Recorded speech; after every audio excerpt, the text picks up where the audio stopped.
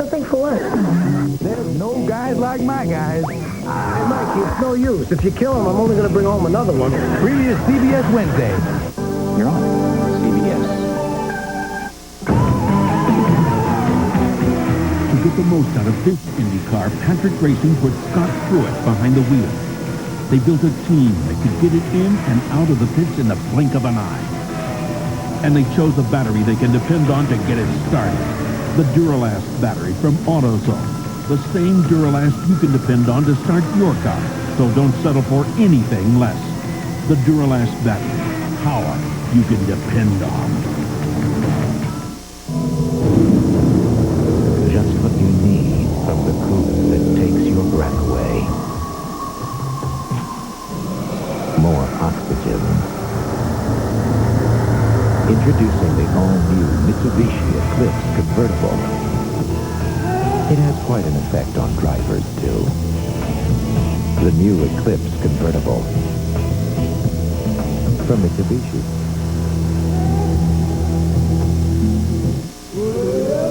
Are you ready? Let's go. Get out and play.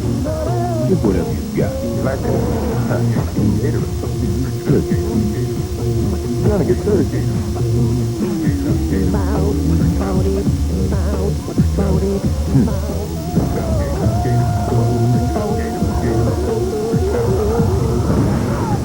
Gator. Life is a sport. Drink it up. That Jerry Stackhouse always had a quick first step. Man, I remember when you Jack, my man.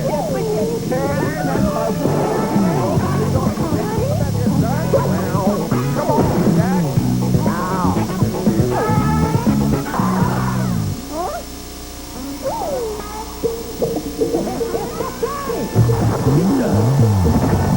Oh, baby. Come back, Jack.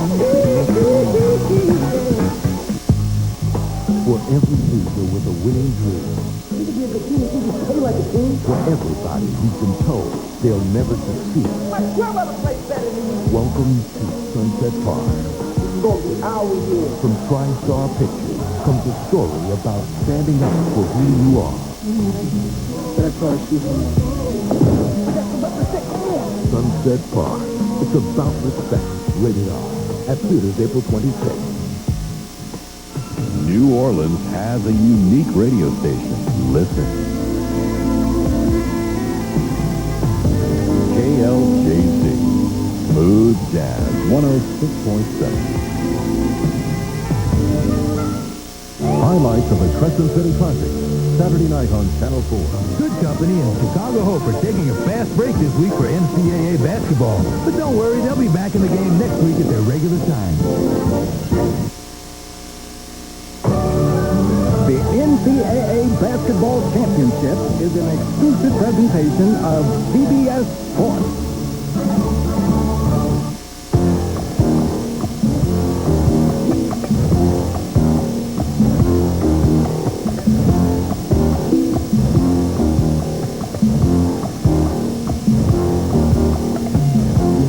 We are like the light on Broadway, on Broadway.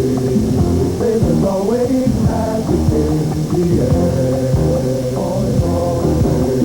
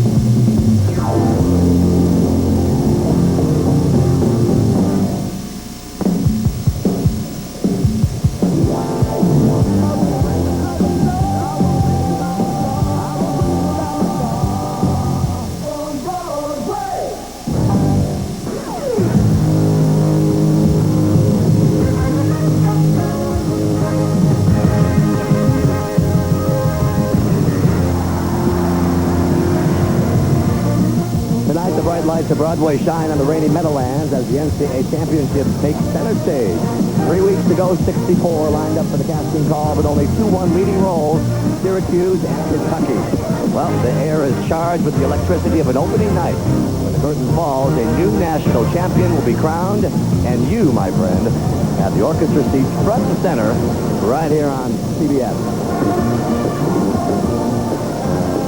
Good evening, everybody. I'm Pat O'Brien. Welcome to a prelude to a championship. You know, Syracuse is seeking its first national championship.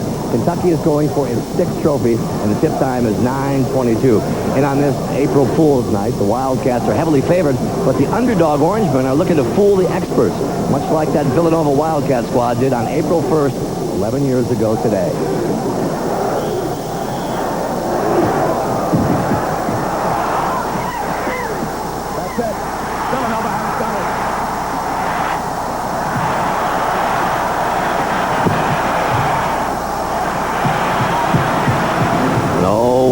To pull off an upset, Syracuse will look to forward John Wallace, who passed up the NBA to stay for his senior season.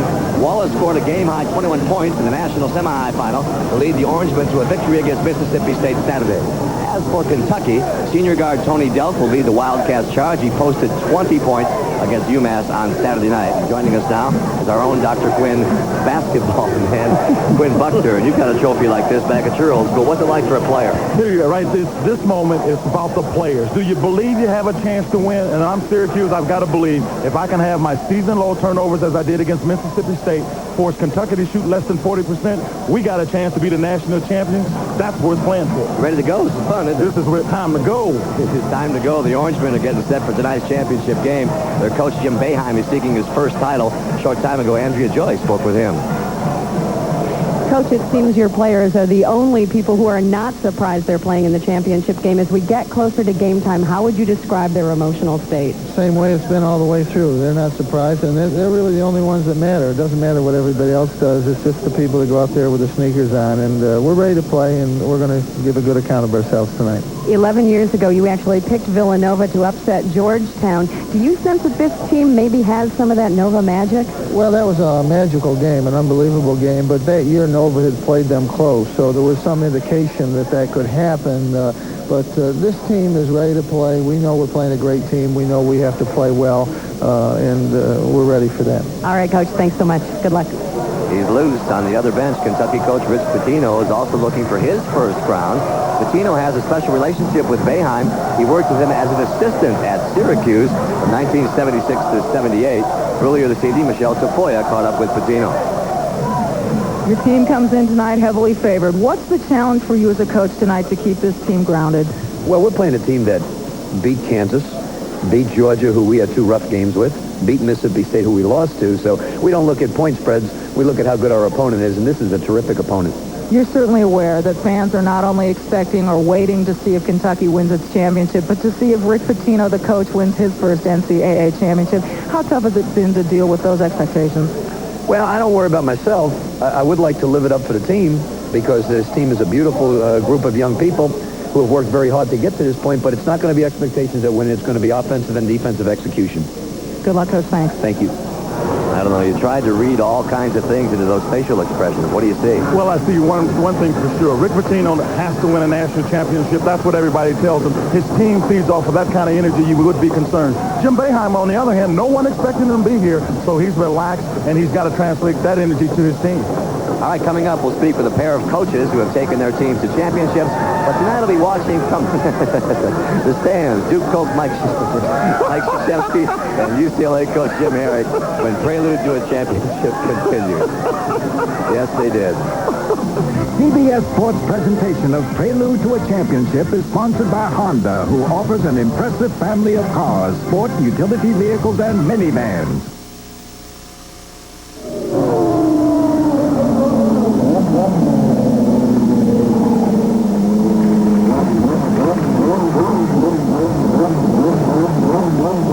We'd like to take a few seconds to show you something you don't see very often. Mechanics working on a Honda.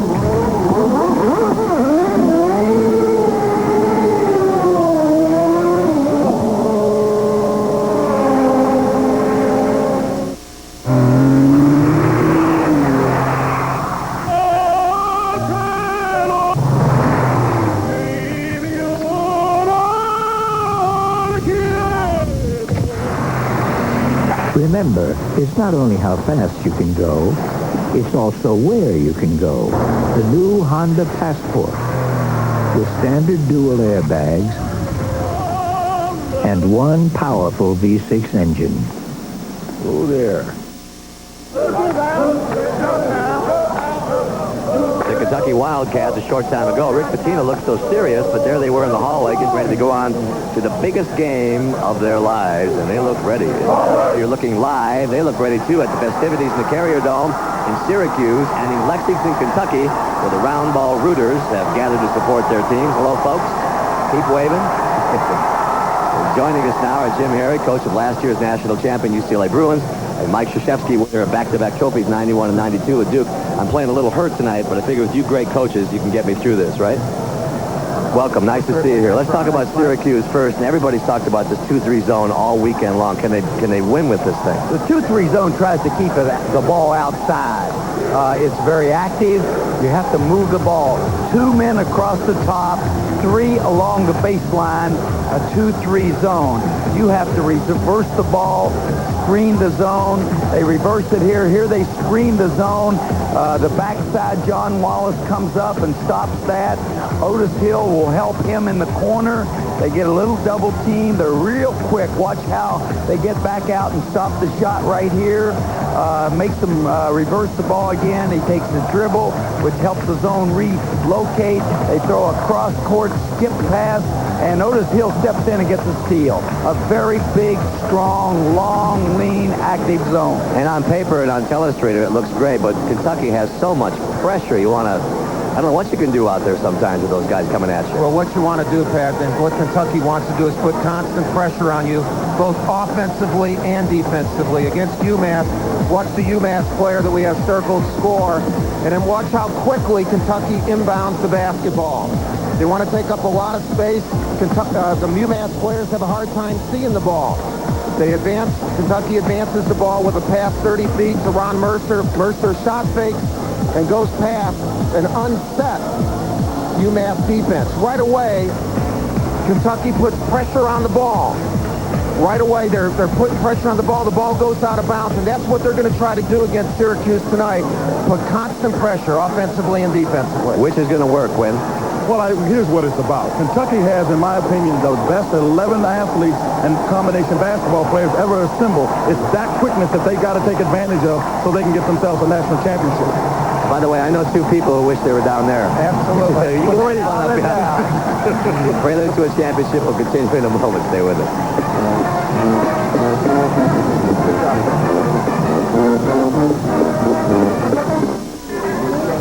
Did you want regular or decaf? Hello? Regular or decaf?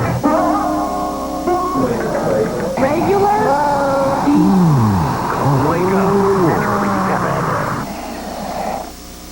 Well, at least you know how to keep it from spilling. The powerful Accord V6 from Honda, possibly the world's easiest decision. CBS Sports presentation of Prelude to a Championship is sponsored by Honda, who offers an impressive family of cars, sport, utility vehicles, and minivans. And now, if you'll follow me, the highlight of our tour, the Odyssey from Honda. It has a low step and high claw, short legs. Not 3 doors, but 4, for quicker trips to the bathroom. It has a luxurious interior, child-proof door locks, and a hideaway third seat, making room for 5 or 6 dogs. And right now, you can lease an Odyssey for just $2.99 a month for 24 months. Can our parents use it? Welcome back to Prelude to a Championship. I'm Pat O'Brien. If you're a college basketball fan, folks, it does not get any better than this. Let's send you down to courtside where Jim Nance and Billy Packer have the best seats in the house. And now, so do you, Jimmy.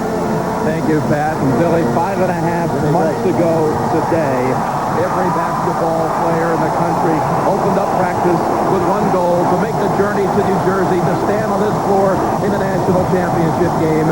And now it's down to Syracuse and Kentucky.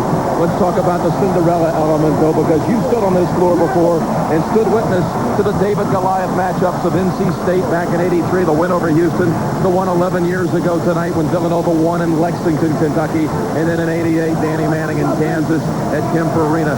If Syracuse was to pull off the unimaginable tonight, where would that one rank?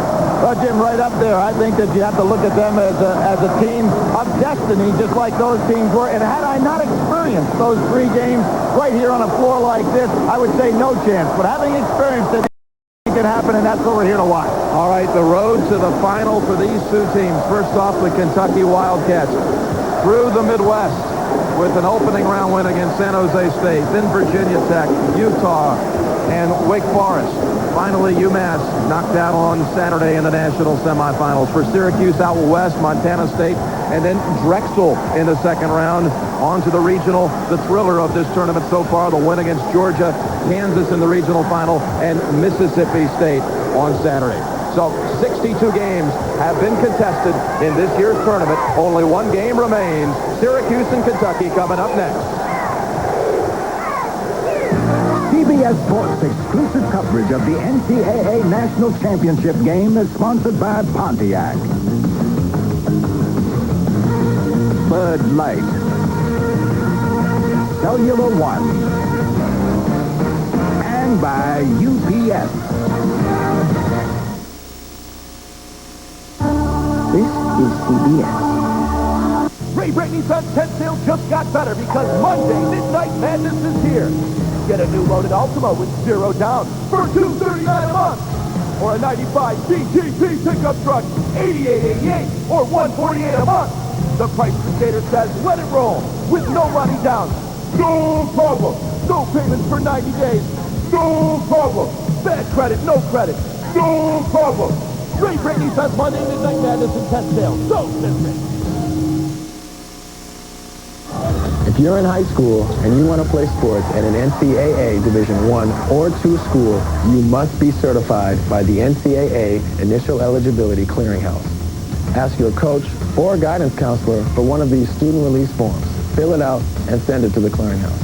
Remember, if you're not certified, you can't compete as a freshman in NCAA Division I or II. For more information, call 1-800-638-3731. Relive NCAA March Madness again and again. Experience all of this year's action with the official 1996 NCAA Championship video. Call now, 1-800-747-7999. It's all here. From the excitement of the opening round to the drama of the Final Four. Order the official 1996 NCAA Championship video by calling 1-800-747-7999.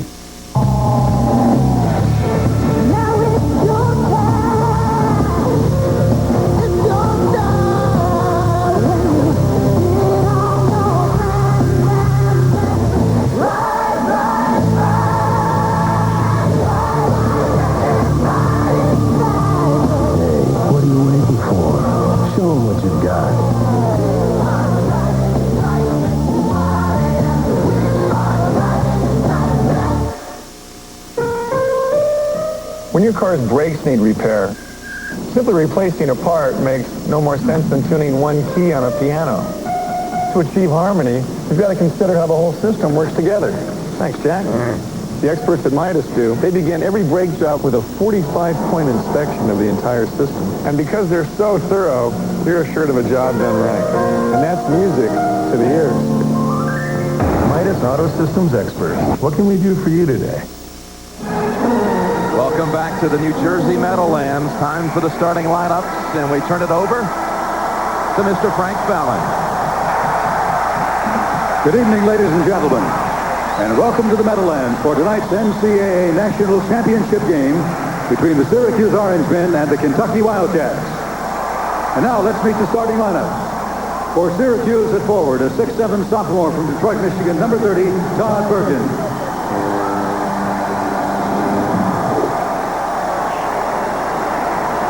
Kentucky at forward is 6'4" junior from Louisville, Kentucky, number 23, Derek Anderson.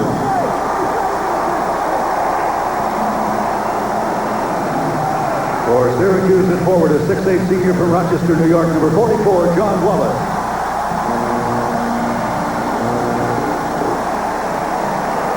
For Kentucky at forward is 6'8" sophomore from Chicago, Illinois, number 24, Antoine Walker.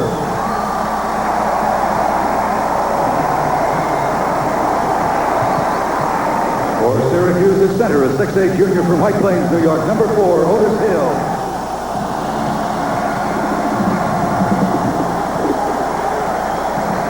For Kentucky at forward is 6'10" senior from Evansville, Indiana, number 40, Walter McCarty.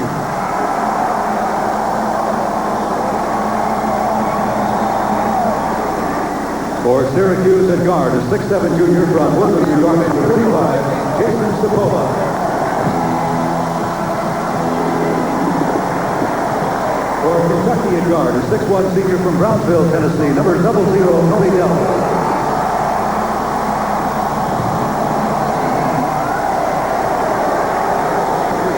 For Syracuse at guard is 6'4" senior from Syracuse, New York, number 3, Lazar Sims.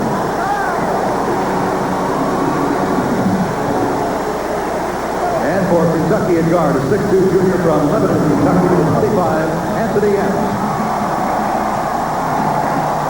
And the coaches for Syracuse in his 20th season, Jim Boeheim. For Kentucky in his 7th season, Rick Pitino. Professor Packer, it's time for your game analysis, things to watch in this championship game. Boy, so many tonight, Jim, but we're going to lead off with a couple that get you the heat of the night, and that's the Kentucky press. Can Syracuse withstand this pressure from so many different angles? Sims is the key man here. The dazzling dozen. Jim, somebody's got to give a name to this Kentucky team. You know, they've had rough strunts, and they've had the Fab Five. I'm going to give them the dazzling dozen because that bench scoring in minutes is so important to Kentucky. The third thing coming up, the meat hook. I'm talking about Dimitri Hill, not Otis Hill. He had 29 points and 10 rebounds against this Kentucky team. They're very similar in style. Can Otis duplicate that performance? It's important inside. And loose as a goose. Now that's the difference in the mental philosophy of these two teams. Syracuse, extremely loose. Kentucky is likewise. But I think if Syracuse can stay in this game as long as possible, maybe that ultimate pressure will finally phase Kentucky. So far, they've shown no signs of it. But if this game is tight down the wire, believe me, they'll start thinking about it. Rick Pitino's first championship game. Jim Boeheim's second. He was there in '87, only to fall to a Keith Smart shot at the buzzer. I'll make the prediction, Jim. This will not be their last national championship game. John Clockerdine, Scott Thornley, David Libby draw the choice assignment. Wallace has been getting every tip on people. Still got it. Touched by Wallace, Kentucky ball. Right off his foot. We had two beautifully officiated games Saturday. Let's hope these guys have as good a success. And there's the 2-3 zone, Jim. Walker in the middle is the answer. He'll take a turnaround and come up shy right away. Syracuse ball. This 2-3 zone vaunted during the NCAA tournament. And Jim, you're going to see Kentucky start inside and work out as opposed to what Mississippi State did Saturday. Ball is passed, deflected, but back to him. Here's Hill. They'll double him up. What a first half he had Saturday. What a tournament he's had. He's been outstanding. Ahead to Delp. Could have been no travel. No travel. That pass, though, into the arms of Boeheim. Well, he almost made it to a Final Four in '66 as a player with Dave Bing. Got knocked off by Duke. Pretty good catch by a man who had a great senior year. He came to Syracuse, did Boeheim as a walk-on, left as a co-captain with Bing, and 30 years ago they lost to Duke in the East Final to get to the Final Four. Now here, Walker on Wallace. Wallace really can handle the ball in the open court, probably be the secondary ball handler for this team. Sims obviously the primary guy on Delp.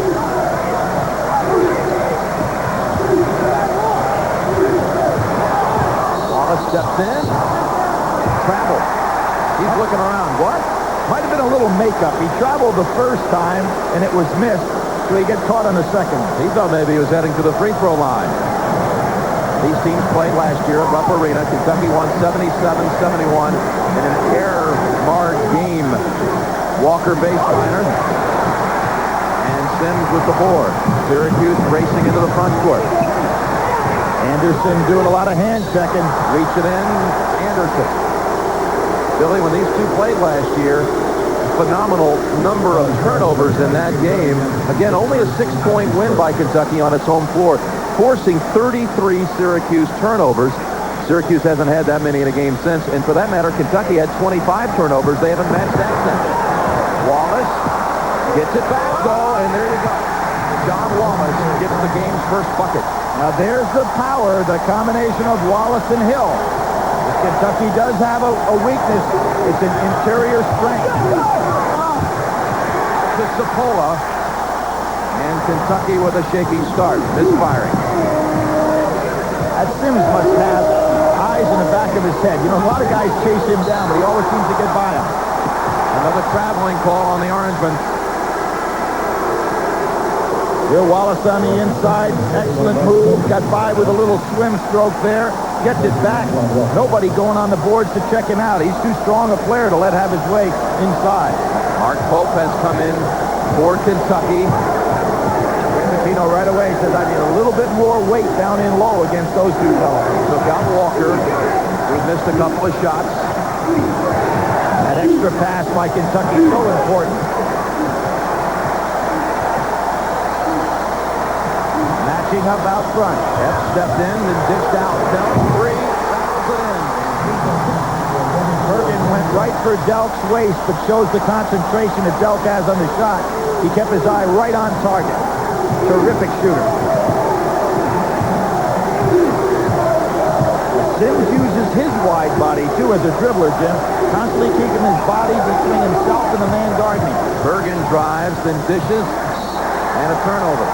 Remember, Syracuse on Saturday committed only 5 for the game, and 2 of them were in the last minute. They've already had 3 here, Billy, in the game's first 2.5.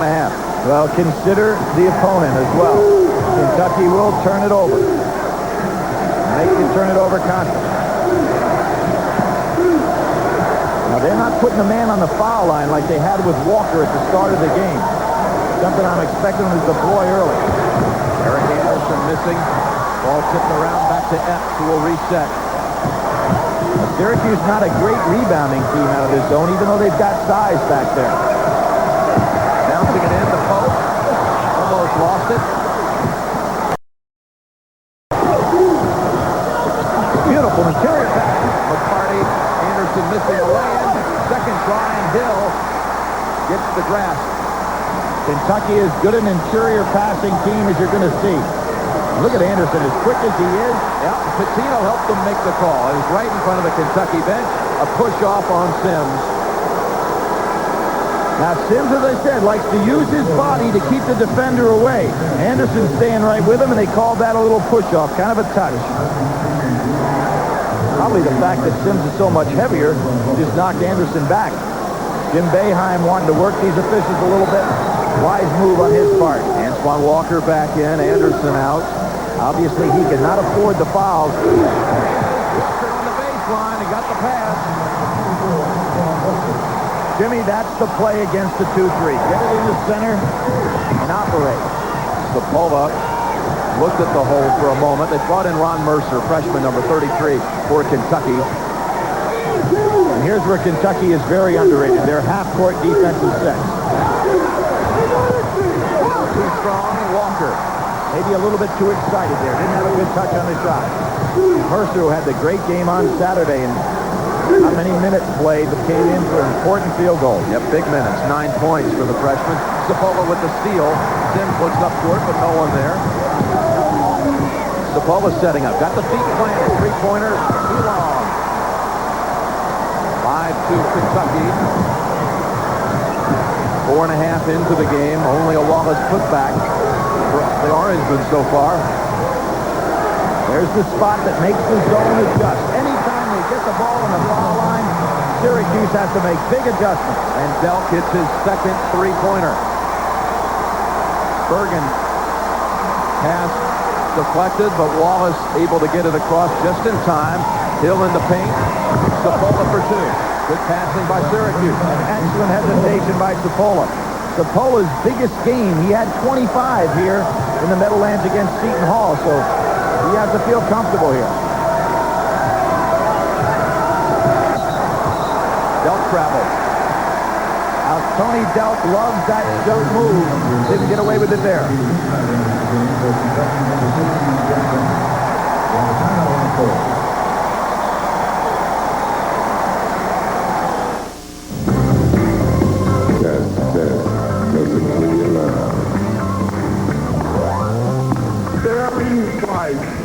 Checking for love, the Love King. Can't get enough of your love, babe. I just love you, man. I love your style. For the great taste that won't fill you up and never let you down. Make it a Bud Light. I had it right in my hand. You saw it. For years, in your passion for performance sedans, you look to Europe. Now there's Pontiac Bonneville SSEI. With 240 supercharged horsepower, it outperforms some of the world's fastest performance sedans. For proof, call 1-800-443-4444 for your free Bonneville information package and official test results. Find out how the new Pontiac Bonneville makes your passion painless, but no less intense. 1-800-443-4444. As a delivery company, our business revolves around addresses. Your address, the address you're shipping to, millions of addresses worldwide. You give us an address, we'll get it there. But today, we're giving you an address. Welcome to UPS on the Internet. From here, you can arrange pickups, check rates, even track packages, all from your own computer, anywhere in the world, whether you're at an address or not. UPS, moving at the speed of business.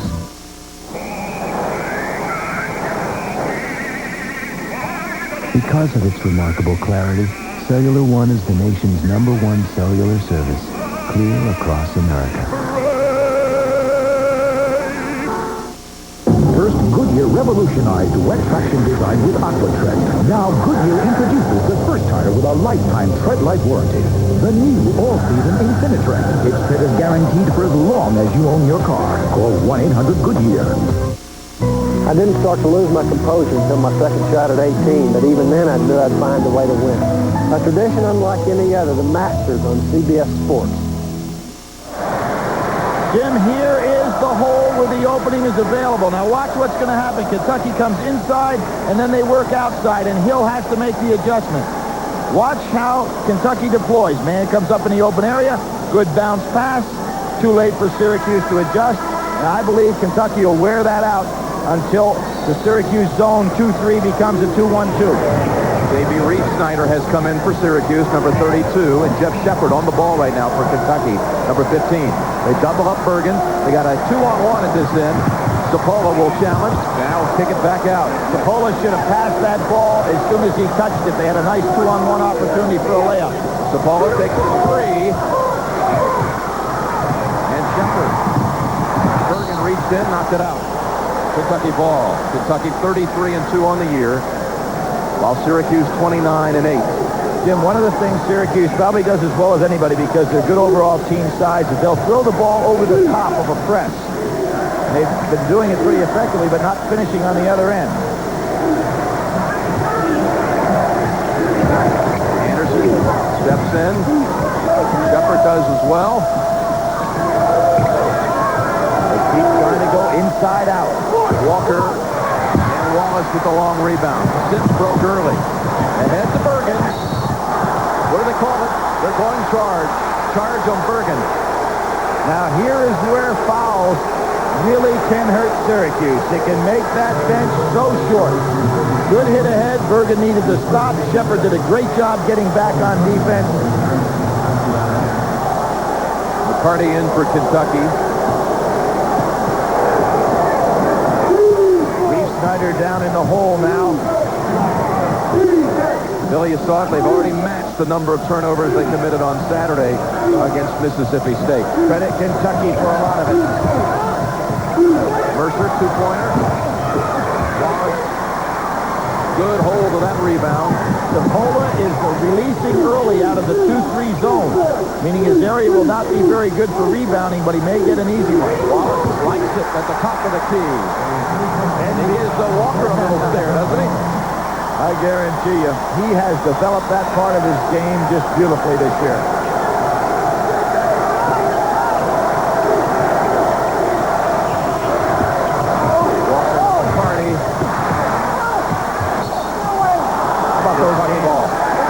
Hands on Anderson, just flashing on in there. And here comes the wave from the dazzling dozen. Pope, Epps, Delp. All back in for Kentucky. And it makes no difference, Jim, what alignment they put out there. Mercer thought he was still in there. It looks like they have 6 on the floor sometimes. I guarantee it'd be a good way to practice against them, the way they cover the court. Look at Anderson give it up. Pope. And Bergen battling on the board. That's the one area where Syracuse does have depth, and that is with Hill and Reeve Snyder. Now a 6th turnover for Syracuse. Epps with the numbers. They left him alone. Pope, he'll take a 3. A little bit too early for this Kentucky. They've got to get settling down in their half-court set. Ill-advised shot like that has very little offensive rebounding potential. Bergen 3 for the lead.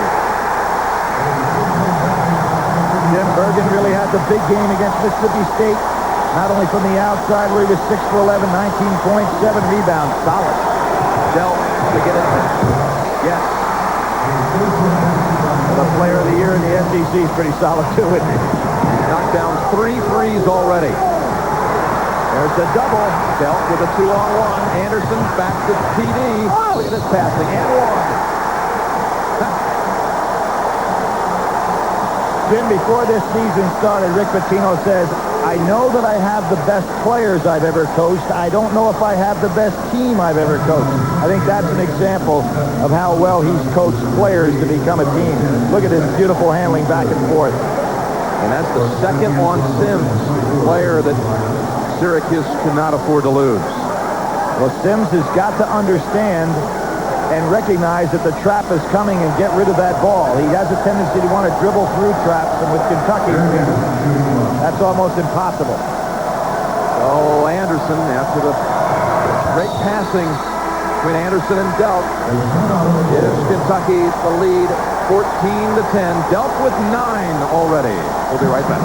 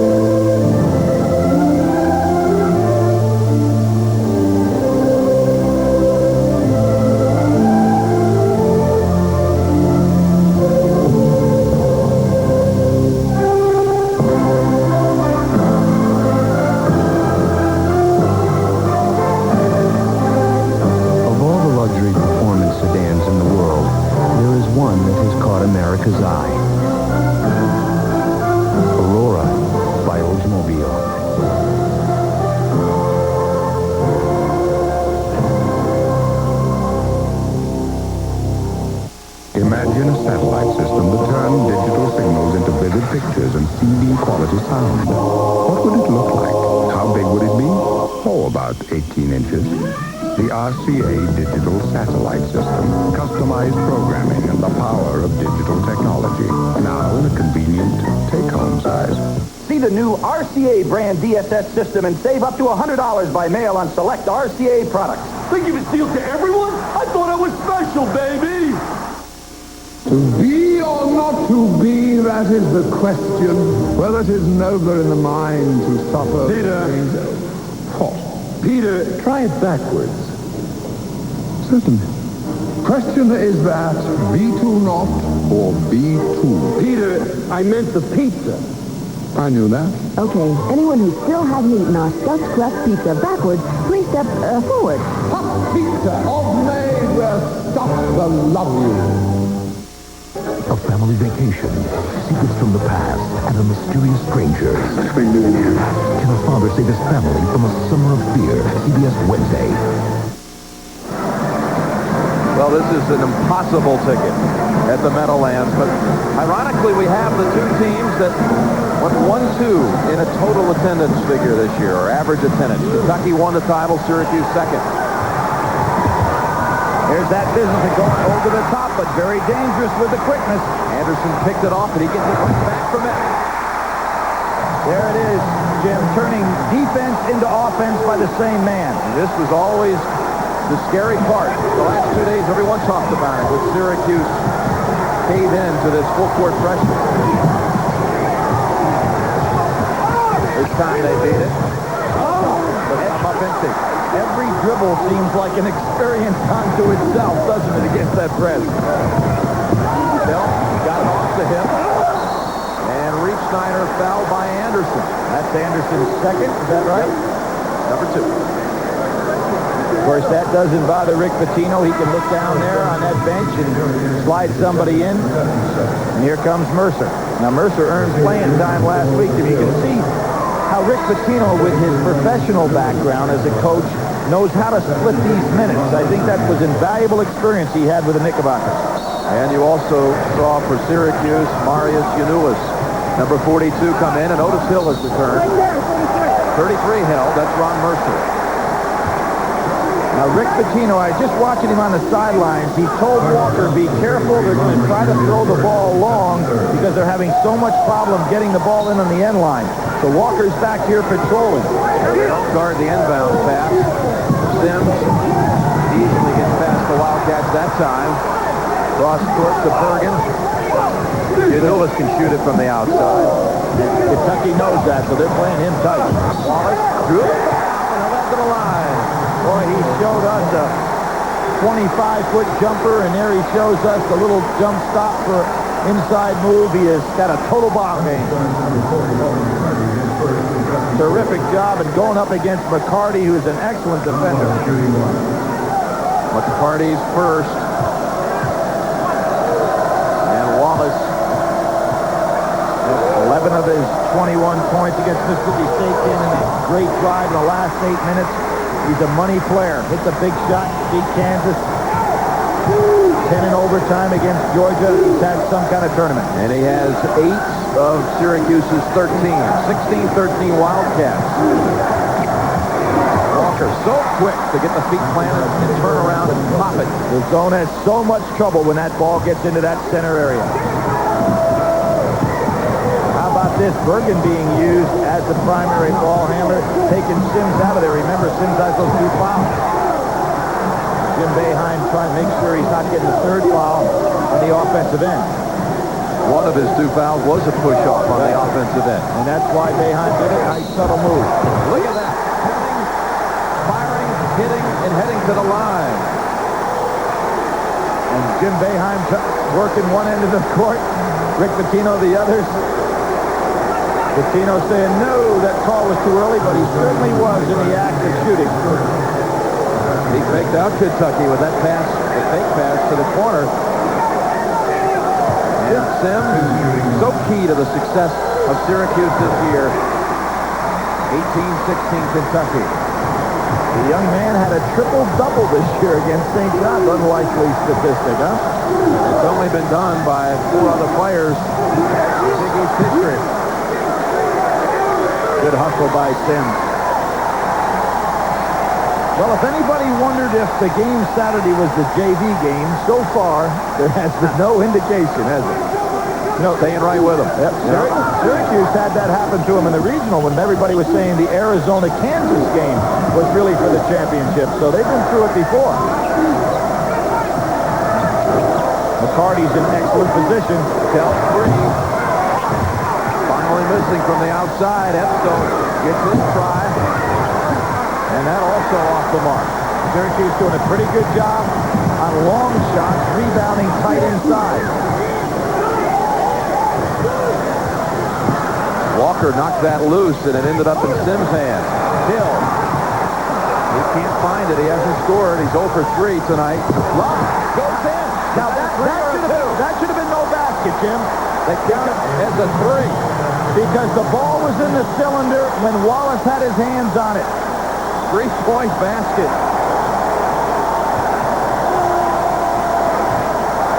That's the second one you and I have seen in the tournament. A pass that became a perfect shot. Darnell Burton of Cincinnati pulled it off in the regional.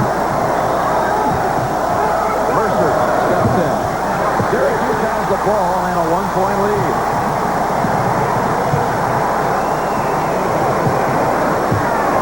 This is a nice job by Syracuse to take the ball away from out of Sims' hands. Walker too tight on that one. Whistle for it. Jim, we'll see it right here. See that ball? He touched the cylinder. I think he touched it. Oh, no question about it. The ball is in the cylinder, and Wallace touches it. See, so that should not have been a basket. And definitely should not have been a 3. See, he touches the ball while it's above in the cylinder above the basket. You'll see it right here, without question, an illegal basket. And a 3-point basket on top of it. Not like it was a 2 on an alley-oop. Hill, Grizzle fighting for it, can't get it to drop the Wallace. Just pounding inside. He didn't come to play. He's come to dominate tonight. And Syracuse leads 21-18. Danny Manning, Jim, bringing back any memories?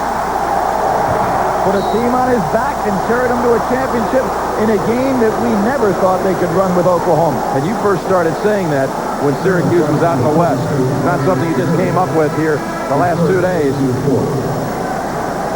He'll carry him. I'll take him right here. How about Put him on my shoulders. And how about those shoulders? Wide, aren't they? And the meat hook down inside is making a pretty good impersonation of what happened.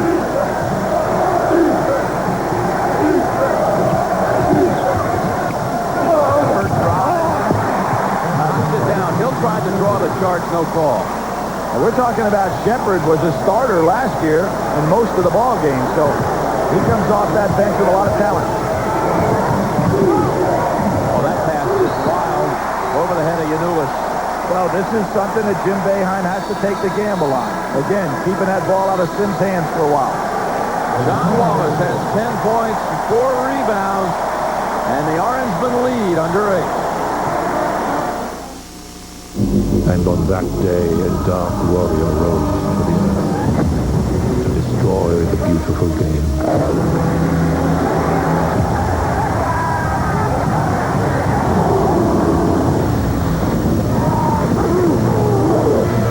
Maybe they're friendly.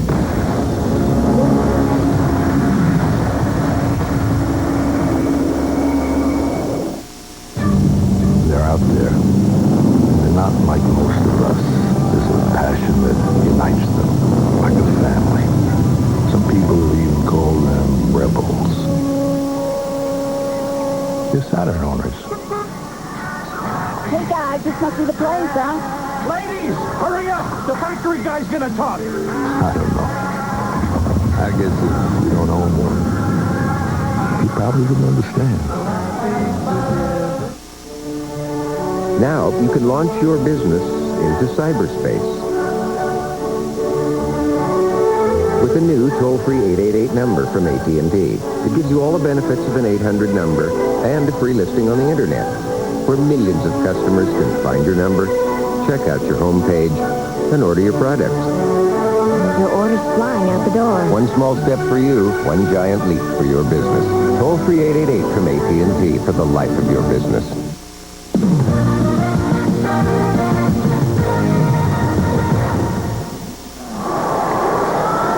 21-20 Syracuse, holding Kentucky to 33% from the field and out-rebounding the Wildcats 15-9. Jim, they're rebounding so strong down inside with Hill, and now Wallace is out of there. They were out-rebounded 41-21 by Mississippi State. Wallace getting a blow for a moment. Something you don't always see with Hill and Reed-Schneider in the lineup at the same time. Usually they just alternate. Same spot. But they go together here down low for the Orange. Now Wallace is going to get all of about 30 second break. Just an extra second or two. Nice piece of coaching by Jim Boeheim using the timeout. Look at Hill surrounded. He traveled. And Wallace right back in. Hill has got to understand where that double team comes from and throw opposite. Kentucky converges so well on that, and they work on it day in, day out. Rick Pitino made a nice point, too, and we watched them practice, talking about how they go against zones 15 to 20 minutes every day. And he feels they're a pretty good zone team. They've been 50%, over 50% for the Terps coming in here, and Shepard throws it out of bounds. You know, that was not Shepard's fault. Walker actually should have been breaking to the basket. He stood still and just was a spectator. They go long. Unuas, touchdown catch. But he spiked it in the end zone, so he'll bring it back out. Hope not as good a defender back there in center field as is Walker. They almost got by with him. Bill Wallace on to carry the load, now kicks it out. Shepard bumps into Bergen. And that's the 7th team foul on Kentucky. You see, Wallace is so strong down inside. They tried to double team him, and he just powered the ball through. Similar to what we saw in Cincinnati against Georgia Tech. Sapola in for Unuas, and Epps has replaced Shepard. Bergen will shoot a 1-on-1. Really improved his free throw shooting on Saturday. He certainly did, Jim. He was having all kinds of problems in the tournament up to that point. He was 5 for 19 prior to Saturday in the NCAA tournament. But made him when they counted against Mississippi State. Hope late coming to the middle. Not short. Ball free. Hope. Jump ball. Jump ball, they say. Yep. Arrow with the Orange. Syracuse getting some very valuable minutes out of Reed-Schneider. Let's see how they work the pressure this time. Well, Sims back in there. He's probably going to let Bergen do it again so that they... Well, they got 2-on-1 down here. Wallace, pull-up jumper. What a night he's off to. He really is, Jim. He was thinking about passing that ball. Rick Pitino wants a 20-second timeout. They are going right over the top of the press.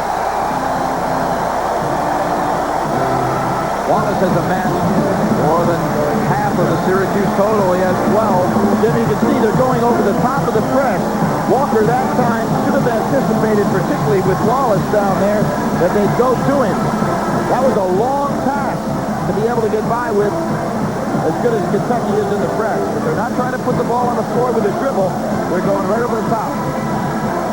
Rick Pitino and his wife Joanne will celebrate their 20th anniversary on Wednesday. It's also the anniversary date when he was hired by Boeheim as a Syracuse assistant. And their wedding night was somewhat spoiled by Boeheim, who showed up at their honeymoon hotel in New York. Said, come on down to the lobby. I want to talk about hiring you here. They talked for 2.5 hours. He got the job. First three-pointer to tie it. Beautiful shot by Ron Mercer. Excellent follow-through. Question is, can Boeheim spoil the second biggest night of Pitino's life? He was backing up on that one. That wasn't his traditional shot.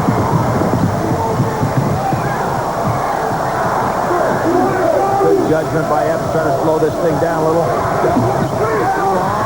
Off Kentucky.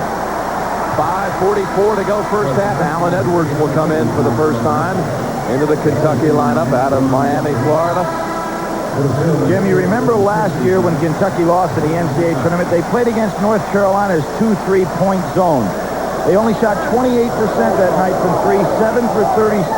They're getting a little bit too frenetic in this game. Slow down, you know they don't have to put it up so quickly. It really looks rushed right now. Yes, it is. It's a rushed on shots, rushed on judgment.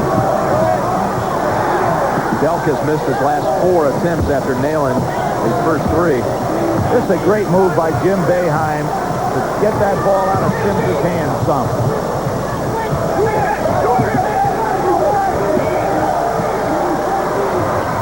Bergen's pass. Kicked by Delk, and that's a break. Because Delk had that ball smothered. He was all over Bergen. I'm anxious to see what happens when the ball goes down the low post to Hill and somebody starts to cut to the basket. If Hill will touch it and make a touch pass to the cutter, Syracuse is going to have a layup. Mercer out, Walker returns.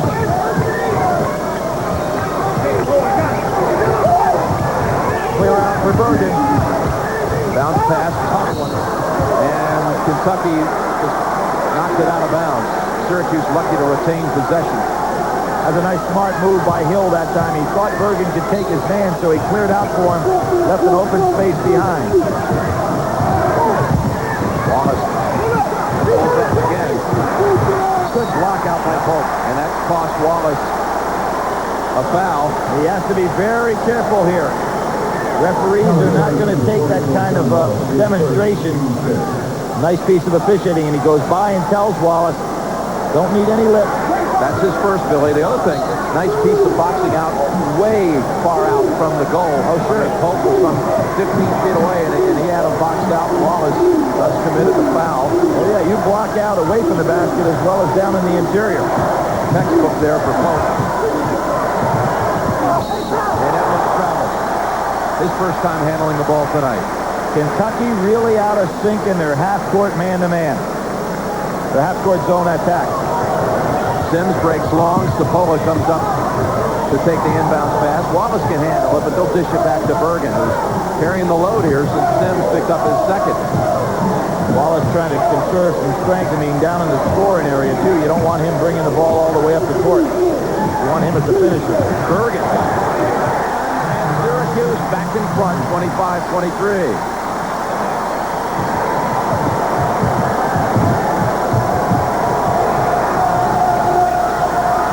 Jim, I said loose as a goose. Are they loose as a goose or not with Syracuse front? Wallace tapped it against the backboard, the side, and it'll be Kentucky ball. Well, Bergen had some game on Saturday, Billy. He really did, and what happened there is Epps is used to guarding a guard. Bergen is a forward. I think that Epps kind of relaxed a little bit, surprised at the explosive nature, and once he got down inside, Bergen too strong for him. Delk free. The equalizer. Bergen has to be careful with that dribble. Wildcats lead by 1. Little hand checking here by Mercer. Walker stole it. Ahead to Mercer. Hill won't get there. 2 mistakes that time by Sims. Trying to make too delicate a pass, and then stood there as Mercer, who was guarding him, ran right by. And smart 20 here by Boeheim, because this is what Kentucky does. They seduce you into that frenetic play where suddenly in 30 seconds, they've scored 7 or 8 points. Absolutely, get that run. Jim Boeheim in his second final. He was there in 1987 against Indiana, championship game in the Superdome. Syracuse and Indiana coming down to the final seconds. Keith Smart on the baseline over Trish for the winner. You know, they asked Boeheim yesterday how many times he's gone back and looked at the tape of that game. Never. Says it's too painful. I remember Syracuse had a 3-point lead. Howard Trish missed the back end of a 1-on-1, could have made it 4. All of those shots could have been academic. A little too close. That'll send Sims to the line, 1-and-1. Shepard falls for that one, and Shepard has 2. There's a case where Sims is kind of hard to figure out, Jim. He doesn't look fast, but there you had Shepard and Delk chasing him down the sideline, and he was able to stay right with him, and he's the one that was dribbling the ball. Shepard couldn't get out and head him off. Epps keeps shuttling in and out. He returns. 1-and-1.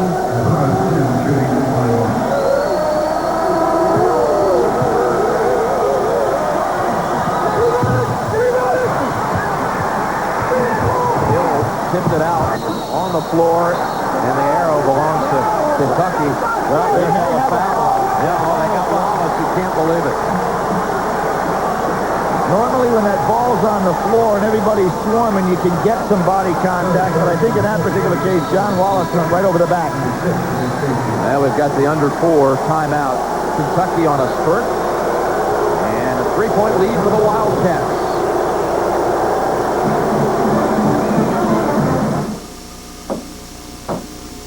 Oh, Lord, won't you buy me a Mercedes-Benz? My friends all drive Porsche. I must make amends. Worked hard all my lifetime. No help from my friends. So, oh, Lord, won't you buy me a Mercedes-Benz? That's it. Cellular One offers remarkably clear service. Your father couldn't be here, so he's listening over the phone. In fact, clarity could be why more people choose Cellular One. She sounds great, honey. Cellular One, the nation's #1 cellular service. Introducing the Michelin X1 with a 6-year unlimited mileage tread-life warranty. It gives you better wet traction than any rain tire, plus control in any driving condition. After all, it hasn't rained that much in years. To get in Lewis Scott's way, you'd have to be a fool. You're in Beantown now, baby! Beantown! To kidnap him, you'd have to be great. Now he's showing them they picked the wrong man. Really did. It's a double D. Celtic Bride. I might have to go to jail and become some bad man's boyfriend. Rated PG-13. Starts April 19th.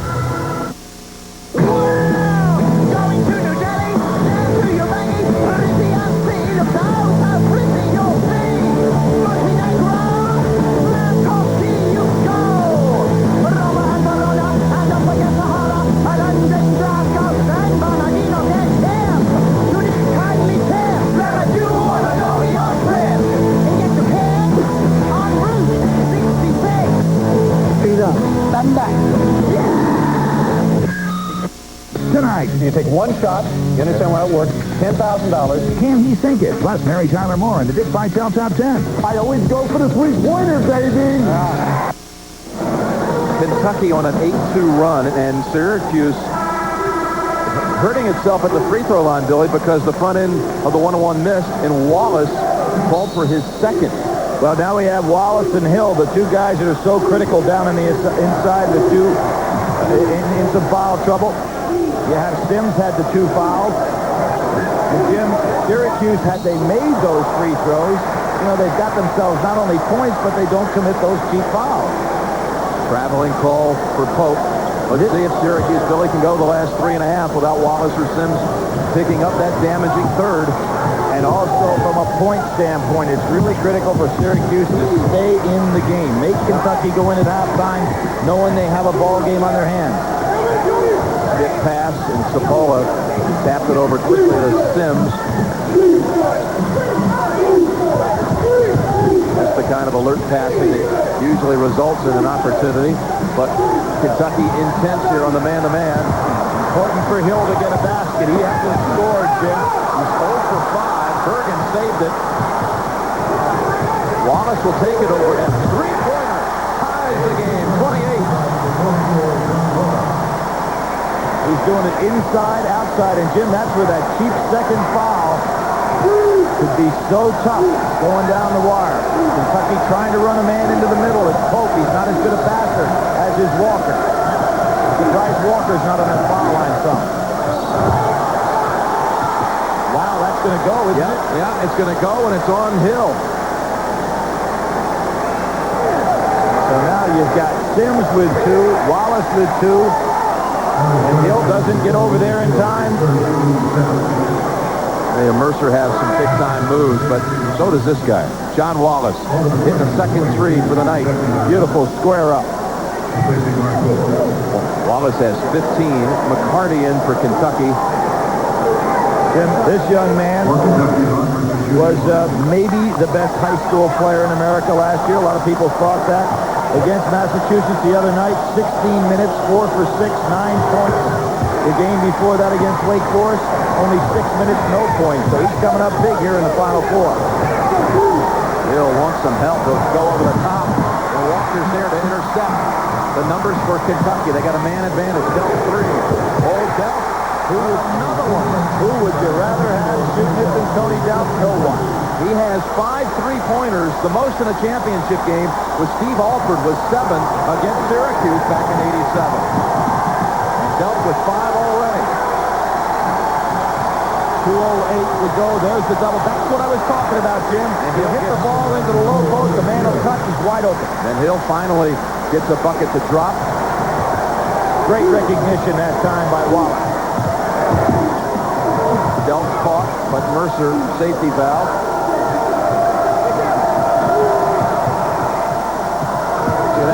Pass. Yeah, Mercer over the top. The three. And Kentucky. Syracuse better be careful. Kentucky up 7 with 1:38 to go in the first half. Delp. Reach in. Jim, if people haven't seen Kentucky before, and it's hard to believe that they wouldn't with all the exposure they get, he was a starter in the first 12 games of the year. Averaged 21 minutes a game was Mercer. And then Rick Pitino came to the point and said, if we're going to win a national championship, the seniors are going to do it, not Ron Mercer. He's our man for the future. Well, the future is now tonight. So 1-1. The 19th foul. They have blown the opportunities on the first 2 1-on-1s, and Bergen misfired on one of them. And this one. Syracuse foul shooting problems. The 70% free throw shooting team this year. Having problems tonight. Give up what could have been 6 points at the line, missing 3 front ends. They'd be down 1 at this point. Good touch pass by McCarty. Sims kicks it out. Delp for number 6. Now that's 18 big ones. 40-30. Kentucky, you could feel the run coming. Syracuse just trying to get out of this half alive. Delp steals it. Right back to Bergen, though. He's got to hit ahead to Sims. Hill. The 2. Oh, nasty fall. Hill into the line, but a big thud here as Hill went up, slammed it home. Nothing intentional here. Not at all, Jim. And there's another sign of great sportsmanship that we're seeing in this tournament. Tony Delp. Look at Tony Delp with Hill. The kids in this tournament this year have exemplified sportsmanship like I've never seen before. Delp goes up, Hill defenseless because he's in the air. He has no place to go but straight down. But look at Tony Delp the whole time staying right with him. Great steal by Bergen. A huge turnover. Up 10, Kentucky with the ball. And now Syracuse at the line with a chance to get it down to 7. It could have been 12 or 13 at the other end. So he landed right on his tailbone. You're talking about a man with about, 250 pounds coming straight down with no place to protect himself. There's a free throw finally. Reed Snyder, Giannoulis in for Syracuse. 50 seconds to go in the half. Jim, we talked about the fact that Jimmy Boeheim made the calculated gamble to take the ball out of Sims' hands, son, to rest him a little bit, make sure he doesn't pick up that third foul. But you sure want him to have the ball. Here comes that trap at half court. Epps breaks out of it to Edwards. On the baseline, Walker. Outside Bergen. Before the shot. Coming up, Pennzoil at the half. Pat Quinn, George, Coach K, and Coach Harris. They'll have their first half analysis. Plus a look back at the 1963 Mississippi State team. It made history, breaking down barriers off the court. That's coming up, Pennzoil at the half. Hope comes back in for McCarty.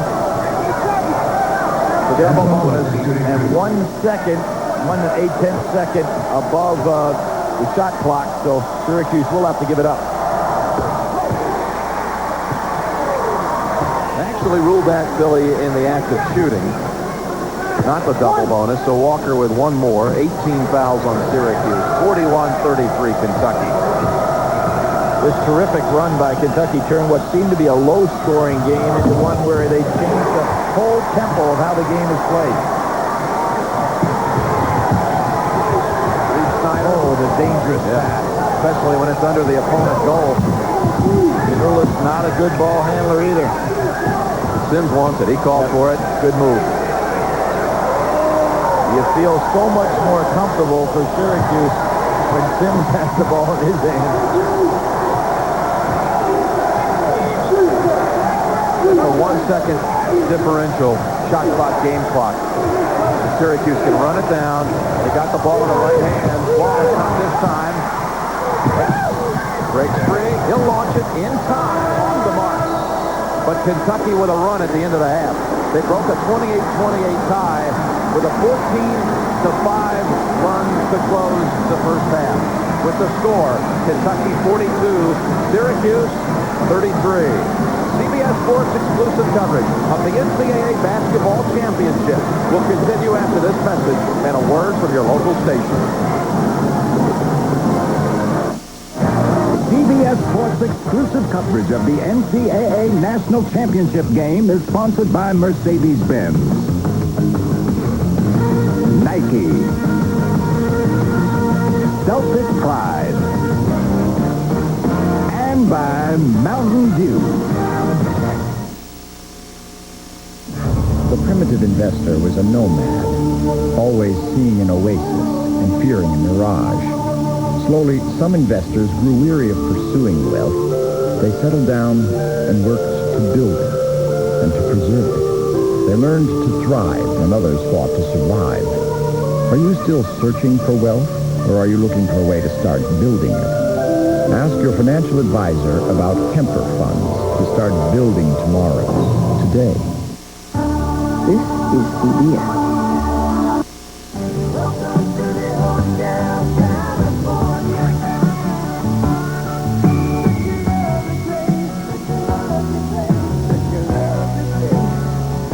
The River 99.5, greatest hits of the 70s.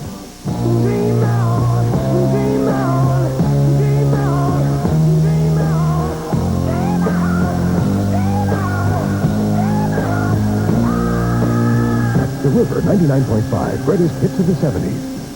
You can't play the game if you don't have the right equipment. Get in the game! Go Radiophone for the latest in wireless technology, like Motorola pagers, all sale price. Go wireless! Go Radiophone! Just because you want to play doesn't mean you have to pay. Get a free Motorola phone with Radiophone's $29.99 Super Saver Cellular plan. Weekend calling is just 10 cents a minute. Get in the game. Go Radiophone, the personal communications company. CLECO reminds workers who operate equipment around construction sites to work smart. Forklift and dump truck operators look up and notice overhead power lines. Remember to lower your truck bed before driving away. Diggers may find power lines buried underground, so spotters should be aware of lines that can be seen and those that can't. If a power line is on or near the ground, always assume it is energized. Keep everyone away. Call 911 or the electric company immediately. Work smart. Be safe around electricity. CBS Sports presents Pennzoil at the Half, sponsored by Pennzoil. For more engine miles, Pennzoil works like liquid ball bearings. Kentucky goes on a 14-5 run, and now we're up by 9 at halftime, 42-33 out here in the Meadowlands. And hi again, everybody. I'm Pat O'Brien. Welcome to Pennzoil at the Half. I'm joined by Quinn Buckner and coaches Mike Krzyzewski and Jim Herrick. And gentlemen, nice to see you again. We've had our first April Fool's joke of the game. The John Wallace three-pointer that was really an alley-oop. It was really nothing, right? It should have been nothing. When you look at the play, what you'll see is that, first of all, it's going to be a pass. But here's the issue. The foot, the right foot is on the three-point line. Now, secondarily, then there's the pass. And when the pass goes and it gets toward the basket, you cannot touch the basketball when it is in the cylinder. You see right there, John Wallace puts the ball in the basket with two hands. It's clearly in the basket. So there should have been no points for that. That was 3 points. The officials blew that call. But Mike, you would have gone crazy if that was you. Well, I'll tell you what, you feel like running out on the court. You want to throw up your hands, and you feel like someone's stealing your car, and it's your national championship game. Jim, what's been the difference in the game? Well, Tony Delk came out really hot, Pat. He was incredible, got 18 points. And unsung freshman Ron Mercer, 11 points, averaging 7. On the other side, John Wallace doing a great job, 15 points. Otis Hill, where are you? Come on the second half, Otis. Coaching the game from up here. We like that. Coming up, we'll take a look back to see just how far we've come. The story of a basketball team in the American South of 1963 when Pennzoil at the half rolls on after this. You got the winning color! I have 165,000 miles on my car, and I use it to commute down into the city. I love my car. My car is my baby, and I trust Pennzoil. With its revolutionary Penn-Star molecule, Pennzoil clings to moving parts, works like liquid ball bearings. I'm a doctoral grad student in psychology. I change my oil about every 3,000 miles. But of course, the oil really has to want to change.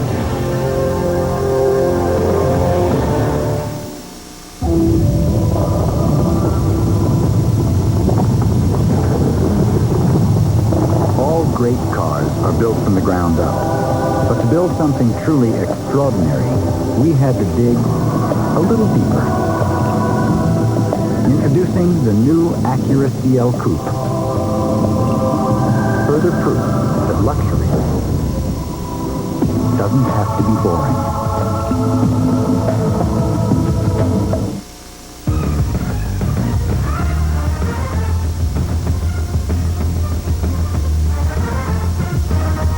March Madness in the Meadowlands will be magnificent.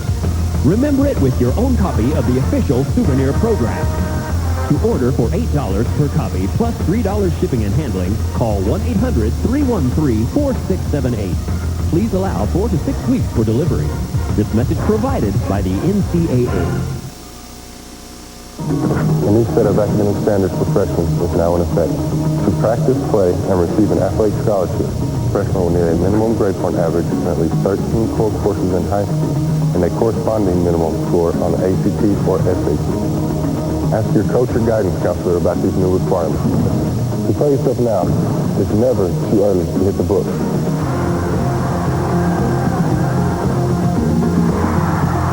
This message provided by the NCAA. It's a whole month of great times and great movies on CBS with world premiere miniseries. Special nights, special events, and special episodes of your favorite shows.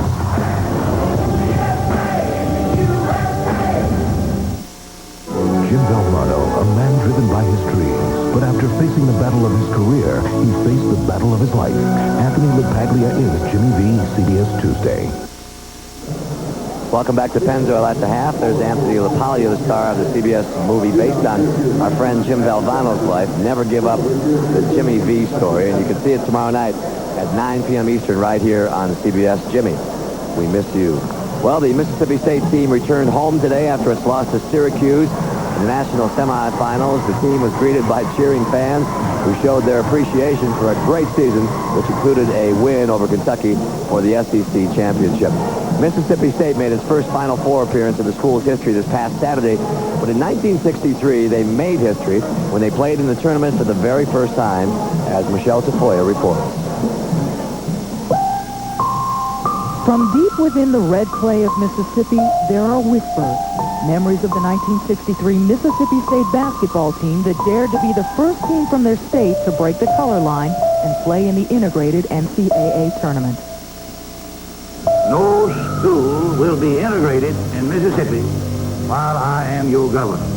There is no case in history where the Caucasian race has survived social integration. We will not drink from the cup of genocide. 18 days later, James Meredith became the first black man to enroll at the University of Mississippi, touching off riots, bloodshed, and death. People look at us and only see bigots and racists. Hatred isn't something you're born with. It gets taught. It was an unwritten law in the state that white athletes would not compete against integrated teams. In 1963, Mississippi State was coming off their fourth SEC title in 5 years. The previous 3 championship squads declined NCAA invitations because of segregation. You know, racism denies people a lot of opportunities of privilege, and it denied us. The beloved Babe McCarthy McCarthy coached those teams, forced to stay home. In 1963, Babe had the burning desire to play against the best. But it was Mississippi State President Dean Calvert who would make the decision. After receiving bundles of hate mail and opposition from politicians, Calvert still decided the team should go. The university was firmly behind him, as was most of the state. The decision had been made. The team would defy the politicians and go to their first ever NCAA tournament. The trick would be getting out of town. The Bulldog reserves came here to the Starkville airport. When no attempt was made to stop them, they called in the team's top 6 players to join them. They were met by a sheriff's deputy whose injunction was only for the president and the coach. He couldn't stop the players. So the team traveled on to East Lansing, Michigan. Babe had snuck out of the state the night before. He and his team lost the game, but won a moral battle. I didn't even realize when I shook the captain of Mississippi State's hand, then did I realize that this was something special. It was much bigger than a basketball game. It was a society moving in a direction that in other areas of the country had already moved into, but this area in the South had not quite moved that far. This game diverted the attention of a lot of the people from the integration issue. And in this instance, the Merida situation had helped. The turmoil had been so bad that a lot of people just were not proud of what had gone on there. It opened my eyes to the world, well, to the country. We were, influenced, by history and traditions. As young men, I had never spent much time trying to determine, right from wrong. I was just trying to live my life the best I knew how, and play basketball. Never have ugliness like that again. They say sometimes it's more than the game, but Quinn, in this case, it's always more than the game. The game, what's the half of the game, right? What I see here, and I think most of us see, is you can see where sport has changed the society, and anytime that happens, I think everybody that is a part of that situation and learn about it are better for it. All right, coming up, we'll send you back to Jim and Billy at courtside with the second half. Enjoy the second half of tonight's championship game. We'll see you later. Pennzoil at the half was sponsored by Pennzoil. For more engine miles, Pennzoil works like liquid ball bearings.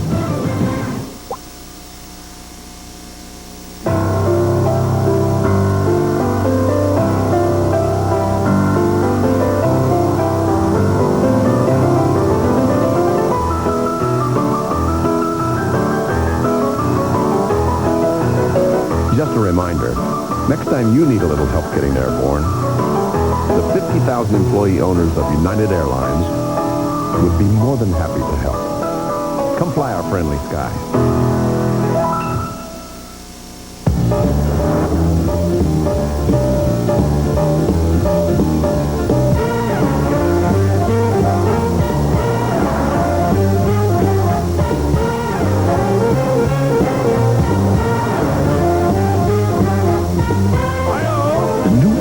Is so much fun to drive. What would you possibly want to stop for? Boy, that's a first. This is CBS.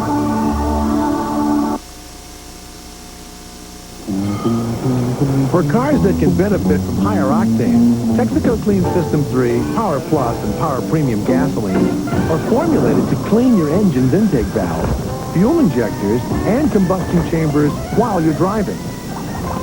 For smooth starts and sure acceleration. Just give us 5 tanks. And you may feel like you've left your old car behind. Today's smartest businesses are installing the telephone system engineered for tomorrow.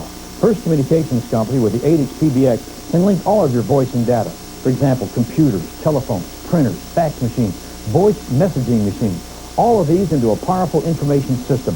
Together, we can revolutionize the way you do business. A megaphones are the communications network of tomorrow, available today. Call First Communications Company, 464-1717, First Communications Company, when the best is all you need. Are you ready? Let's go. Get out and play. Get whatever you've got. Like a gator. Good. You're gonna get thirsty.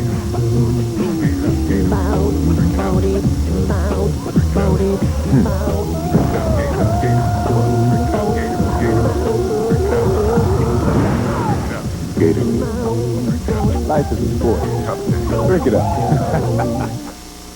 18 from Tony Delk to lead 42-33 at halftime. And Billy Packer, let's go through the inside-out coach's edge.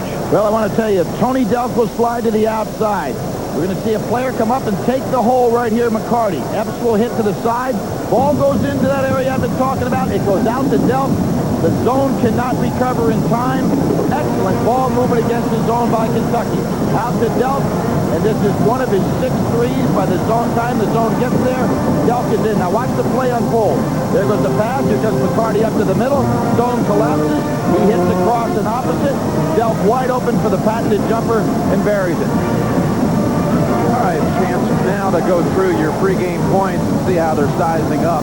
Your game analysis, Billy. First heat of the night. Oh, without question, Jim. Look at this. Syracuse, 13 turnovers. UK with 15 points off of turnovers. Definitely a major factor in this game. And the dazzling doesn't. The dazzling doesn't. They just keep coming at you. Look at the difference. Kentucky, 13 points. Syracuse bench, nothing. 32 minutes to 12. The dazzling dozen comes there again. The meat hook. This was my Dimitri Hill, the University of Florida comparison with Otis Hill. Otis not filling up right there. Only 2 for 7. As Jim Herrick said, he has to come forward. Dimitri Hill had 29 and 10 against them. Loose as a goose, Jim. Syracuse was. The score was 28 all with 2:54 to go. Then Kentucky went on a 14-5 run, and in doing so, maybe took some of that looseness away. What happened during that stretch, Billy, that 14-5 run? Well, I think a couple of things. Ball handling problems for Syracuse with Sims having those 2 fouls, Jimmy Boeheim trying to keep the ball out of his hand. Syracuse really doesn't have that secondary rebounder, and when you try to go over the press, Kentucky is so quick in that back line that they pick them off, and their defense goes immediately to offense, and that's where they're so effective. All right, let's check out the first half numbers, Billy. Field goal percentage. Syracuse shot 50% from the field, better than Kentucky, in fact. Out-rebounded them by 2. Bench points, as you pointed out, Billy, an advantage that everyone expected anyway going in. Kentucky 13-0, though. Pretty large difference. Jim, I think we have a little controversy out on the court right now. I'm wondering if the floor is a leak on the floor.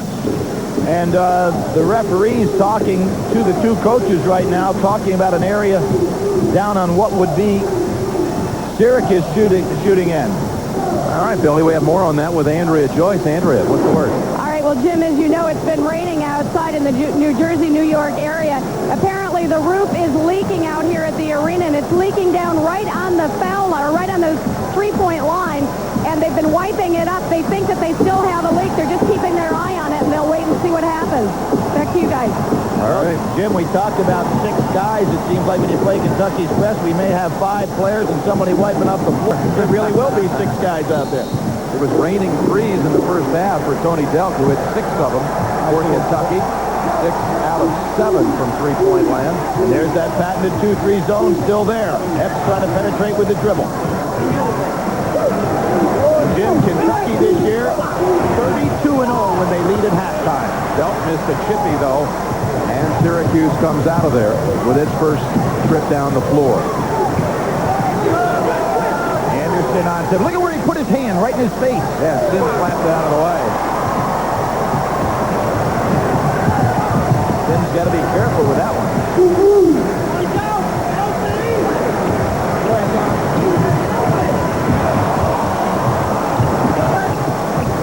Look at that passing. Delk for number 7.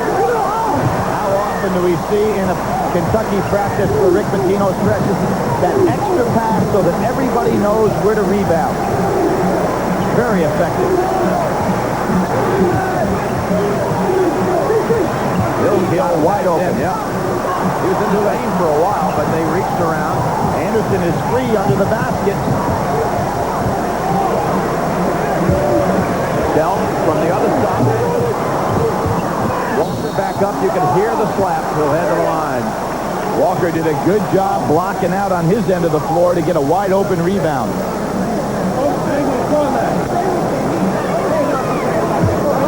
Here's where I talked about the face guard. Watch this right here. Anderson puts his hand up there. Sims backs it away. That's the kind of thing an official wants to get them organized in a hurry. Third foul on Bergen of Syracuse. Bergen with 3, Wallace 2, Sims 2.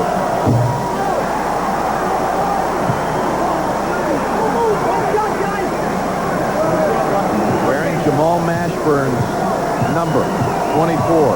Mashburn said he could be the best ever for Coach Pitino. I hope he is. He is wearing my number. And Anderson saves it. Jim Mashburn, surprisingly, the only first-round draft choice that Pitino's ever had at Kentucky. You think about all their talent, that's quite a stat.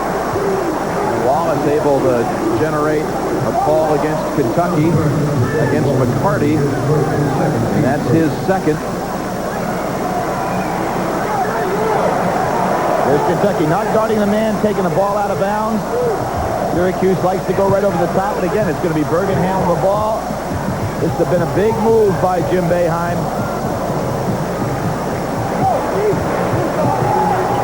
Pola wanted to go cross court, but Sims stood still. There was nobody to pass to. Almost 2 minutes into the second half, and no one has scored.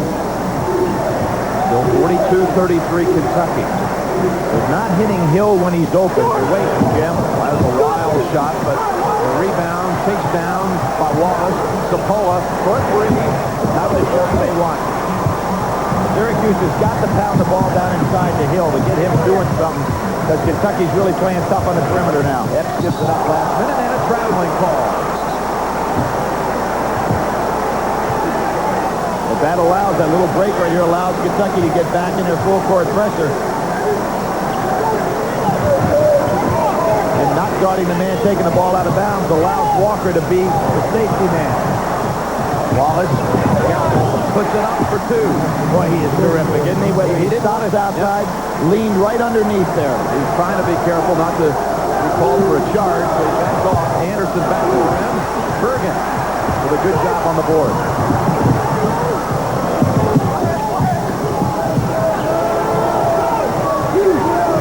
Here you can see again, Anderson bothering Sims by putting that hand up on him.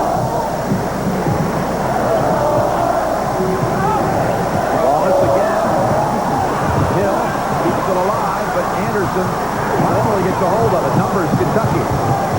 Inside McCarty. Good pass. I say Antoine Walker doesn't pass like a man who's 6 foot and 6'8". Now, he makes excellent judgments, Jim, and he actually likes to have the ball outside on the perimeter. That was a 4-on-2 break. Well executed by Kentucky. You see it right here. There's Walker, as you're talking about, Jim. Beautiful bounce pass. McCarty follows it right into the hands and puts it away. McCarty's first two. Reach Snyder in for Syracuse. Top pass. Pope just in. This might be a backcourt violation. It is. Hey, Jim, you can't throw a pass that soft against this press. Kentucky is quicker than is Syracuse. They'll run right underneath it and pick it off. 44-35 Kentucky. He's going to throw it over the press. He's got to have a little bit of smoke on it. Reed Snyder, two-pointer. Just like Sapola's shot. Not in the best interest. Mercer left alone. Oh, underneath, puts the spin on it. Well, he's putting the spin on how good a player he is what he's doing. Syracuse now with its largest deficit of the whole tournament. Wallace, though, quickly adds 2 and maybe 3.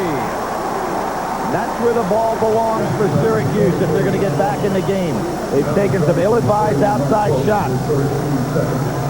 Excellent bounce pass. Wallace spins. Even with a man as big as Pope, goes right up against him and scores. Pope's first. They needed this. Wallace, second-team All-American. The people who are watching him tonight for the first time probably said they wondered why. We talked about it Saturday. 3 men in his league made first-team All-American for the first time in the history of the All-American team. Allen Iverson, obviously the outstanding player from Georgetown, Terry Kittle. And there's his mother, Vanessa, and who was reduced to tears when he called her 2 days before last summer's NBA draft and said, I'm going back to school to get the degree, set the example to my younger brothers. I will graduate in May. McCarty should have passed that ball to Mercer.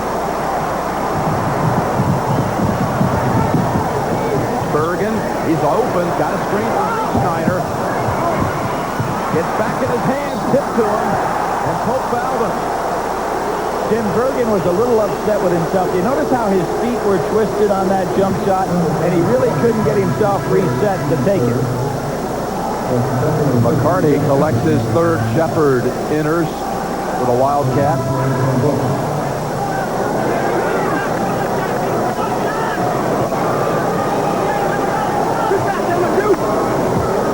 Bergen. Jim, these foul shots so critical for Syracuse. It was the one thing that helped that run get started for Kentucky in the first half. Now he missed two front ends of a one-on-one to Bergen. And a chance now to hit two here.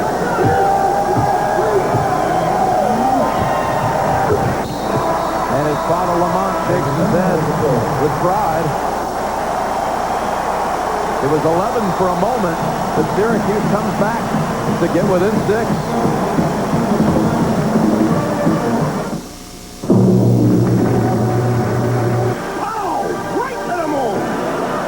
An American astronaut steps onto the moon and into the history books. Television makes history again. AT&T brings you the nation's premier digital satellite TV service. Direct TV, up to 175 channels. Picture and sound so true. All for our customers and just a phone call away. It's like television rediscovered. That's your true choice. AT&T.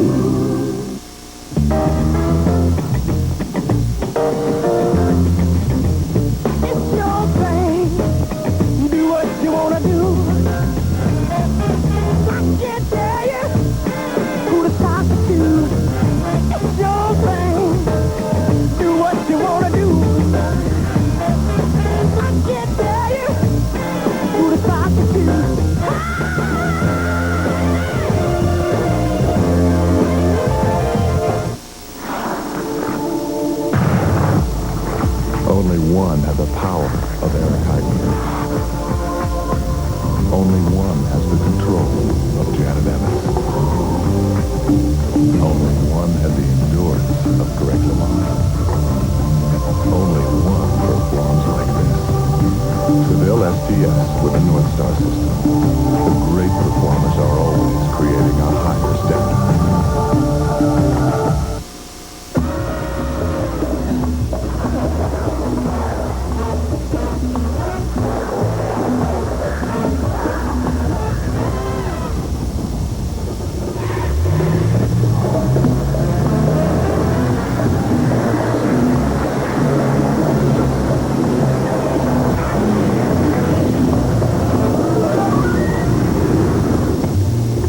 Even better, broken in.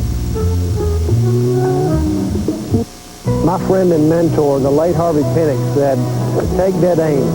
That's just what I was doing. The Masters on CBS Sports. Back at the Meadowlands, workmen are up on the roof right now and upstairs working on the roof of the arena. And that is because there is a leak. It's raining outside. It's been raining all day long, and the water is dripping down onto the court. The leak has gotten worse in the last 10 or 15 minutes. It's leaking now in about 3 different places. They're just going to continue to mop it up whenever there's a dead ball until they get it fixed. Back to you guys. All right, Syracuse with a steal. Jim, it's amazing the difference of Pope in the middle as opposed to Walker. Pope, not a good passer, really couldn't deliver. The ball is stuck for a moment. Bergen on the drive. Move. Got the roll.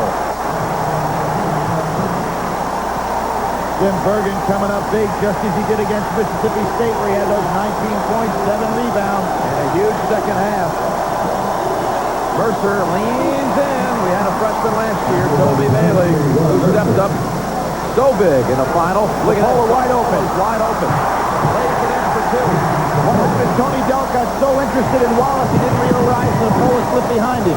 Hope for 3. Walker slips to his hand. Well, Mercer really was the defender on that play against his own teammate. Well, it was an 11-point Kentucky lead just a moment ago. And Syracuse hadn't trailed by that many in the whole tournament. Deep inside. And it says Bergen slams it home. Jim Bergen's given Kentucky's matchups a lot of problems. That time it was Delk that caught on a bigger man. 22nd timeout. Kentucky. You'll see it right here. The screen goes on Delk. Delk on Bergen. Although Tony is a good leaper, he can't handle Bergen, who's got about 3.5 inches on him. Great lob pass. Excellent eye contact on the play. Second time tonight. Of course, the first time, Sims got credit for a 3. That was incredible timing, Billy. Just watching it courtside, watching it develop. I thought Delk was on him, but the timing was just right. The pass was perfect, and Bergen reached up to grab it as if to say, I got it. Knocks it down. You know, this game here at the Meadowlands is being played in, of all places, Bergen County. And he may be the king of Bergen County if he keeps this up. Let's think of what Kentucky has not done lately. They have not gotten the ball at all to Tony Delk. Zapola on the foul. Just the second team foul of the second half for Syracuse. Tony Delk started off in that first half with a brilliant first half, 18 points. Kentucky has kind of forgotten about him. You know, Pope taking the outside shot. Oh, that's Wallace on a touch. Is it Wallace or Sims? Either way, it's a big, big foul. Well, Wallace. It's on Wallace. You know, the 3 fouls that called on Wallace are all very questionable. Absolute touch foul. We'll see it here. John Wallace trying. Matter of fact, I'd have called the foul on Pope for an illegal screen. Yep. Gave it back.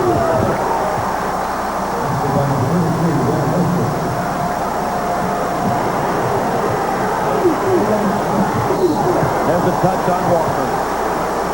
And Bergen hands the ball over. Bergen playing really confident right now. Mercer, by the way, with 17 points. That's his high, and it ties his high in the year. Ties his career high. Yep.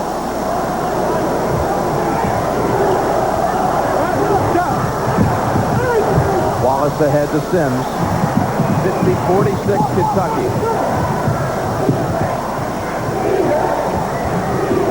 You notice how Sims is becoming much more the ball handler now. Bergen leads in. No ball. Epps underneath. Threatened to go long. Now he'll race up court. Walker banks it in. Walker and Mercer have been outstanding in this second half. And there's that lob again. There's a hole. Two players down. It's Sims and Epps. And Sims is in great pain. Epps up. It looks like it's his wrist, Jim. Foul is going to be against Kentucky's Mercer. Sims' wrist.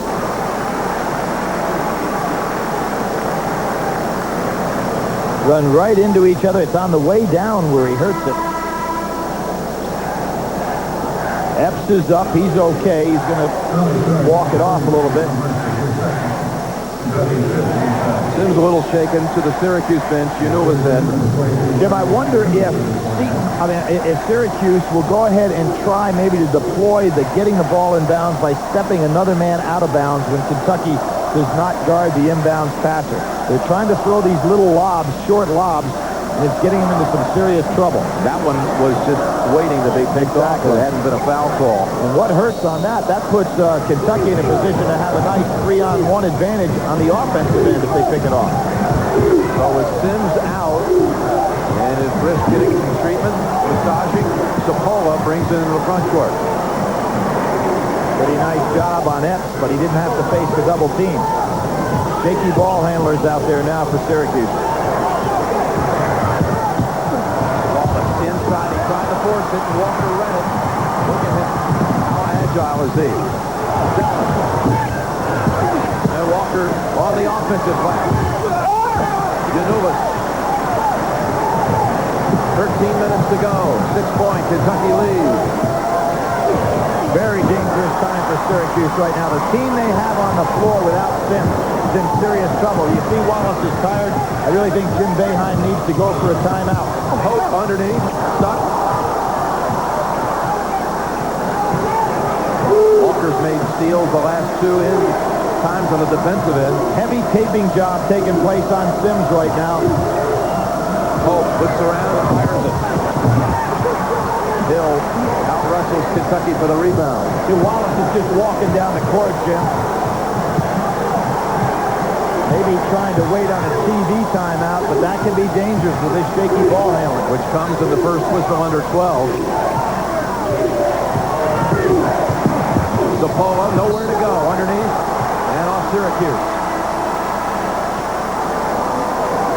Near the conclusion of this game, Billy and I will select the genuine Chevrolet Most Valuable Player of the game from each team. To date, Chevrolet has contributed almost $5.5 million to the scholarship funds of America's colleges and universities. Jim Sims has got a lot of tape on that wrist, and we don't know how uncomfortable it will feel to him when he tries to handle the ball. Well, we had a point guard last year in the championship game with a wrist sprain. He wasn't able to go after trying. Tyus Edney, UCLA, pulled out the win that night in Seattle. But there's no Cameron Dollar here to substitute for that position if you're Jim Boeheim. That's the one position he has no help on. They'll get a chance to rest now. Delk stepped on the line. Kentucky shooting only 25% in the second half, but leading by 6. Here comes one. Oh, an 87 Buick station wagon. Got it. 74 Volkswagen Beetle.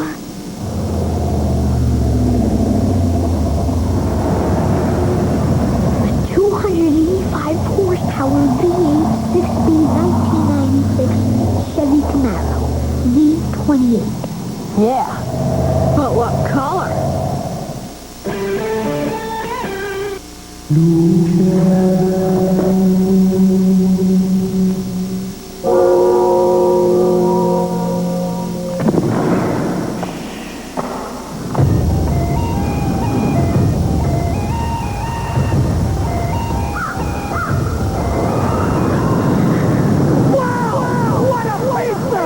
New triple-decker pizza from Pizza Hut. 6 cheeses, 2 crusts, and 1 delicious taste.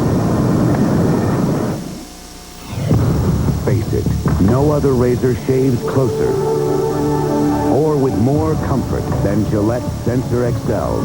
Soft microbits that protect your skin and individually spring-mounted twin blades that adjust to your face. No razor feels more comfortable during your shave or leaves your face smoother after. Gillette Sensor XL. And try new Gillette Aftershave, a splash that moisturizes as it refreshes. Tonight, You take one shot, you understand how it works, $10,000. Can He Sink It? Plus Mary Tyler Moore in the Dick Vitale Top 10. I always go for the three-pointer, baby. CBS Sports exclusive coverage of the NCAA National Championship game is sponsored by Genuine Chevrolet. Pizza Hut. AT&T. And by Goodyear. Syracuse in pursuit of a first ever national championship. Kentucky in quest of a 6th national championship. Billy Packer, they've turned it over. Syracuse the last 4 trips, but still only down 6. Not surprising, though. Sims on the bench. We said that was a very shaky ball handling team out of there. They might have dodged the bullet to get this time out as they are. And Mercer having a super game. But, Jim, one of the things that has happened here with Mercer coming up, Kentucky has forgotten who number 00 is. Delk is over 4 in the second half. They ought to get him back to broken at 3. Here's Mercer again. He's everywhere. Mercer from the corner. 3-pointer. 20 points for the freshman. When we talk about the dazzling dozen, you never know which guy it's going to be coming off that bench. Up fast. Sims. That's 5 turnovers. Actually 6. They turn it over twice out of the break. 6 in a row. Kentucky inside. Hope brings it out. Delk. On track. And a foul. Maybe 4. And who committed the foul? Is that Bergen? That's his 3rd. Bergen on the foul. I said they ought to introduce him to number 00. That's 4 on Bergen. 4 on Bergen, yep. So you had Mercer from one side, Delk from the other. They are really picking up the offense. So, Tony Delk. Tony Delk with a chance for the 4-point play. Timeout called by Syracuse. We'll be right back. First, Goodyear revolutionized wet traction design with Aquatread. Now, Goodyear introduces the first tire with a lifetime tread-like warranty. The new all-season Infinitread. Its tread is guaranteed for as long as you own your car. Call 1-800-GOODYEAR. Look, you're not going to believe this, but Goodyear retailers have lowered prices. An amazing 25% on some of Goodyear's most popular passenger, light truck, and performance tires. Other prices start at $19.99. Hurry, this sale ends soon.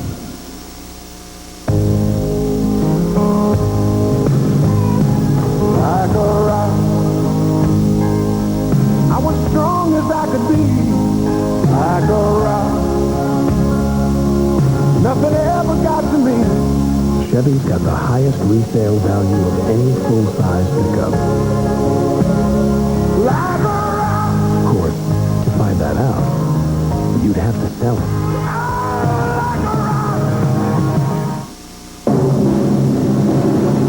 FedEx has over 35,000 trucks to handle your two-day package. Cost about $12. UPS has over 130,000 trucks for your two-day package. Cost about $6. The U.S. Postal Service has over 200,000 trucks for your priority mail 2 to 3 day package.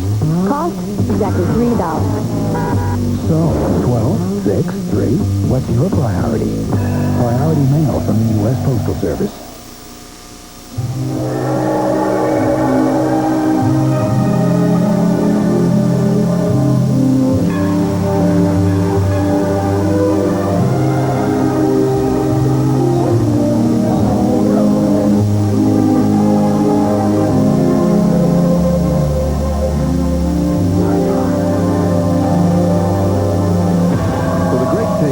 Fill you up but never let you down.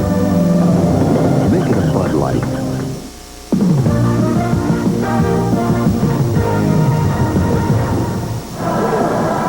Jim Nance, Billy Packer from New Jersey. Kentucky has run off 10 unanswered. And they have a chance to make it 11. Delk will head to the line. He has just tied the national championship game record with 7 made threes, tying the record of Steve Alford, set in 1987, Indiana, against Syracuse. And Jim, for Syracuse, since Sims went down with that wrist and had to sit down, they have turned the ball over now 6 times in a row. Sims, of course, back, but we haven't seen him put the ball on the floor yet. 59-46, largest lead for Kentucky. Almost 7.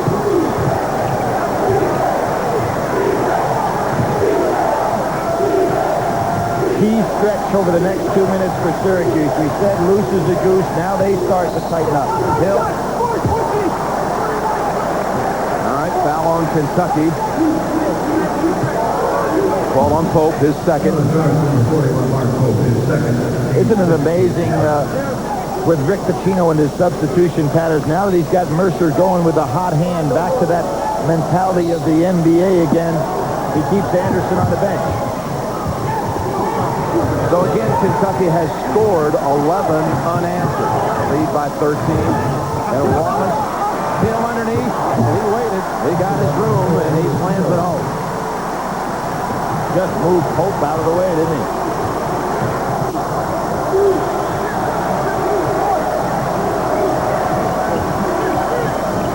Pope kicks it back out. Mercer. Shepard off his foot.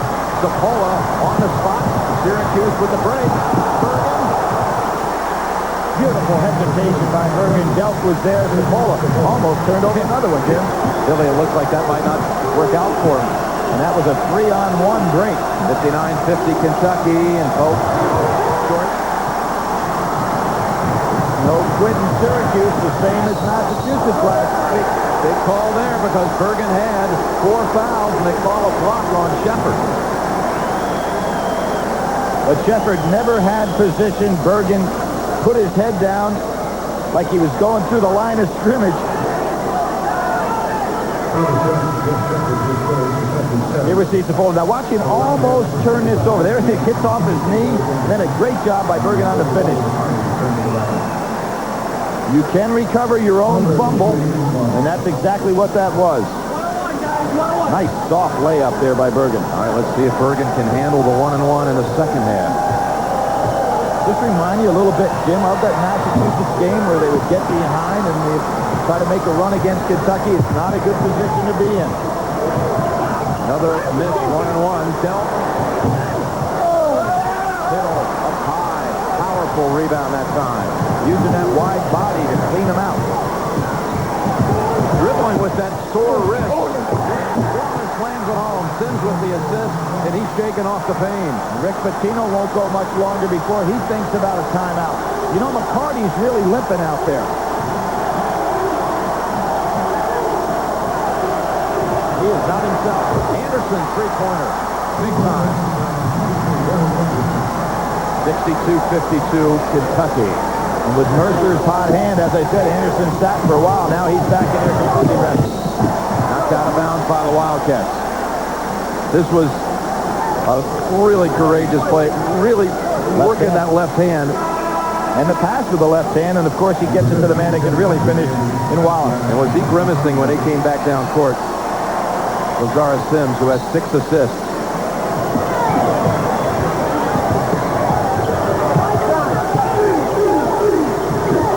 Shepard has it come back in for Kentucky. Bergen, three-pointer. He hit the big one against Mississippi State, and that's one that answers Anderson. Absolutely. When he squares those feet up, he looks awful good on that jump shot. He has 11 in the second half. The key in this game for Syracuse is to stay tight as long as possible.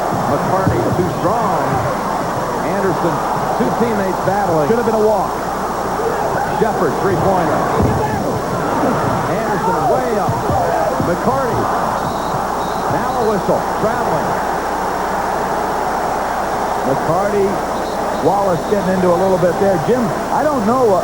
McCarty is really having problems on that ankle. I didn't see him twisted. But even on that jump shot, when he went up, it didn't seem natural. All right. More good sportsmanship, Billy. And nice piece of refereeing, too. Mercer in for Anderson, who gave him a nice minute and a half. Tony Delk back on the floor. 62-55. Wildcats 8:24 remaining. 5 seconds. Be careful.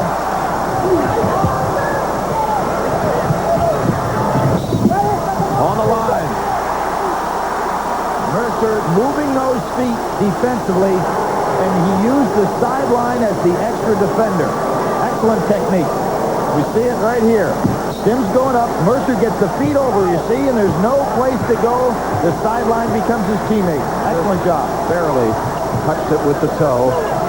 Another turnover. Walker baseline runner. McCarty jumped twice, but Wallace got the rebound. Wallace full drive. Look out. Blows by McCarty. McCarty is not physically in position to play him, and there's going to have to be a move by Pitino. McCarty can't get it done out there tonight.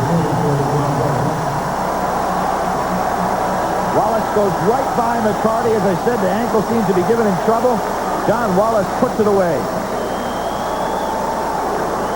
They call it on Mercer for reaching in. John Wallace, who said, "You couldn't pay me enough money for what I'm experiencing coming to this Final Four." Turned away. Chance to go into the NBA draft. First thought he was ready. Didn't sign with an agent. But he'll be back here at the Meadowlands June 26th. The NBA draft will be held right here, fittingly enough. And Wallace may have another huge night on June 26th like he's having here. Can the freshman continue to stroke it with Delk? That may be the key for Kentucky. Talking about Mercer. Stuck, but finds Pope. Slips out. Bergen on the save. 13-point lead has now been sliced to 4. Hill wants it inside. Off Wallace. Don Wallace realized he's trying to do a little bit too much too quick. He points over to Hill, but it's his fault. He's faking out there. Antoine Walker, McCarty out, Billy. Yeah, I think that he just can't get it done. He seems to be limping a little bit. It's not his night.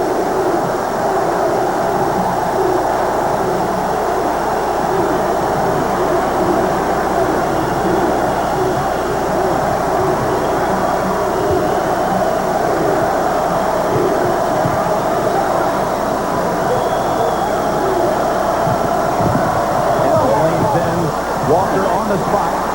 Almost as good as the pass. Change the press. Hill almost traveled. He did travel. Can't say enough about Bergen tonight, what he's doing.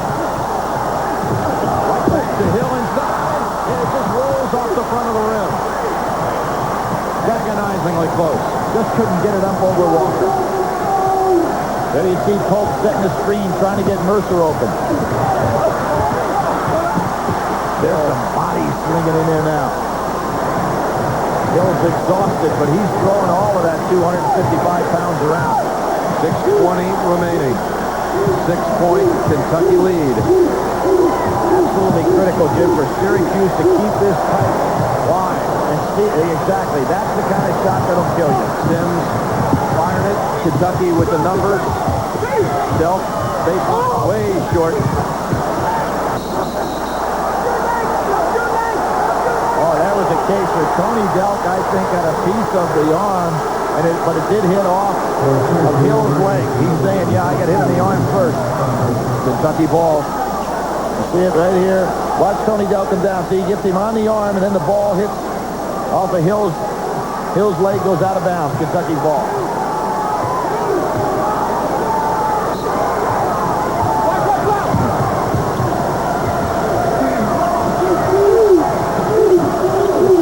Zone is packed much deeper than it started out the game. See, the men out front are touching the foul line almost. Walker working hard, but it doesn't drop. Hill is doing something else on the boards down there, Billy. He is, and Reesnyder was going to come in for him, Jim. Hill is just exhausted, but he won't give up at all, showing that same kind of moxie we saw Saturday from the kids from Massachusetts. Look at Laws free himself. Down to 4, 5:30 to go. Can they ever get Kentucky to start emotionally cracking? That is the key in an upset. Timeout Kentucky. No one. Well, can't say no one, but almost everyone said this couldn't happen. They wouldn't be this close with 5 minutes remaining. 64-60. Kentucky and Syracuse battling for the national championship. The Olympic Games, celebrating the notion that it truly is a small world. Unless, of course, you're UPS, bringing things to the games in Atlanta from every corner of that small world. Every day, we serve over 200 countries and territories, speak 43 languages, and deliver overnight to a world that still measures 25,000 miles around. Oh, we are all one big family. It's just that the family is a little spread out. UPS, worldwide Olympic sponsor. There was a time when we didn't have a worry in the world.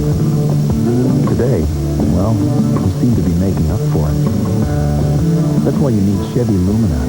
A car so well-engineered and affordable, you could have it paid off long before it needs its first tune-up. Chevy Lumina. Because nobody's got enough money, and everybody's got enough worries. The cars more Americans trust.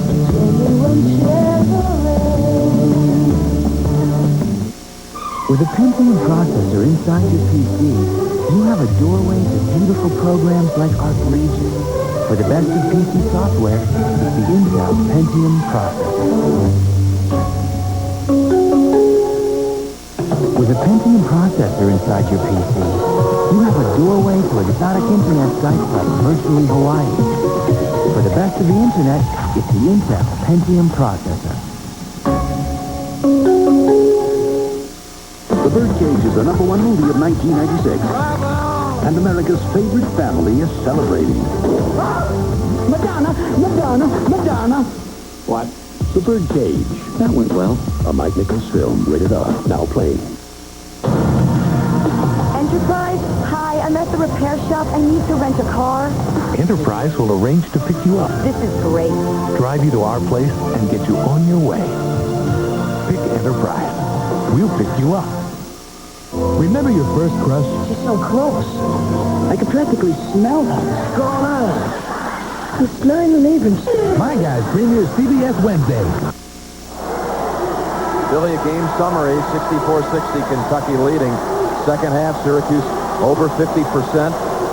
Turnover stats. Well, they obviously are working against Syracuse, but Jim, since that run of 6 straight turnovers, Syracuse has done much better with Sims back out on the floor, even with that wrist taped up.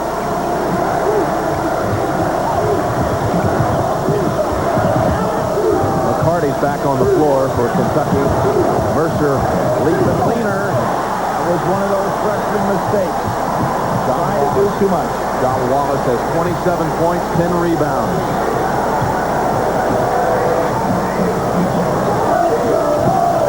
Screening inside. Rees-Snyder setting great screens inside. Wallace driving, and a foul on Pope. That puts Wallace to the line 1-1. Terrific inside screening by Rees-Snyder. Said Saturday, I almost think screens should be part of the stat. Terrific job on his part. Freed up Wallace. Billy, we got another 1-1. Syracuse for the game is 0 for 4 in a 1-1 situation. I'm going to go back to a game that they played. There's a good one. Go back to a game they played at Providence this year where they had the great second half free throw shooting. This team, as I said, shooting right about 71% on the year. They beat Providence. They made 19 straight in the second half. Kentucky led 59-46 with 11 minutes to go. Since that time, 16-5 Syracuse. Kentucky has got to get Tony Delk going again. Only 4 points in the second half. There he is. Three-pointer. McCarty, that's a huge tip-in. Walker was on the sidelines. Was he coming in for McCarty or was he coming in for Pope? We'll find out in a minute. But McCarty has done a good job of boxing out and has position. And a big putback. Sapala drive. Much like Mercer's shot. Not the shot you want in this occasion. We approach the 4-minute mark. And a 4-point game. Wildcats ahead. Derek Anderson was wide open, calling for it. Now he gets it. Fires it. Hits a huge three. They're going right to the center of that 2-3 zone and passing beautifully out of it. 69-62.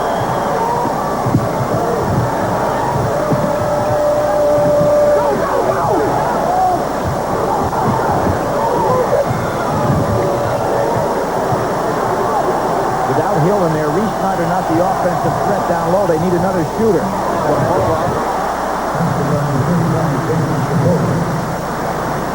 3:20 remaining. 5-point Kentucky advantage. What a final it's been. Look at how well Kentucky has taken advantage of that 2-3 zone going inside. Yep. Too strong. McCarty to a teammate. Pope. Jumper. Good. McCarty out-battled 2 Orangemen on the baseline. And it amounts to 2 more for the Wildcats. Second great offensive rebounding job by McCarty. The last one he put in himself. Wallace beats all the pressure. And which way are we going? Charge. Anthony Els stood his ground against the much larger foe. Now, Jim, I said if Syracuse could stay close, maybe they could get Kentucky to crack, but the opposite has been true. Kentucky guys have met every step of the way here and met that challenge in regard to emotions. Great job by Evans. John Wallace tried to go about 80 feet there, and that's very difficult to do against a club as well skilled as Kentucky. That's 4 on Wallace. Bergen has been saddled with 4 for a while.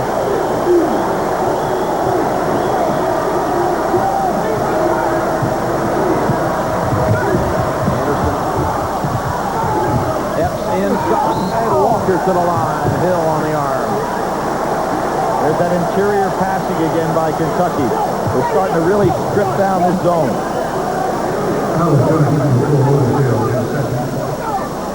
Jim Boeheim wants a 20-second timeout.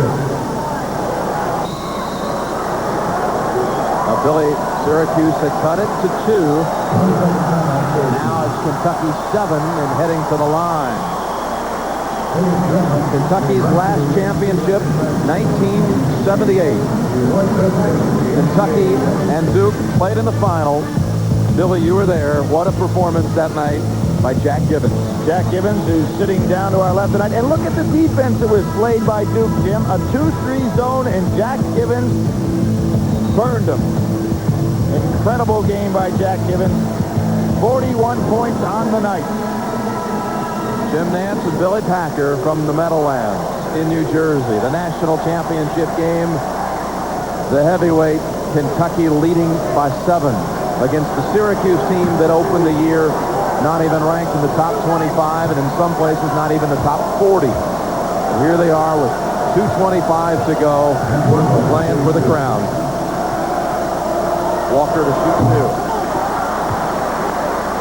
And at Kentucky, they're waiting to celebrate, but this isn't over.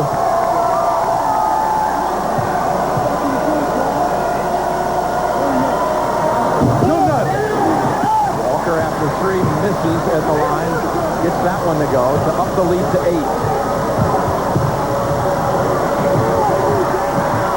Bergen in trouble. That's a good hit ahead by Wallace. 10-second clock was working against him. Bergen's done stellar work, though, having to be responsible for the backcourt tonight. Outstanding. Now the 3, and Syracuse has to have it. 1:58 remaining. 72-67. Here was a guy in a slight slump coming into the Final Four. Having a career game. That might have been a walk. Kentucky wisely using a little clock here. How about Delk open in the corner? Bergen sees it. 7 on the shot clock. Delk comes in, gets it up. Hope lost it on the way up. 1 on the shot clock. Syracuse with a big hold that time. 1:20 remaining. Down 5. Don't need to think 3 here, Jim. Look at Delk. Sims gets it back. And Syracuse has the numbers. But Hope with a reach-in steal and a foul on Wallace. Sims tried to make the impossible pass. That's it for Wallace. That's it. We can see the impossible pass. Hope gets his hand out there. The young man that transferred from the University of Washington, and then he hits it ahead. John Wallace walks by us in disgust. And Jim, remember the fouls early in the game, the 3 little touch fouls he picked up, how important they were. And after a spectacular senior season and a very powerful message that he sent to a lot of underclassmen, John Wallace has played his last game for Syracuse. He fouls out with 29 points and 10 rebounds. Now, really, there were a couple early. Didn't expect that to perhaps be a problem for Wallace by game's end, but now with 1:06 remaining, Syracuse will have to go the rest of the way without its star. Well, they have a tendency when you get some of those cheap ones that go tough, and you can see his mom. Mother Vanessa.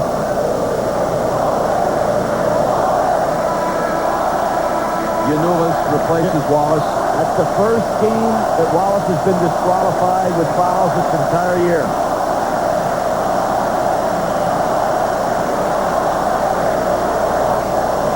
And now those people in Kentucky can really start to feel it. The great support they have for their basketball team and have had for so many years. Well, Hope first, though, with 17 fouls on Syracuse. Has a critical 1-and-1. Problem is, who will Syracuse have as its go-to guy at the other end? Hope, who was a Rhodes Scholar candidate. and former Pac-10 Freshman of the Year at the University of Washington.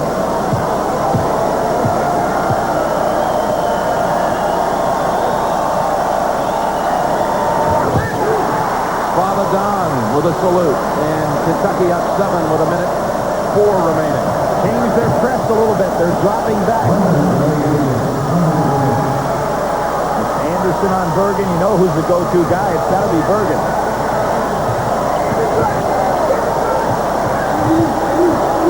The ball blocked. And Delp retrieves it. Bergen is down with a cramp, Jim. He gets back up. Foul on Yanulis.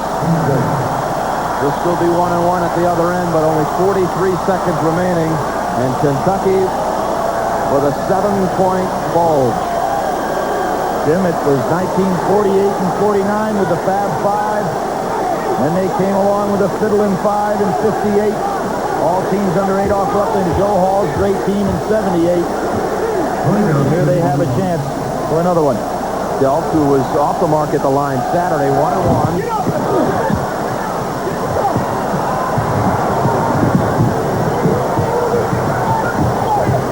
Just locking down that perimeter, that Kentucky defense. Sims way outside.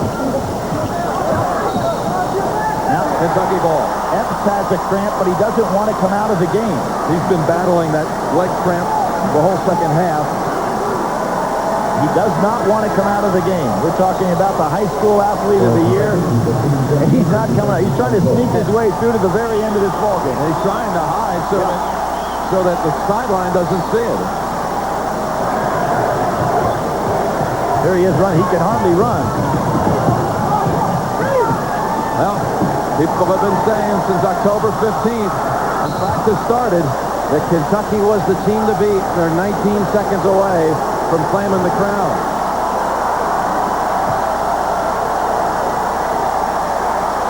Epps does not want to come out of the game. He's trying to stay on the floor. He wants to be on the floor when the final buzzer sounds. And when they made the move to make Epps the point guard, Rick Pitino said we went from a good team to a great team. And Bergen has fouled out for Syracuse. What a sensational game this young man has played. 19 points, 8 rebounds for the sophomore from Detroit.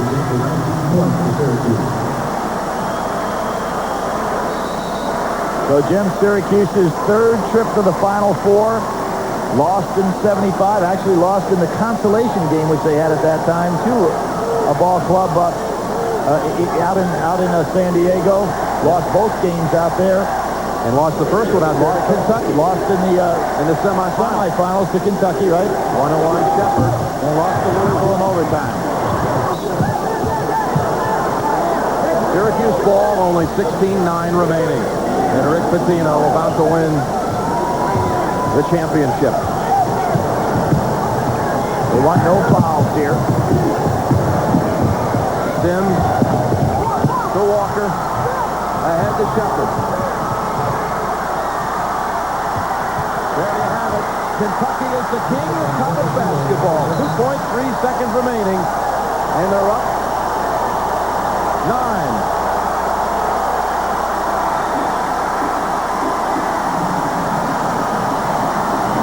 How sweet it is.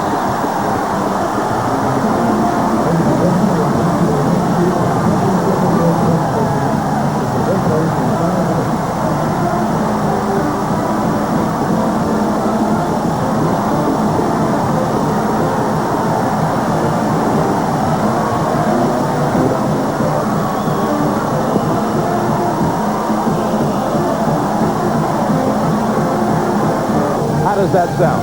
It sounds unbelievable. You know, the UMass game was such a war for us. We knew this would be as well.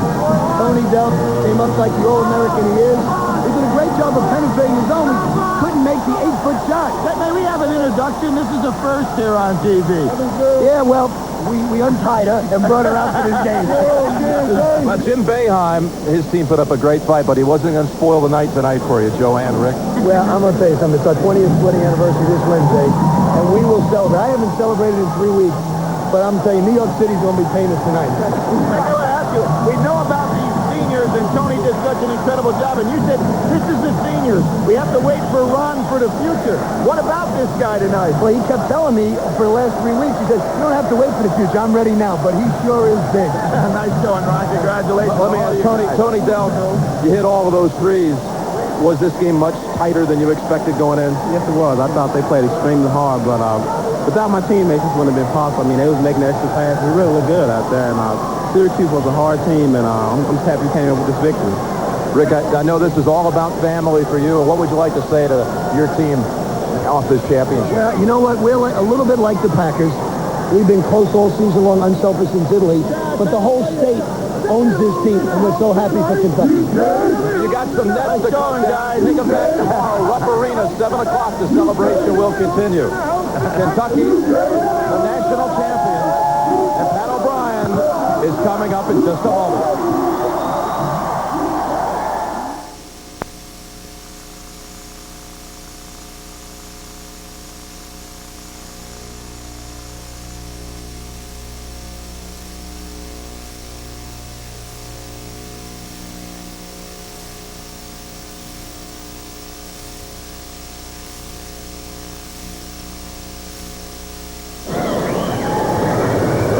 Agassi's happy. Second serve. 15 all. That was a big turnaround, that one. That would have been love 30. Agassi's been pretty consistent on serve. For the match, he's up at around 76%. Birch still not to 50%. He was very poor in the first set. Oh, nicely done. You're watching live coverage of the Lipton Championships. We're at the Tennis Center at Crandon Park. Men's semi-final day. Just off of Key Biscayne is that beautiful sight. Andre Agassi won the first set 6-4. Agassi leads 4-3. He's serving. He has 30-15 in this game. He's taken on the surprising Frenchman, the top player from France, Arnaud Birch. Birch took out the number 7 seed, Jim Courier, to get here.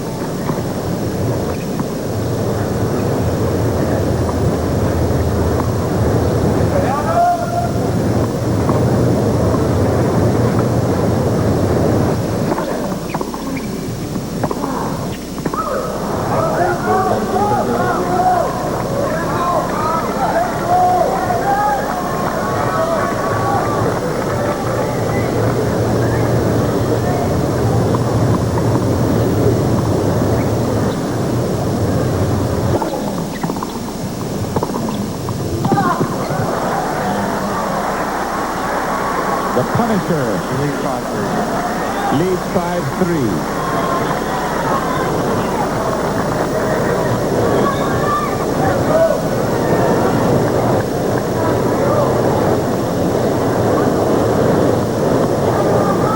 PGA Tour Players Championship. Second round action coming up next.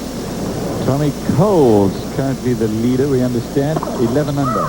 That's at 3 o'clock Eastern Time.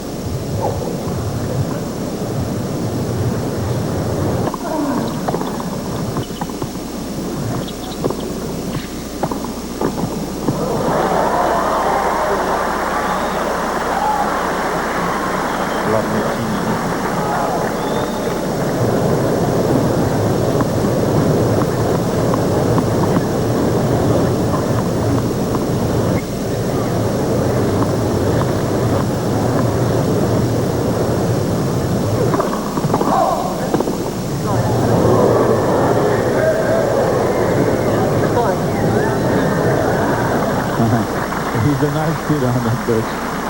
He's apologizing to the crowd for wicking that ball in there. Now, he'll sometimes, if that's done in anger, he'll get a warning, but not this time.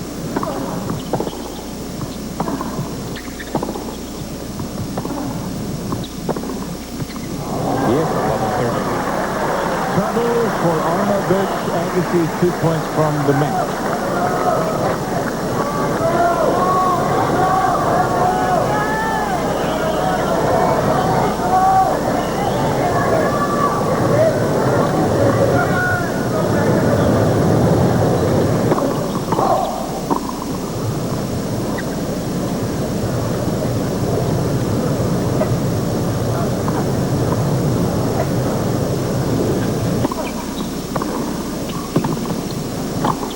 That is beautifully played, and it's match point 3 times for Agassi coming up.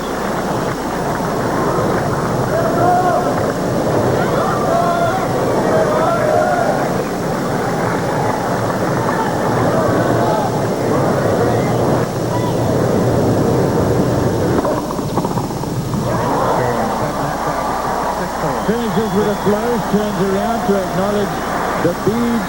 Brad Gilbert, his coach and friend, and he is in the final of the Lipton for the 3rd straight time. Arno Birch put on a better display than it looked like he was going to when this match started, but it was not enough. And it will be Andre Agassi to take on the winner of the Goran Ivanisevic-Pete Sampras match that will be played tonight. A winner in straight sets, Andre Agassi, the number 3 seed. And we'll talk to him after this break. Stay with us, everybody. This is live from the Lipton. Mighty Mite, America's versatile vac, does things big vacs won't. Lightweight, power for carpet, bare floors, car, workshop. Now, price to move. Mighty Mite, only from Eureka. A big 1-2 cleaning punch by Eureka. Corded Super Broom. Real suction power for quick pickups everywhere. Or cordless Boss Light for bare floors and powered brush roll for carpet. Corded Super Broom. Cordless Boss Light. Stick brooms at prices you won't believe from Eureka. I like to think of the Sports Center talent as one big team, a happy family. But with any team, there's rookies, and you got to haze them. You got to earn your wings to be at this place. Fake fan letters. I mean, he's still upset about that. Oh, how about the glue on the keyboard? And then there's the big one, teleprompter. When we return, a very special interview with Seymour Heine. It's tradition. You don't question tradition? No, not around here you don't.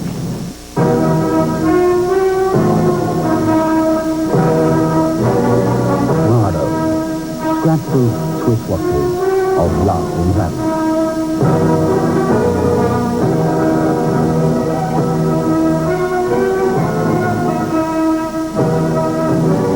A joy to look at. A joy to wear. Nardo, Switzerland. A different world. Imagine a camcorder that lets you control focus and other functions simply by moving your eye. Imagine it with a 20 times optical, 40 times digital zoom, an optical image stabilizer. Imagine it offering unparalleled digital effects and a stunning compact design. Now, take a deep breath and try to imagine yourself without one. Canon's Eye Control ES5000, the new vision in camcorders. Agassi at winner 6-4, 6-3. He really finished very well, and Fred Stoll is holding an umbrella above him and Andre. Down to you, Fred. Yeah, thanks, Cliff. We're down here, and it's a little warm. Andre, how warm was it out there? So warm that I would have preferred to run around with this thing in my hand. I tell you, this, the shade makes awful difference out here, and you know, when the heat's that intense and you have long rallies, and there's a one-sided wind on, you know, half the time side run opponent, the other half you're fighting against the wind. So it's a question of staying focused at the right times, and today was a good day for me on that level. You broke serve on 6 different occasions and finished up in a hurry. Well, you know, Boch, he's had like a numerous amount of break points against him the whole tournament, and the ratio of the break points that he saved has been incredible. And today I was knowing if I get my chances, I just got to convert. Unlike, you know, I went 0 of 9 for a stretch in my last match, so I got the break points when I needed, certainly. And also, you won that second set. There was a time the last month or so where you've lost that second set. The last 3 matches, you put them away in straight sets. Well, you know, I've been around, you know, a while now, and I definitely started off a little bit of a struggle this year, but it's just a matter of time before I find my game again, and there's no question it's starting to come around. How about the final? Who do you want to win out of Ivanisevic and Pete tonight? I think it'd be quite a feat to have 3 years in a row the same final, so I'd be looking forward to that, but I think Pete can have his hands full. Garn's been playing incredible tennis this year, and it's going to be, they're going to be bringing a lot. It's going to be rain and fire out there tonight, so I'm excited to see that. Well, congratulations on a great week. And back up to you now, Cliff. Thanks a lot, and well done. Keep hanging on to that thing, Fred. In fact, you can bring it up here. Here's a look at Andre Agassi in the last match that he played. An extraordinary shot. Just take a look at this again. This will be remembered as the shot of the Lipton Championship for this year. The ball very nearly got to the ground. Don't try this one at home, folks. Another look at the same shot. As you see Agassi again, look at this. Bam! And that one incredibly went for the winner. And that was over Michael Joyce in the last round. And Agassi says, how did you like that one, folks?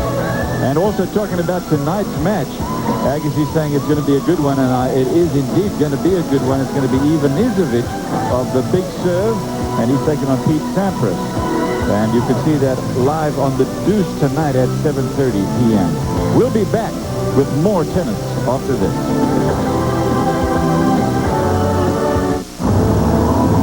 If your office equipment ever breaks down, no matter where you are in the business world, remember, nobody responds like Danka. Welcome, my son. Hello, Dolly. Everyone wants to know the facts of life. But look at the jam I'm in.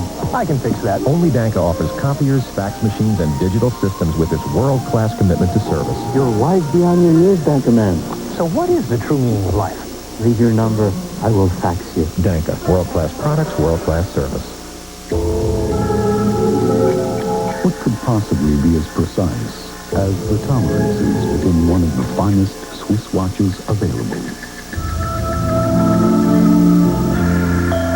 How about some of the tolerances within the engine and suspension of one of the finest automobiles available? The Lexus ES 300. Let others follow.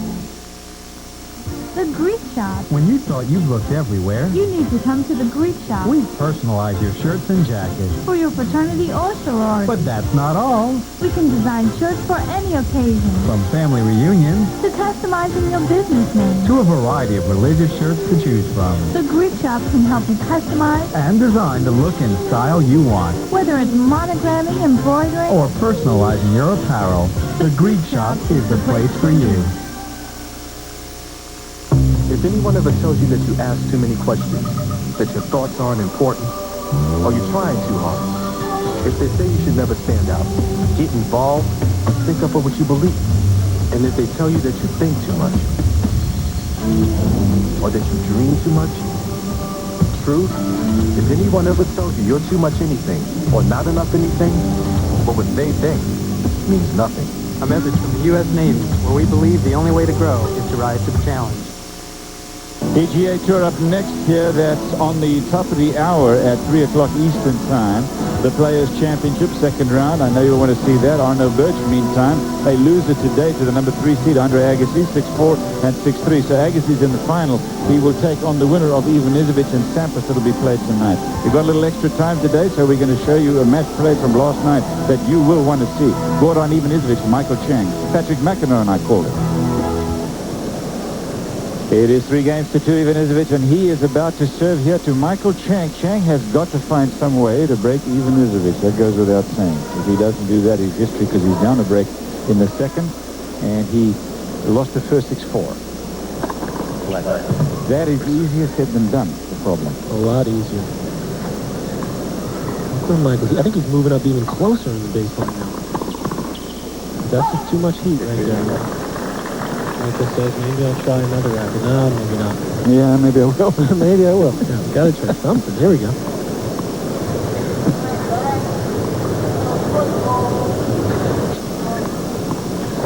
Watch Michael on the return to serve. Look, he's inside. He's even moving in on the first serve. That thing's about 121. You can just see it there behind him. He's got confidence in his hands, that's for sure. 30.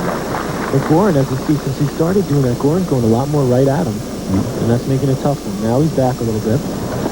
So Goran says, okay, well, I'll go wide now.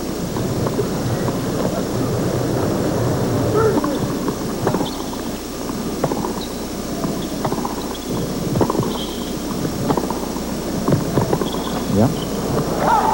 Well, that's what Michael's got to do. He's got to try to move him around. Goran is pretty quick, especially for a big guy. He gets out well to that forehand. But Michael's got to try to move around. Anything that's in his slot, meaning close to Goran, he is just racking it. 30-15. And you can afford to do that when he's can serve like that. I mean, that's 3 huge serves, so why not? The other points, just go for it. And that's what he's doing. That's why he's just saying, well, if I miss a few, so what? I got my serve.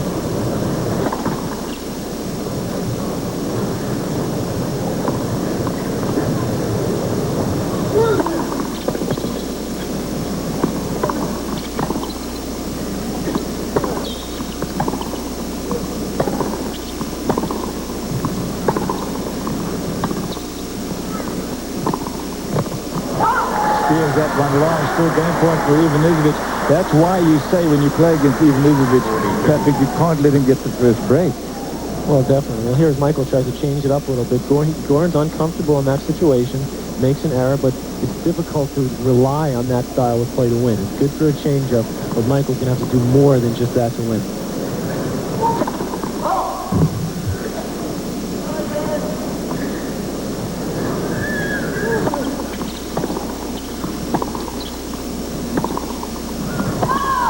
That is long, and Ivanisevic holds on. He now has a 4-2 lead, and time is running out for Chang. Couple of things.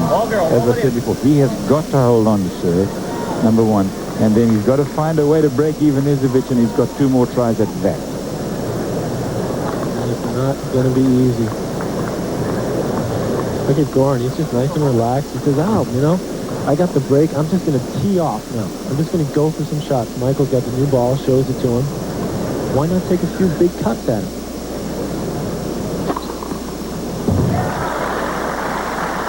Michael opens to his second ace there.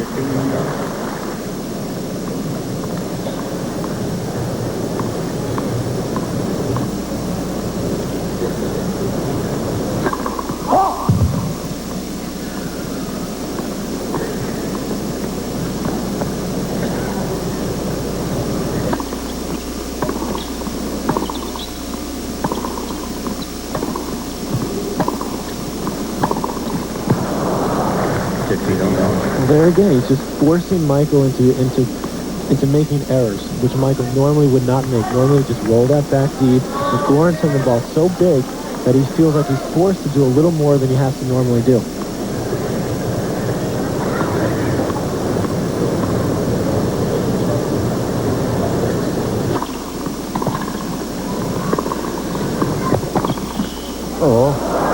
Watch out. Boy, that ball just tripped over, didn't it?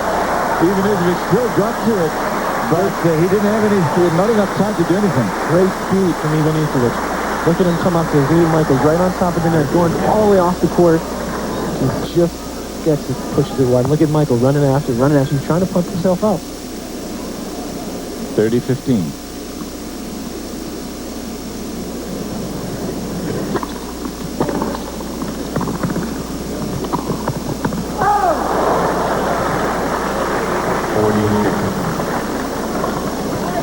Boy, he misses another pretty easy one up in net, but he's not letting those things affect him in the next game, in the way it's continuing in the match. He's done that in the past, and then he starts making a whole lot of errors. And this year, that's what he's doing so much better. Game point.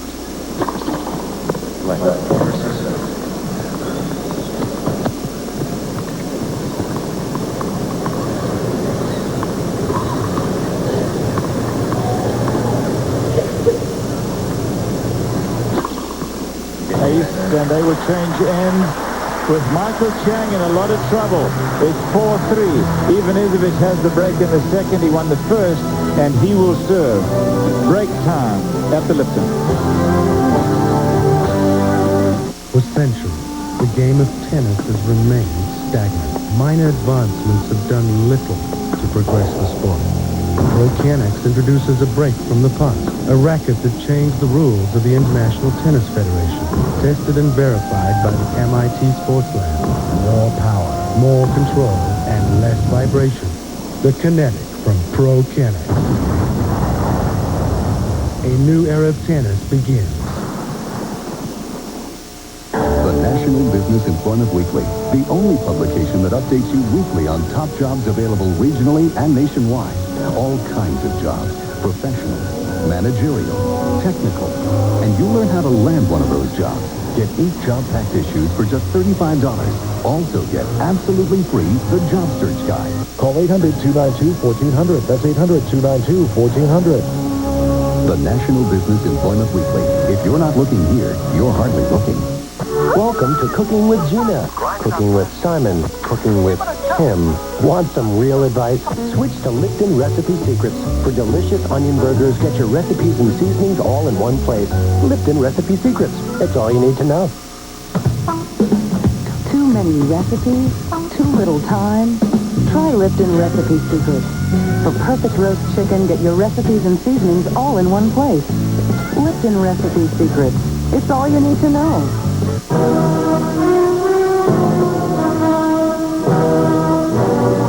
Rado.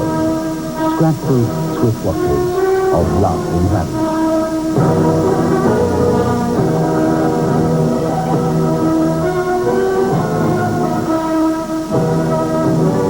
A joy to look at. A joy to wear. Rado, Switzerland. A different world.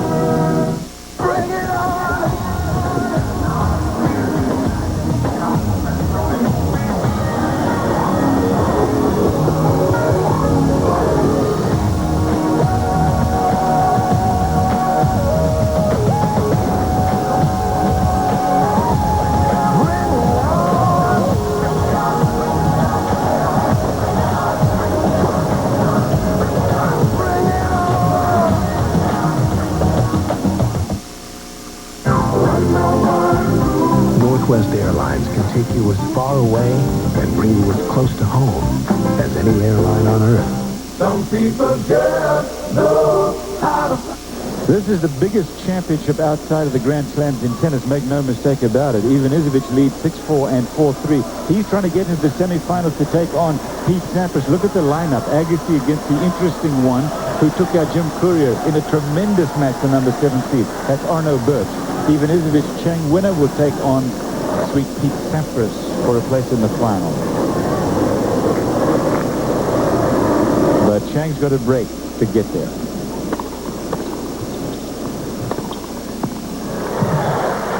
I don't know what you do about that. You just got to say, well played. I mean, just to get the serve back was a good effort, and then Goran just teed that thing up and went for it. That was the 27th first serve that Ivan Izovich has got in, 131 miles an hour, and Chang has won 3 of those points only. 3 out of 27. That's not good odds right there. Or percentage, I should say.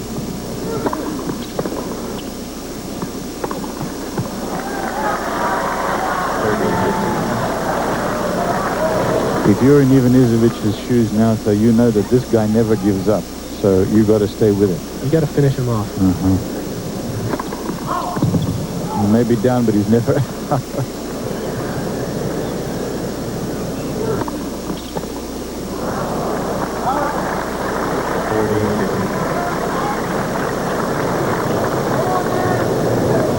Another excellent second serve here. Goran going right into the body. Knows Michael's trying to cheat and get in a little bit earlier, and just puts it too much, and he can't get away from it quick enough.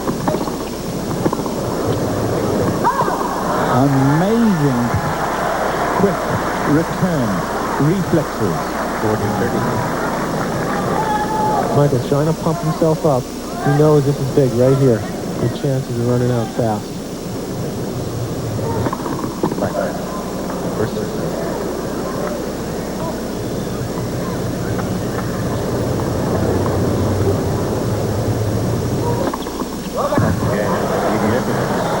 Nothing to do.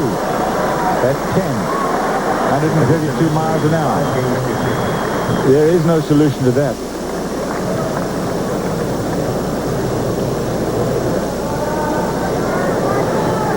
Goran knows he's pumped. He is pumped. He wants to finish this off right now. Take that.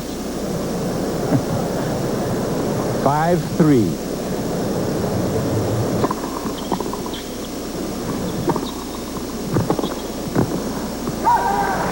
Ivan Izovich has not won a Grand Slam, played the final of Wimbledon against Andre Agassi. Tremendous 5-setter, won finally by Agassi. In fact, that was the first Grand Slam that Agassi won.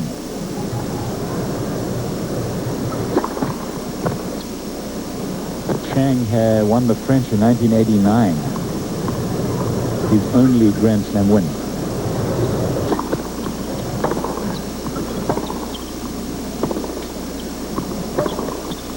Wide, 50-15 all. But Chang's results this last 12 months. Finalist at the French again. Finalist in Frankfurt, the ATP Tour World Championship. Finalist in Australia. It's been a great 12 months for him.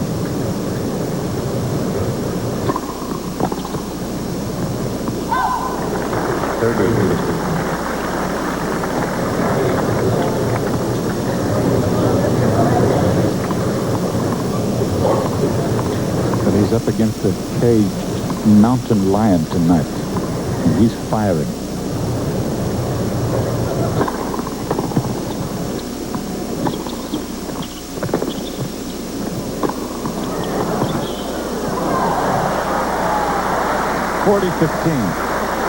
I think he's out of his cage tonight. Good Michael. Sky's up for this.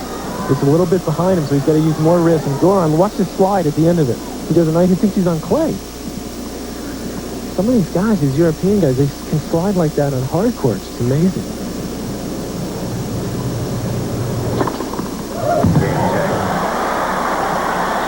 Michael Chang with an ace. That's his fourth. But the question now is whether Goran Ivanisevic, the big question, as they say on one of those news shows, is whether Ivanisevic can continue to hold on. He has not lost his serve yet, and he has had one break point against his serve only. Well, I mean, Michael's got to hope. He's got to hope beyond hope that Goran misses some first serves. I mean, as we said just earlier, he's won like 3 out of 27, 28 points on his first serve. And he's just got to hope that he maybe moves around a little bit, maybe give him a different look, maybe move back a little. Here's winning returns. Michael can certainly do it if there's anyone out there. He's first in the tour in games 1. First serve points 1, he's first. Second serve points 1, he's fourth. So obviously he's the guy to do it. But Goran's also the man with the cannon tonight. And it's really in Goran's hands. Basically, I mean, if he makes the first serves, then there's not much you can do. It's going to take a lot. We'll see. But he could get tight. You know, he misses the first. This first point is huge. The first point right here is very, very big. Sellout crowd have enjoyed this match. The offense of the Croatian and the defense of the American Chang. This is for a place in the semifinals to take on Pete Sampras.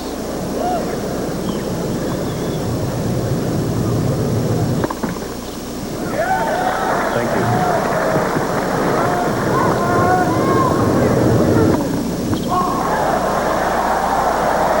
A little tension in the serve. That's his first double fault. What a time to do it. Serving for the match. But he answers. He answers.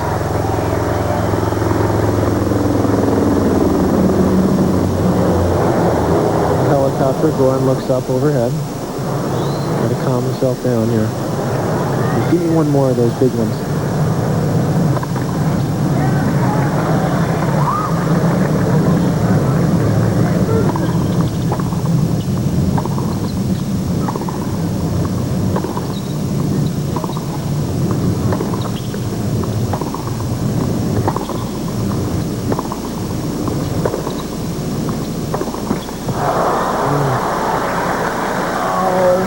If ever he needed it.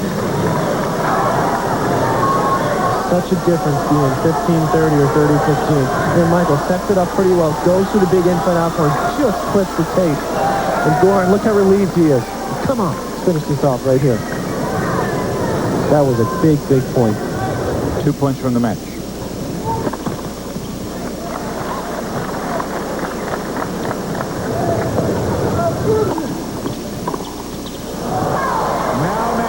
For Ivanisevic.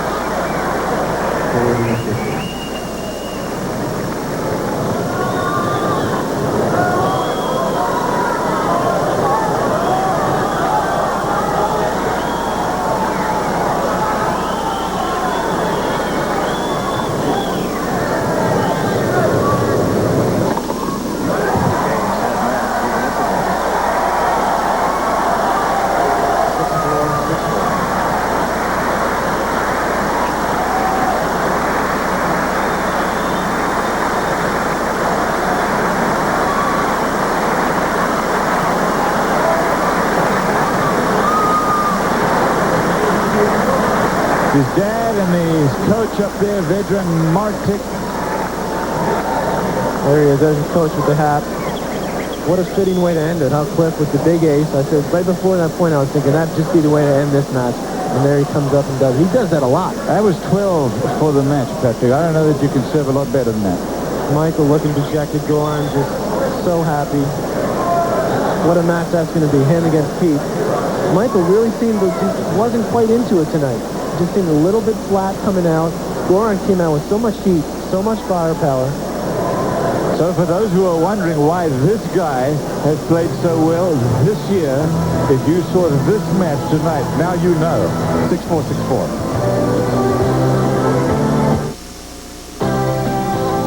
Today's tennis coverage of the Lipton Championships has been brought to you by Prudential Securities.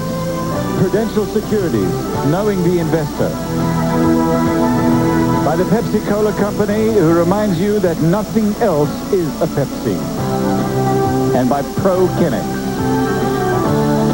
Andre Agassi looked very good today. Arno Bush gave him a little more than I expected that he would. Agassi a winner, nevertheless, in straight sets, 6-4, 6-3. A big hitting match tonight, so on the Deuce live at 7:30 p.m. Eastern Time, and then at 1 a.m. ESPN will show it again. That's Ivan Izovich and Sampras, and then tomorrow you can get Steffi Graf and Shannon Rubin at 4 p.m. Eastern Time. That's the best of 3-set women's final. Andre Agassi today a winner to make his way to the final to take on the winner of Pete Sampras and Goran Ivanisevic. Up next, the PGA Players Championship live coverage here on ESPN. For Fred Stolle, I'm Cliff Drysdale. Thanks so much for joining us, everybody. See you tomorrow and tonight as we continue the Lipton. At the famed 17th at the TPC at Sawgrass, the overnet leader Kenny Perry.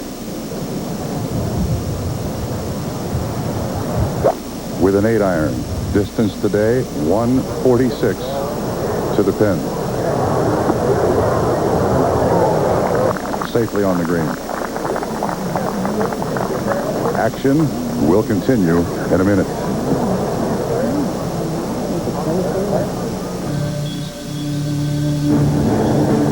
In sport, the eternal challenge is to reach high, ascend above those with whom you compete, to be better than the best, the ultimate reward.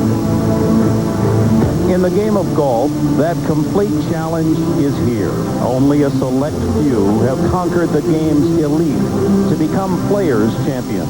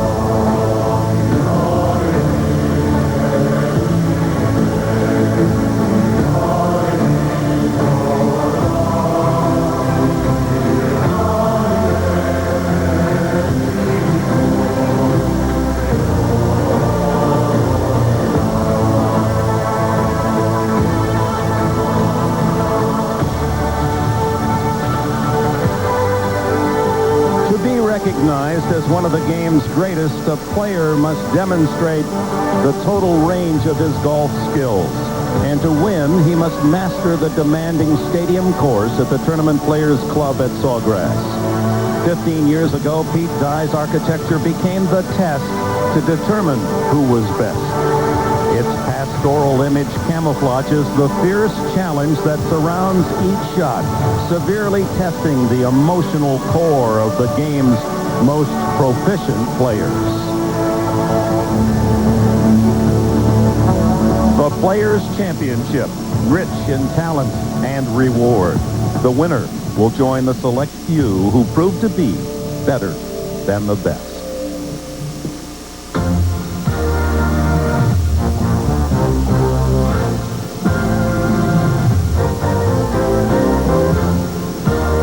ESPN, along with the PGA Tour, is proud to present second-round coverage of one of golf's premier events, the 1996 Players' Championship from the beautiful grounds of the TPC at Sawgrass in Ponte Vedra, Florida.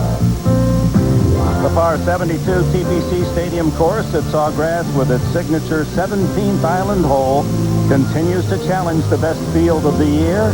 The Players' Championship, with overnight rain softening the greens, a considerable advantage, especially to those who finished yesterday's delayed rounds early this morning and then almost immediately began their second round. This afternoon, light wind, temperature in the 70s as play continues.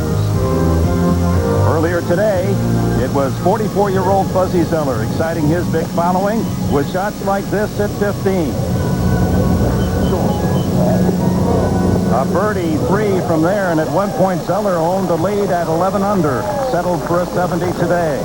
Hottest of all, 29-year-old Tommy Tolles, third last week in New Orleans, best round of the day. This birdie on 12 took Tolles to 8 under.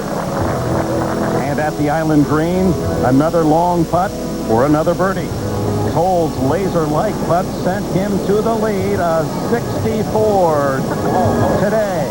11 under for the tournament. As we check our current leaderboard, veteran Jay Haas with a 68 today moves into a tie with Zoeller and the overnight leader, Kenny Perry, who has picked up another shot today. He's through 7.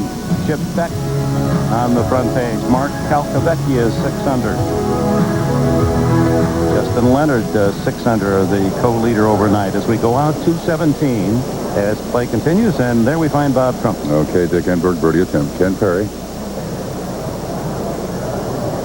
stands at 8 under, 3 back of Tommy Tolles. 17 today, 5th hardest hole at the course. Just 11 birdies allowed. Kenny Perry started on the backside, so this is his 8th hole of the day. And let's go back to you, Dick Enberg. All right, thank you, Bob, with Roger Maltby, who played in the very first Players' Championship here at this course, the stadium course, in 1982. Had a chance to win that when you were in the hunt right to the final shot. Had a pretty good week, but I don't think anybody was going to win that tournament, but Jerry Pate. He played fantastic golf. All right, how about young Tommy Tolles? Now, it seems every week we've got to go through and find out biographies on the younger players who certainly are making their challenge this month of March. They certainly are. And, of course, the trend continues with Tommy leading at this point in the tournament, but there's a host of good players behind. Freddie Couple, Corey Pavin, John Daly, not too far back there at 6 under par 5 shots back, and a host of good players in between. So Tommy Tolles still has his work cut out for him. This golf course is a stern test of golf. They've had very nice conditions to play in so forth. That could change, but you've got to watch your P's and Q's. You get the ball in the wrong spot here, you can make a big score. All right, let's meet the rest of the men who will be bringing you the action from Ponte Vedra this weekend. John Schroeder and Dan Hicks, 2 of our tower announcers, along with veteran Dave Marr and Bob Trumpy. And on the course, Gary Koch will be with the Tom Lehman, Bob Tway, Kenny Perry group. Let's go out to 14. And the second shot of Nick Price. Just an 8-iron, 152 yards on this 438-yard par 4. Difficult hole. Nick has it about hole high to 9. Par 5, 582 yards. Yeah, it's probably a 150 shot. David Frost, 36-year-old, who won the 94 Greater Hartford, 6 under for the tournament. His third shot. You see the pin in the back right of the green in a low spot.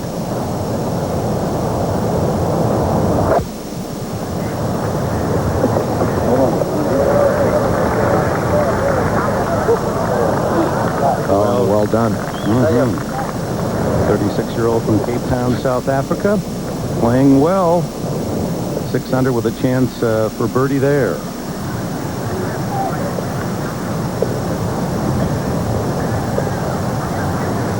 This the par 5 that is designed so that you need 3 to get home. Tom Watson in this group Well, the green has been reached in 2 before, but certainly only under strange circumstances of huge downwind and dry conditions. Certainly not reachable today. Watson 2 under through 8 holes today. 2 good shots at this point. Nothing left but a wedge. He would look for this to come in very, very close to the hole.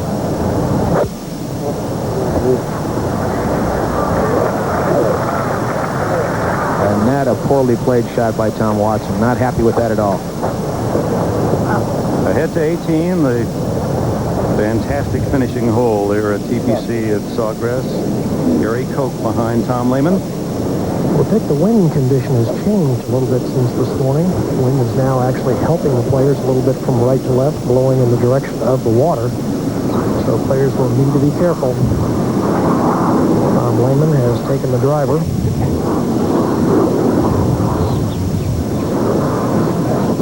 And a birdie flies in front of Tom. I don't know if that's a good omen or not.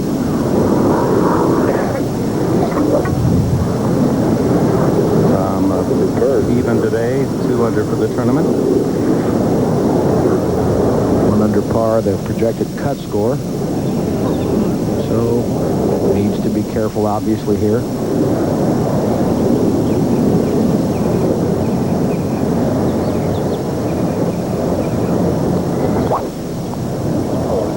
Oh, this is a beauty. He is absolutely killed it right down the center of the fairway. Slight draw. Couldn't be any better. Shake the shot perfectly. Lehman, who has 2 PGA Tour wins, and that just seems hard to believe the way he's been playing, especially lately. You have the feeling he's going to have more than 1 victory in the next few months. A little different strategy now. Kenny Perry with a 3-wood.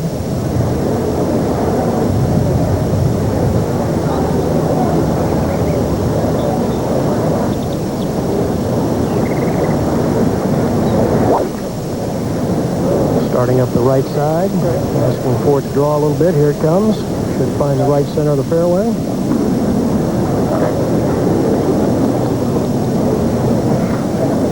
Very well placed.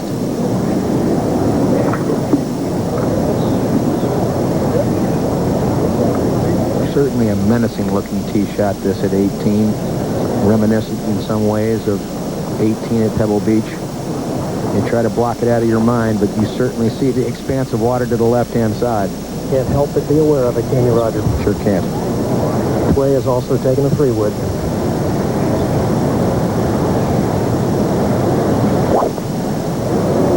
This ball is down the right side. It needs to turn or it may catch the rough.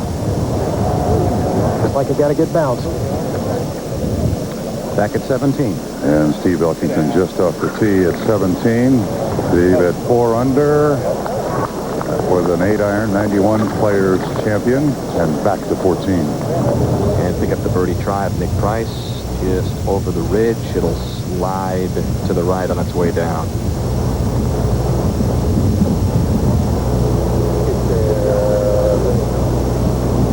Good speed for Nick, but he'll remain at 3 under, back to 8. The par 3 today, playing 201 yards. Mark Calcavecchia, 6 under par.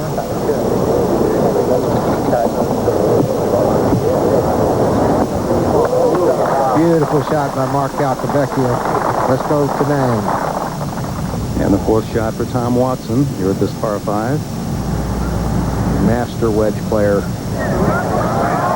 Well, how many times has he done that? He is absolutely fabulous with that shot. In his 26th year on tour, 6-time Player of the Year, Tom Watson chips in for birdie. Tommy Tolles, 64 today, is the leader by 3 shots. We're in the 2nd round. Can you figure out the cost of a long-distance call? We haven't studied that yet. What, do I look like, a mathematician? You don't need to be a math whiz to save with Sprint Cents. It's the simplest long-distance calling plan yet. Just 10 cents a minute, every evening, every night, and all weekend long. That's when I make all my long-distance calls. Call now for Sprint Cents, and you'll also get 10% cash back after a full year. 10 cents a minute and cash back? Even on calls to Hawaii? Doesn't matter how far away. It's still 10 cents a minute. Anywhere in the whole country? What about Canada? Even Canada, just 10 cents a minute all weekend long. Amazing how far a dime will go. And Sprint Cents couldn't be simpler. You'll pay just 10 cents a minute on state-to-state calls forever. I'll buy that. And remember, if you call now, you'll get 10% cash back. Sprint will even switch you for free. So let's review. 10% cash back. It's coast to coast. 10 cents a minute. Forever. And forever. Call 1-800-913-9741.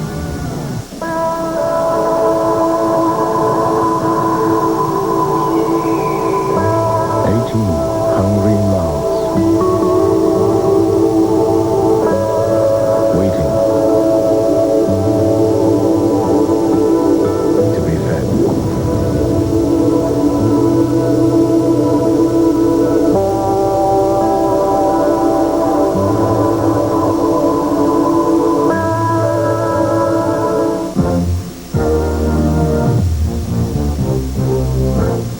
Today's coverage of the Players' Championship is brought to you by Skin Bracer Aftershave, original and cooling blue by Menon.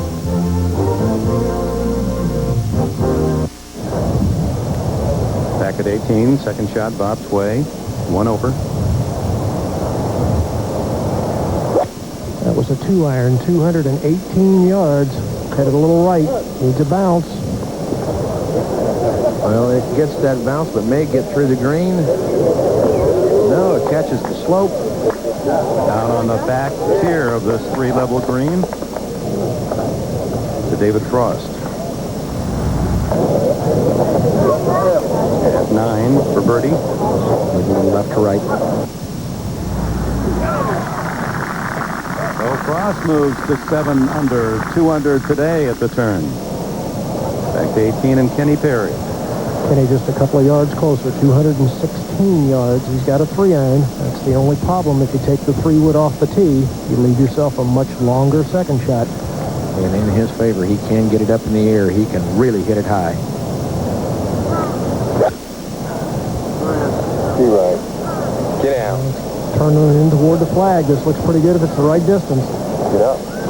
Good shot. Just catches the ridge and rolls back down underneath the hole, but about 35 feet from the cup. To 60. Par 5, third shot of Tom Kite. Tom 2 under.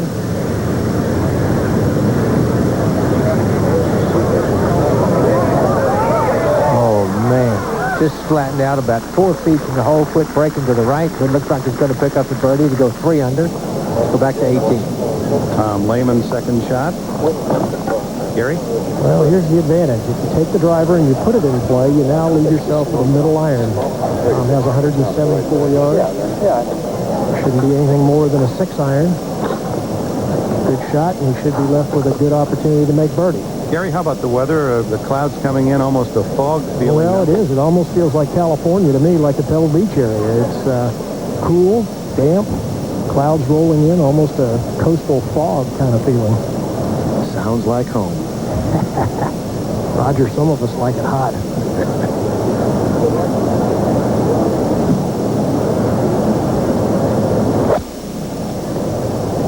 Well, Tom's got it started well to the right. It is turning back, at best toward the center of the green. And he has it on the proper level, however, and about 20, 25 feet for birdie. To the 8th, Dave Marr. Mark Calcavecchia to go 7 under.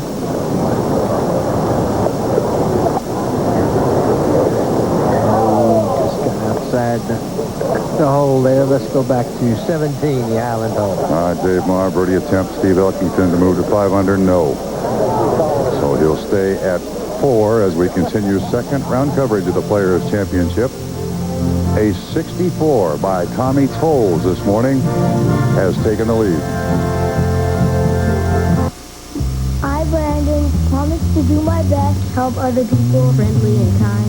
I have to smile, promise to do my best, to do my duty, helping out, help the elderly, tree spawn, plant a tree, that kind of stuff. Promise to die in my country, to help other people, doing good deeds for other people, taking care of your environment. It's fun. To obey a lot of time. Scouting, because it's so much to live up to. Cool thing to do.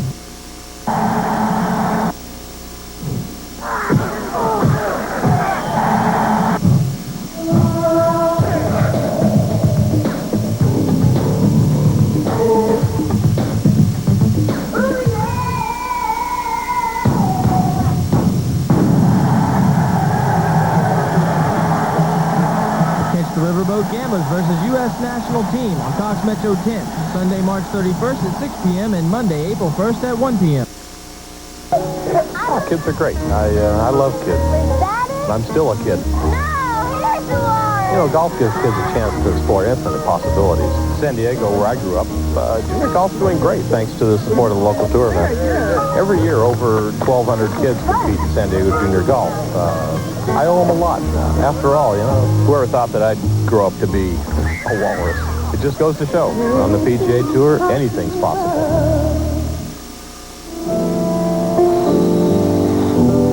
Hey, Dan. What's wrong? Hey, Grant. Bad show. Hair looked bad, teleprompter went down, made some mistakes on some highlights. I got something to cheer you up.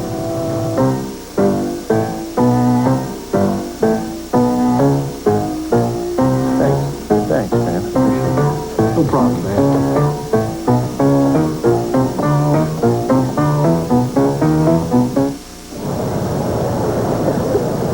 Tom Kite stands at 3 under. This an 8-iron. We'll go down the ridge, lower level. A very difficult putt at 17 for Tom Kite. I don't like it there, but I don't like the other close players. Taking no chances. And playing along with Tom Kite, the defending champion, Lee Jansen. He too with an 8-iron. And Lee started on 10, birdied 11, double bogeyed 12, birdied 13, birdied 16, stands at 3 under par, and of course last year won this tournament at 5 under par.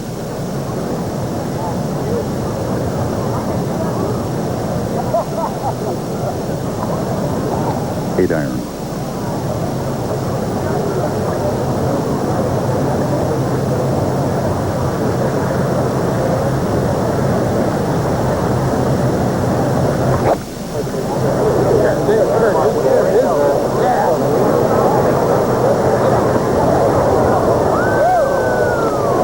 Well, it's on the island.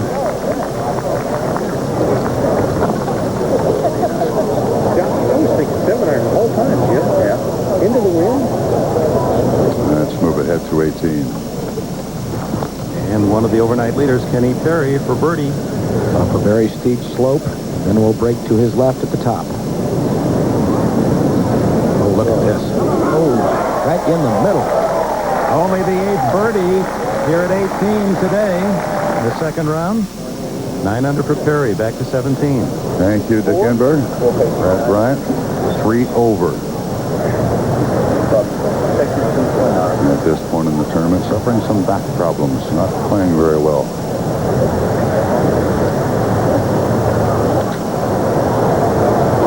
This is 7-iron.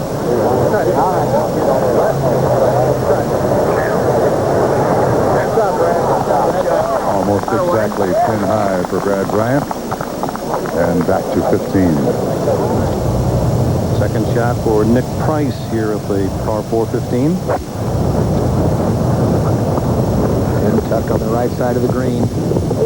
Trying to work that ball in left to right. He has, but it has gotten well past the hole, and that is a difficult 2-putt from there. Nick 3 under for the tournament. 1 under today.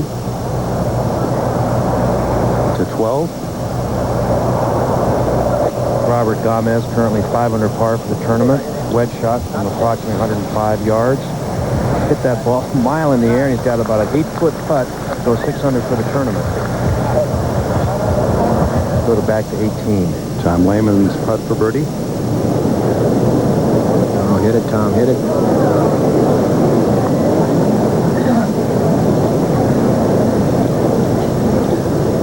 Just we watched him the last month. Is hitting the ball so well tee to green. Seemingly every putt he hits runs over the edge, just dodges in front of the hole. Sooner or later, this putter's going to get hot. He's going to raise havoc with the tournament somewhere. 2 birdies, 2 bogeys on this first 9 for Lehman. Started on 10.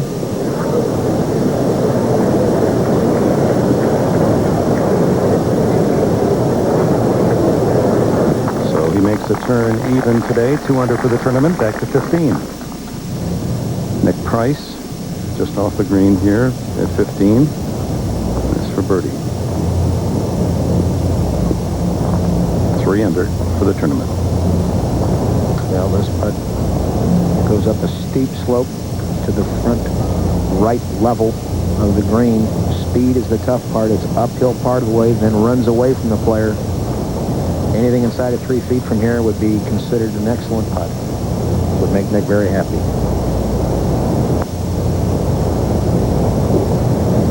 Now it runs away a bit. Well, a little tentative, but not all bad.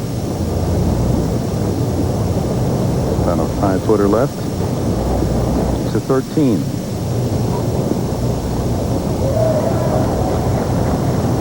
Par 3, 174 yards today. Sam Torrance at +4.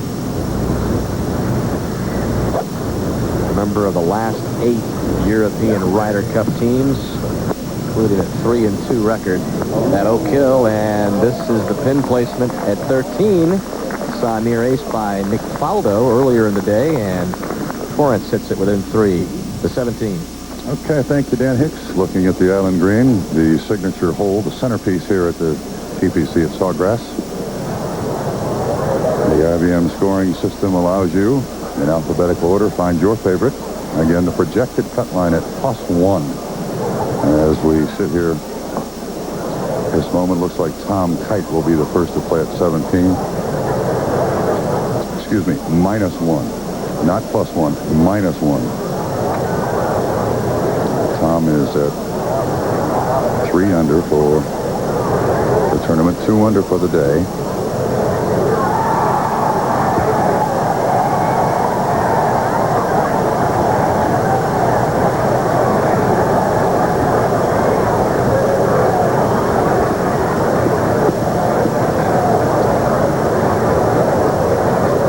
Very difficult to judge the speed once it gets up over the crest.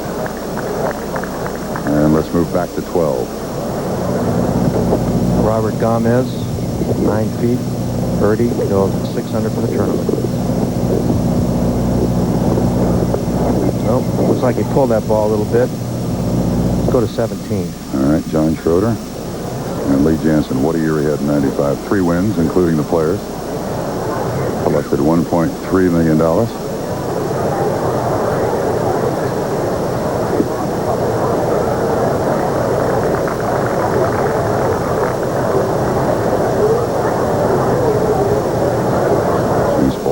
Severely right as it heads up the hill. And needed a little more pace to it. 5.5, maybe 6 feet for par for Lee Jansen.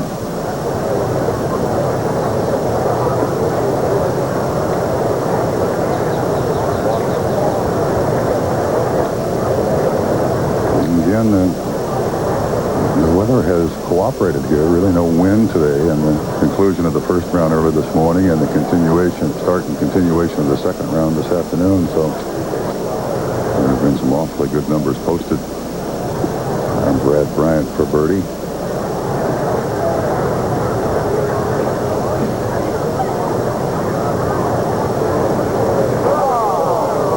So he will stay at +3.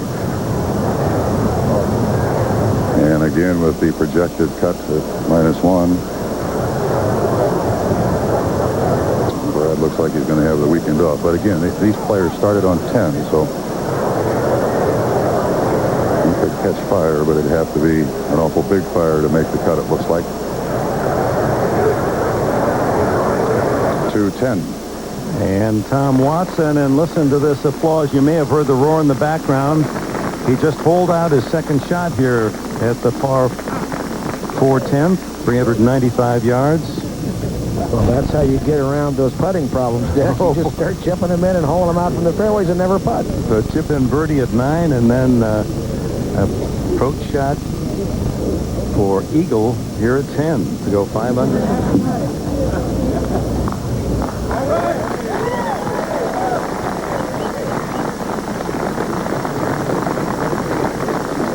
Back to 17. And the par attempt of Lee Jansen, who stay at 3 under.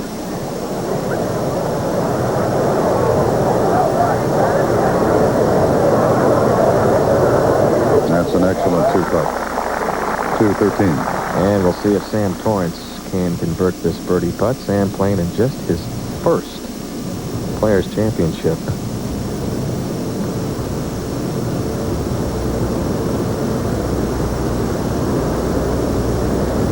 And good birdie for Sam at 13, +3 to 8. And our first look at Greg Norman today, all par so far.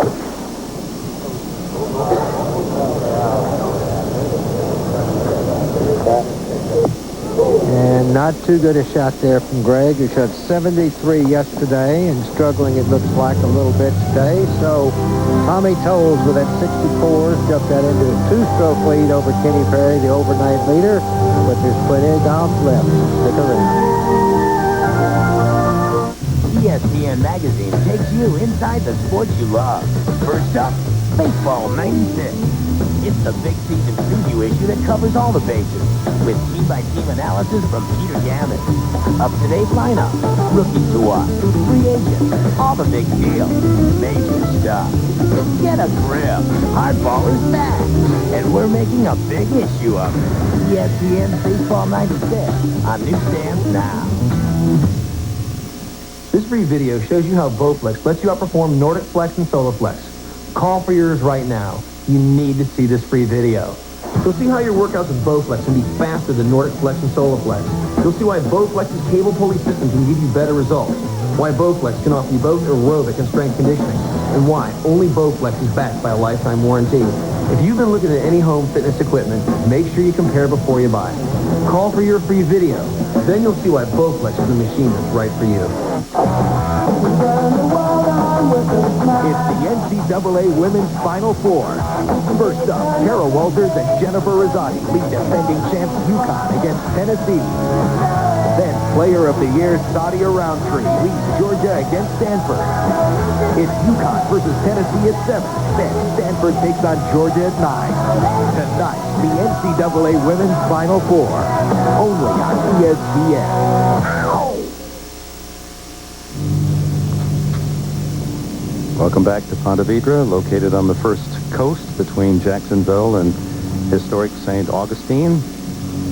Ponte Vedra, in Spanish, the old bridge. Let's go to 17. They may wish they had an old bridge. A bridge is necessary here at 17 on the tee. Lanny Watkins, he stands at even.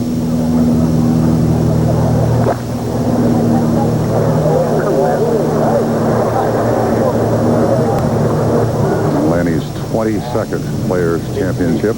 He had an 8-iron. And back to 13. And Jesper Parnevik on the tee, 174 yards over the water and tucked left middle. That's a 6-iron for Jesper. He is at 3 under par. And that is the idea. Roll it off the ridge.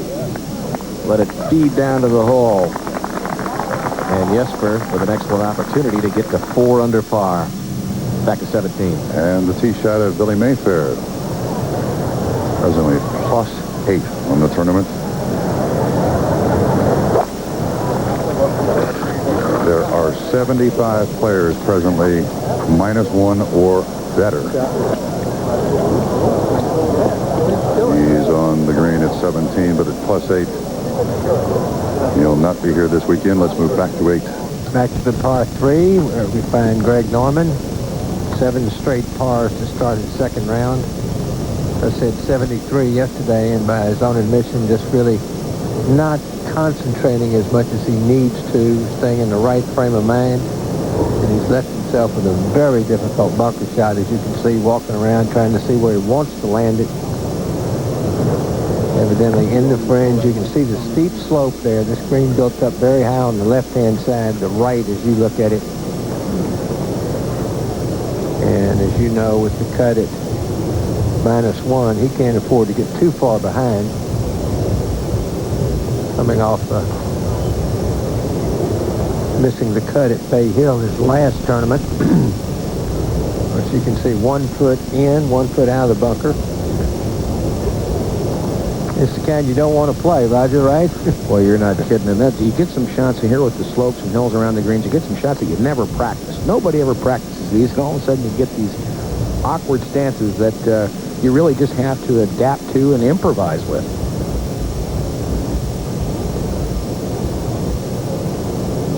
So this goes against keeping your weight on your left side. I'm sure it's all on his right since his left leg is up on the slope there.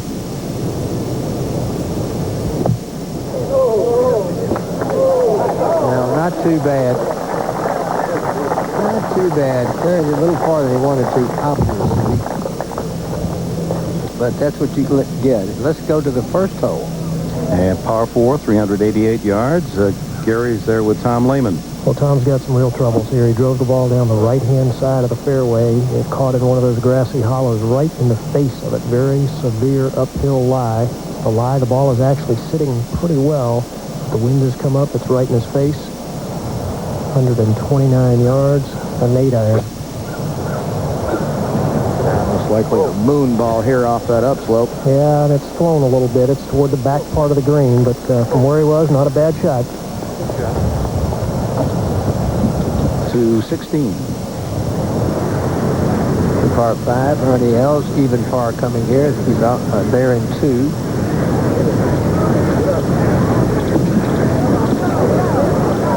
That's well judged from there. That just floats up to anybody putting below the hole. And let's go back to Gary Koch, number 1. Kenny Perry's second shot, left edge of the fairway, 119 yards, slight downhill lie, into the wind. He's taking a 9-iron, trying to play a little 3/4 shot. More. Kept the ball down. This looks pretty good if it's far enough. Oh, the wind caught it. To 13. And we'll see if Jesper Parnevik can convert this birdie opportunity at 13. To get him to 4 under.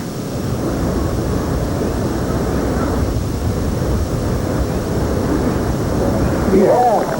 Nicely done for Jesper. 4 under par, 7 shots behind the leader Tolles. Ahead to 16. Ernie Els finishing up his 16th just for a birdie to go back to even for the day and 1 under for the championship. Young Mr. Els from South Africa as we go over to the 8th where we find Greg Norman just for his par to stay 1 over. Be pretty firm with this.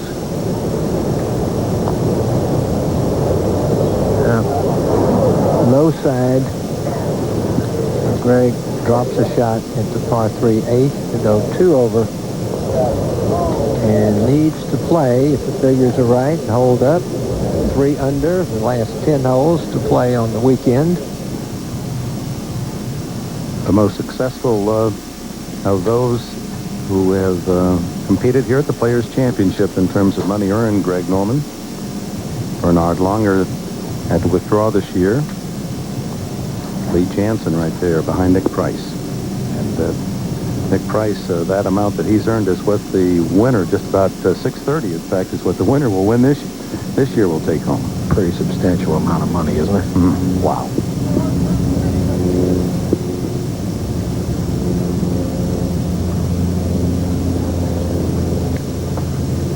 The centerpiece of this TPC at Sawgrass includes the 16th, 17th, and 18th holes. That's the green at 16 there on the left.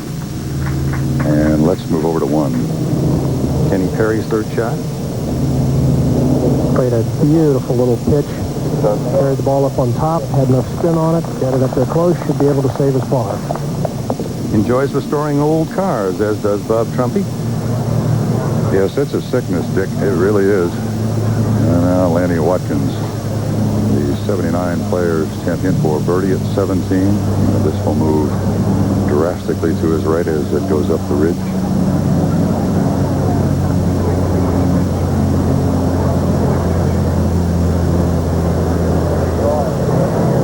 Lanny is at even.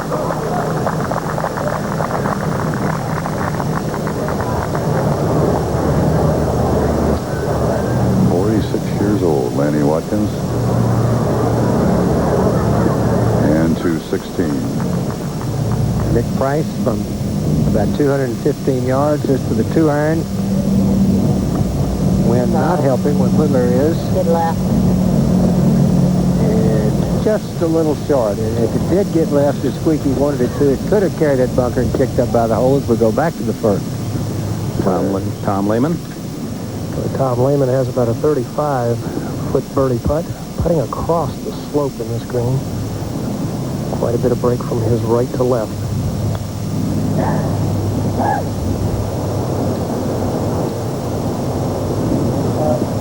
That's a good touch from there.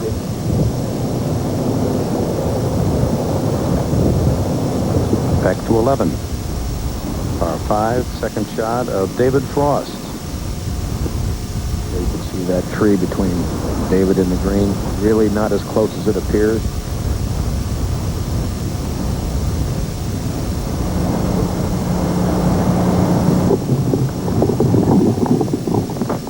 And catches that bunker left. He's ranked third on the PGA Tour a year ago in sand saves, and will get a interesting chance. Well, he wanted that ball further up in this bunker. There's a lot of sand he's got to carry from there. It's not an easy bunker shot to play. Tom Watson, second shot off birdie eagle. And he takes that little collection area off to the left, and just at the edge of the rough, Tommy Tolles, the round of the championship this far, 64 earlier today, enjoys a two-shot advantage, second round. Now you can get more golf in Sports Illustrated. More golf? More golf? Can they really do that? With Sports Illustrated's new Golf Plus edition. With Golf Plus, you get all of SI's regular coverage, plus an added section every week just for golfers. You mean my SI will have more golf coverage than everyone else's? Every week? I can't believe that. SI with Golf Plus is not available on newsstands, but now you can try it risk-free through this exclusive TV offer. I can try it for free? Call now. You'll get 4 issues risk-free. Risk-free? Risk-free?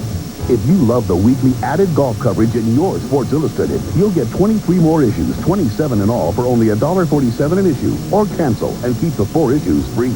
You can't lose. If you like golf, you've got to try Golf Plus. Call right now, and we'll also send you 3 SI logo golf balls free with your paid subscription. I can try Golf Plus for free and get 3 free golf balls? Let's go golfing. There's nothing in the world like Sports Illustrated's Golf Plus edition. Get into it.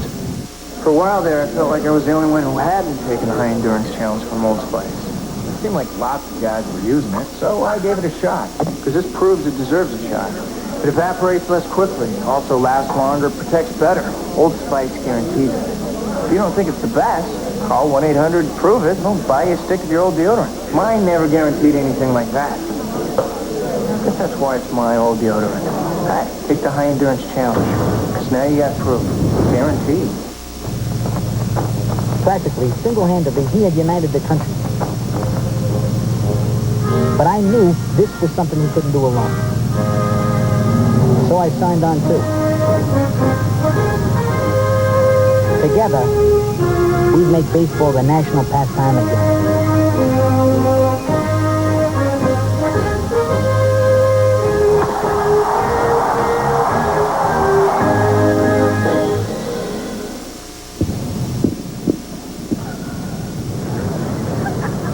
We pull back and have a look at the 16th green. A group of Mike Stanley, David Toms, and Nick Price. Nick Price to play his third shot out of the bunker. You see it's rolled down a little bit. Looks like it might be sitting where it's going to run. Ooh, better come down. And it came down all right. A little too hard, and that's not the first one of those we've seen today out of the bunker. Flat over the green in the water. So what looked like an easy birdie moments ago.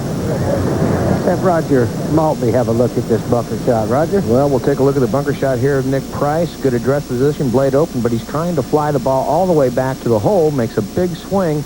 But what happens is there's not enough sand underneath the ball. The club bounces into the ball, and the ball comes out flying much further than Nick wanted. Let's go over to 17T and Bob Truppy. All right, Dave Marr, Steve Lowry, 35-year-old. It's an 8-iron and 146 yards, 17th. Whoa, one of the closest shots of the day. Back to 11. Par 5. David Frost waiting in that bunker, his third shot. That was Nolan Henke, who tapped in for birdie ahead. This tough bunker shot probably has to carry a good 20 yards of sand or more, and the pin well back on the green, 15 paces. Sand here very, very firm. If he can fly to the hole, he'll have a lot of spin on it.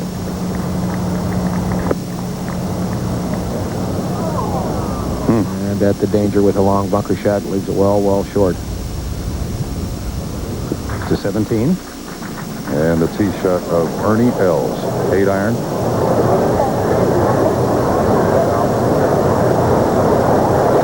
Ernie coming off birdie at 16, stands at 1 under.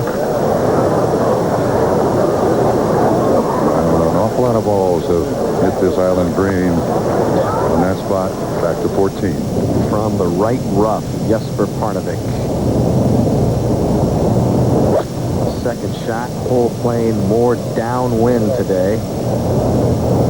Jesper running it up on the front portion of the green, and watch this run. Jesper off a birdie at 13, another opportunity at 14. Back to 11. Third shot for Tom Watson, 5 under for the championship. Not an easy pitch. Oh, that's really well done. Bunker not very far past the hole from that angle.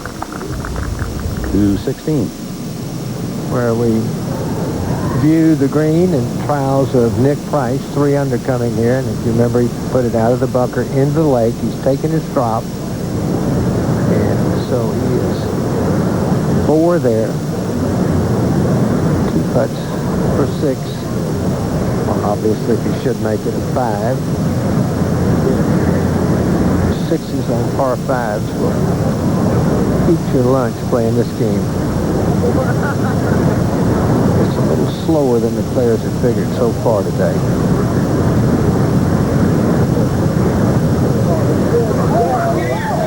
Well, Nick got it to the hole, but a drop shot to go back to 2 under for the championship. So really 2 drop shots in a sense, making 6 when you got an iron to the green. We go back to David Frost. This is for birdie for Frost, who is 7 under. This putt will swing from his right to left, certainly influenced by the slope just immediately in front of him as the green falls to the left. It'll level out a little bit up on top, but still overall a right to left swinger.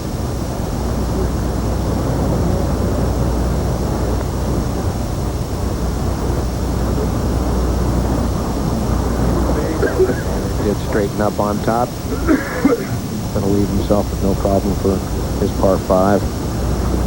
Remains 7 under par. 4 behind the current leader, Tommy Tolles. Now let's go to the par 5 second hole, Gary.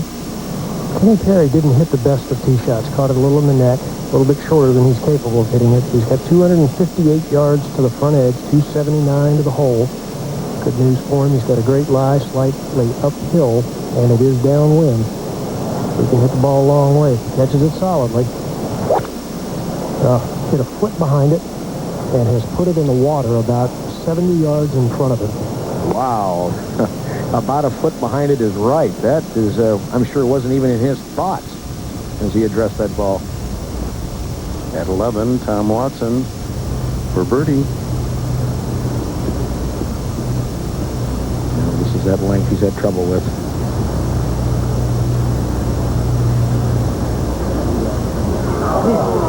Just left.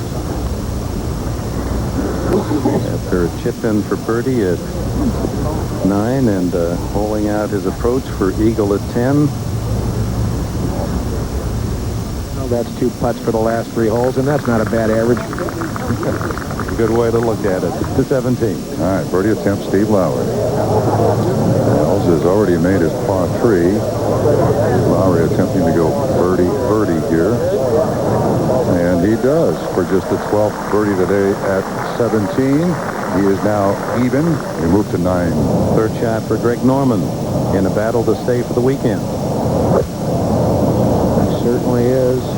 Didn't miss a cut for nearly 3 years. Missed in his last start at Bay Hill and in danger of missing this cut unless he gets it going. He's there in 3 on this par 5, the longest, to 14. And Jesper Parnevik shooting for his second straight birdie. This is about the same length, maybe a tad longer than his birdie at the par 3 13th. This would be just the 11th birdie of the day at this tough par 4.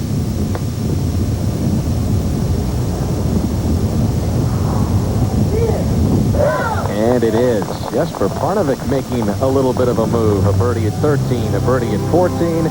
He's 5 under par, but still has some chasing to do on Tommy Tolles. Fred Couples in at 6 under, along with John Daly and Corey Pavin. I hold in my hand the single most important invention in the history of lawn care. These are Miracle Grow time-release capsules, and this is Miracle Grow extra long-lasting lawn food that's guaranteed to keep your lawn greener longer. That's because it feeds 2 ways. A quick release for a fast green up and continuous time release for a beautiful green that lasts for months. Miracle Grow extra long-lasting lawn food will keep your lawn greener longer. Guaranteed.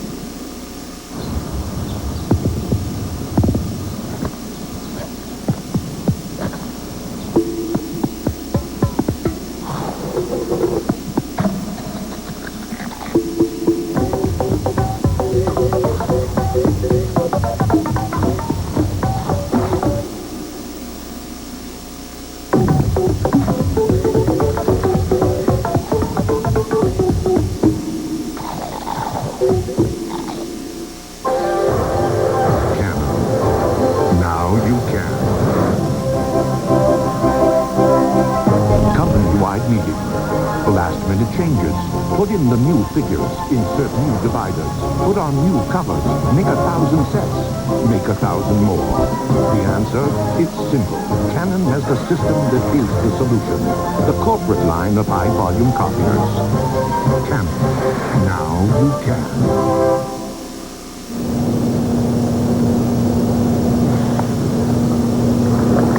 Check.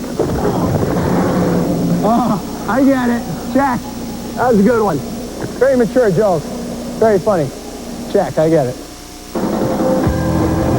So, you want to be a race car driver?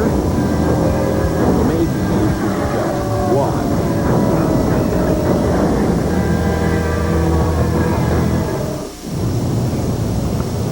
Welcome back to the TPC Stadium course at Sawgrass. Second round coverage of the Players' Championship with Tommy Tolles, who's 64 today, is the best round by 3 shots so far. Let's go out to the par 5 second hole. Gary Koch is there. Well, the 4th shot of Kenny Perry. It's a 7-iron from 182 yards. It's a long way to hit a 7-iron.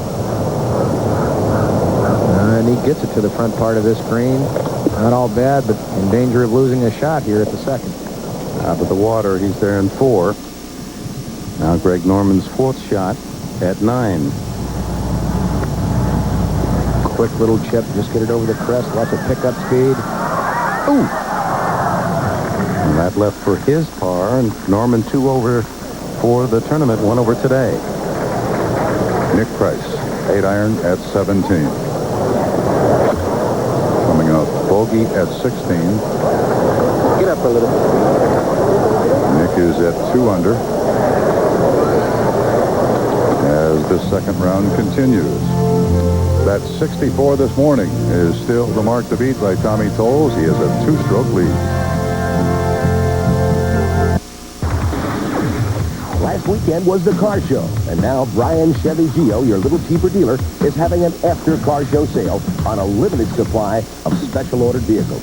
Get new 96 Luminas for only $15,095. Cavaliers, just $10,995.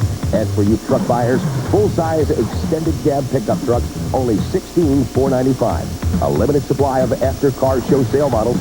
Hurry, sale ends Saturday at Brian Chevy Gio, 8213 Airline. Now you see it. Now you don't. Sorry, nothing up there but sky. It's not just a new aircraft. It's a new technology called stealth. And it will make an airplane all but invisible to radar. So if you want a career in tomorrow's technology, take a close look at the Air Force. Because sometimes the biggest opportunities are the hardest to see. Still nothing, sir. Aim high. Air Force. Hooking.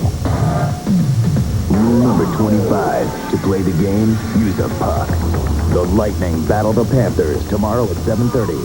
The NHL rules on ESPN2.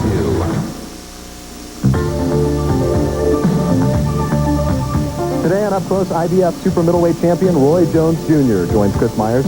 Up Close, 6 o'clock Eastern, 3 o'clock Pacific.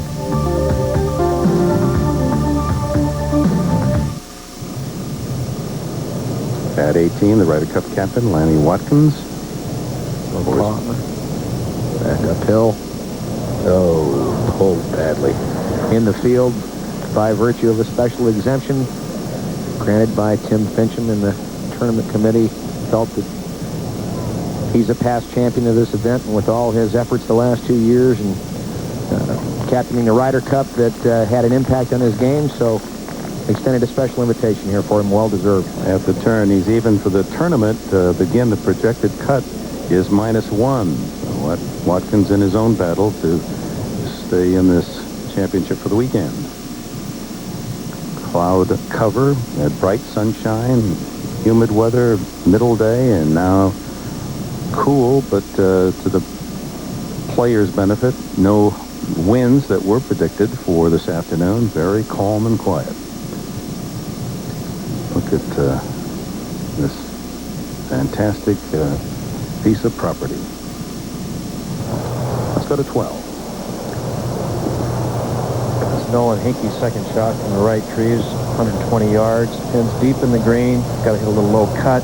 It's a question of the lie he has, whether he can get the club face on the ball cleanly to spin it. Tough shot hitting out of sandy pine needle cover on the ground. He took it very low and left it. Hit a wonderful little golf shot.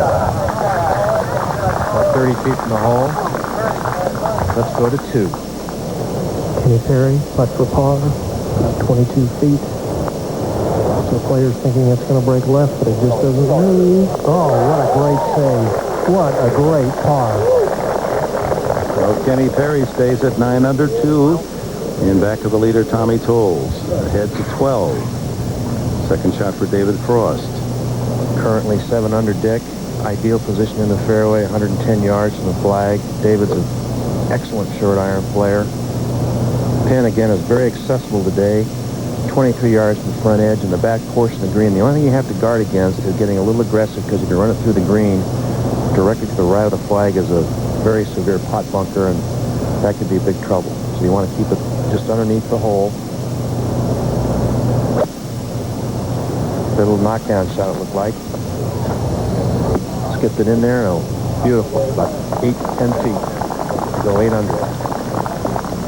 101. Yep. Next to play, Tom Watson heard him say 101 to the hole with a nice big drive. About 270 yards is what we have it marked on our yardage book at this point. Also an excellent short iron player.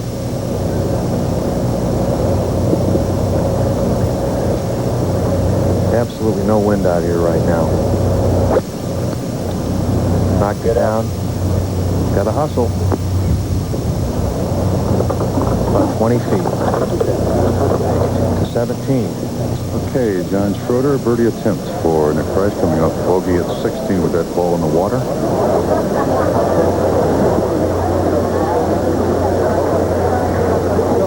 It will not get there. That left for par at 17 and ahead to 18.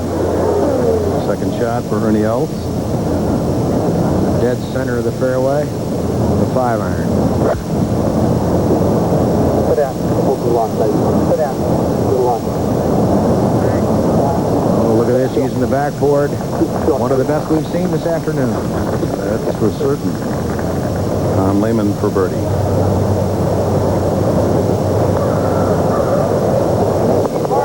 And Lehman to 3 under. To 9, Mark O'Meara, third shot.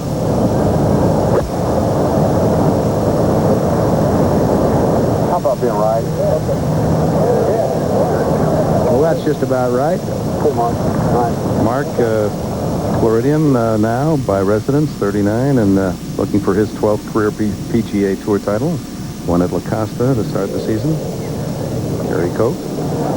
Tom Lehman with the honor after the birdie at number 2. 172 yards, slightly downwind from his right with a 7-iron. Tough hole location in the very back here. It's not very large. And it's going left, Roger. Will it hang up? We can't tell from this angle. Very steep bank there. Some tall grass on it. It's a big advantage if it does hang up. You'd be down in that bunker. It's a very hard play.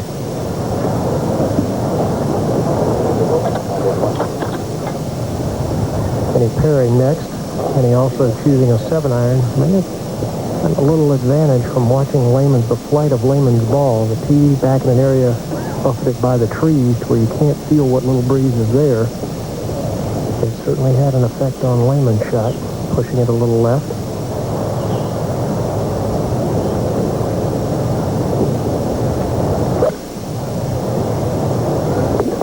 And he's got this going right at the flag. If it's the right distance, it's going to be good. Yeah. Big good shot. To 12. Nolan Henke, 35 feet for a birdie to go 5 under for the tournament. Should work a little left.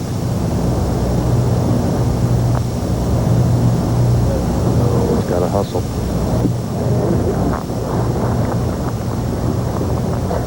Let's go to 15. Second shot for Jesper Parnevik.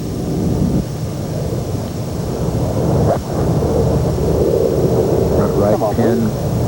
Jesper likes to move the ball right to left. Oh, that's a good shot. He's flag hunting on this backside, isn't he? He really is. 12. Tom Watson, currently 5 under for the tournament. Had a great experience yesterday, Roger. After our morning telecast, I sat down with Tom and Greg Norman, had lunch, and of course, what do you think they're talking about? But Watson's putting. No, I thought they'd be talking to you about your career. Now a senior. But all Greg said is, you know, Tom, you putted great. It's in there. You just got to keep working at it and let it happen. And I think that's, he said, you know, technique is one thing, but you just got to let it happen. And basically he's talking about releasing the putter, not quitting on it and pulling it left. See how he does. That was left all the way. I don't know whether he misread it or just pulled it slightly, but a lot of players have missed that putt to the left. As we look at the putting stroke, very firm hands. Comes through, and he's always tried to work with the heel, working at the hole. That's the way he's always putted, but right now he just keeps missing the short putts to the left as we go over to number 9. And a birdie opportunity for Mark O'Meara. Just slightly to his left. Oh, just right dead straight, right in the middle. O'Meara at the turn, -1 for the tournament, to 12. David Frost, about 12 feet. Got a good teach from Tom Watson's ball. Everybody seems to have missed this putt on from this direction to the left. They keep thinking it's going to go to the right, obviously. Not a lot of break. Just to go 8 under, within 3 of the lead.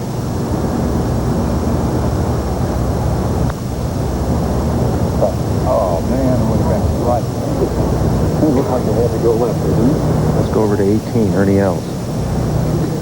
And with the initials TEE, that's appropriate for what he's doing. Theodore Ernest Els for birdie.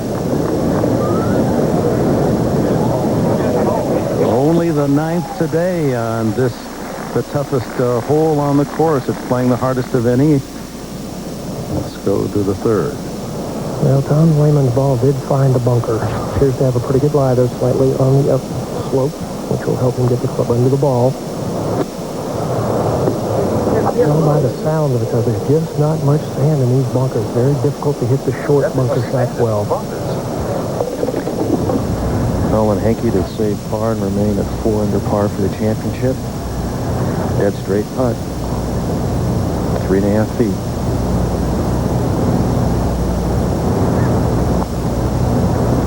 Pushed it. That's a bogey. Shouldn't do that on a hole like this. It's only 336 yards. And in length, that's like losing about a half a shot to the field. Let's go over to 15. And Jesper Parnevik trying to make it 3 birdies in a row.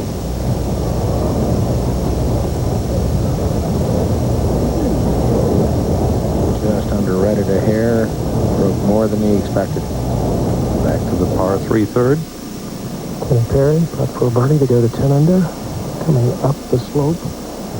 Looks like it wants to move ever so slightly to his right at the end. And he has had beautiful pace on his putts today. Just like they figured out the speed of the greens. It's beautifully. And of course, as soon as you say that, he jams one about 4 or 5 feet by. Back to 12. Tom Watson, about 3 feet to save par. Oh my gosh, he did it again. I don't know, he must be just going through a terrible torture with these short putts because he's playing so beautifully. So as the second round winds down, Tommy Tolles has a 2-shot lead on Kenny Perry and a flock of great golfers chasing him. Jim, you think you can handle this today? This is the Lynx Black Cat Iron. An old friend of mine tells me its stability weighting technology is so revolutionary, you can hit the Black Cat Iron off the toe, on the heel, practically anywhere on the face, and still hit your target. With Black Cat Irons, you'll have fewer miss hits, and you know how painful they can be.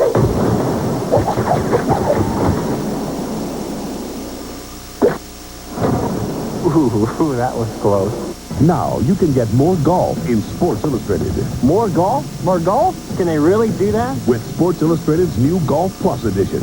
With Golf Plus, you get all of SI's regular coverage, plus an added section every week just for golfers. You mean my SI will have more golf coverage than everyone else's? Every week? I can't believe that. SI with Golf Plus is not available on newsstands, but now you can try it risk-free through this exclusive TV offer. I can try it for free? Call now. You'll get 4 issues risk-free. Risk-free? Risk-free? If you love the weekly added golf coverage in your Sports Illustrated, you'll get 23 more issues, 27 in all, for only $1.47 an issue. Or cancel and keep the 4 issues free. You can't lose. If you like golf, you've got to try Golf Plus.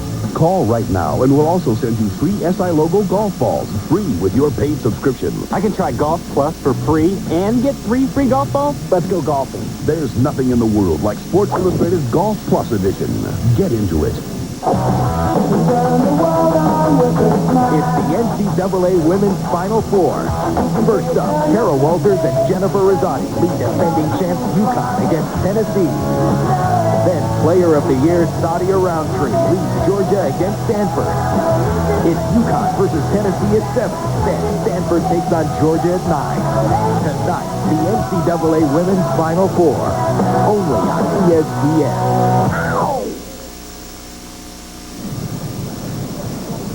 David Frost at 7 under par on the tee. The par 3 13th, a 6-iron, 174 yards over the water.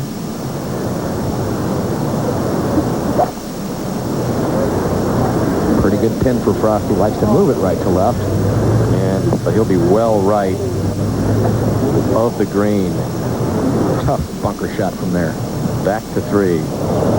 Kenny Perry for par. And Perry stands at 9 under, 2 behind the leader, Tommy Tolles. Tom Lehman bogeyed here at 3 as we go to 13. And Nolan Henke birdies at 10 and 11, stands at 4 under, and also a 6-iron.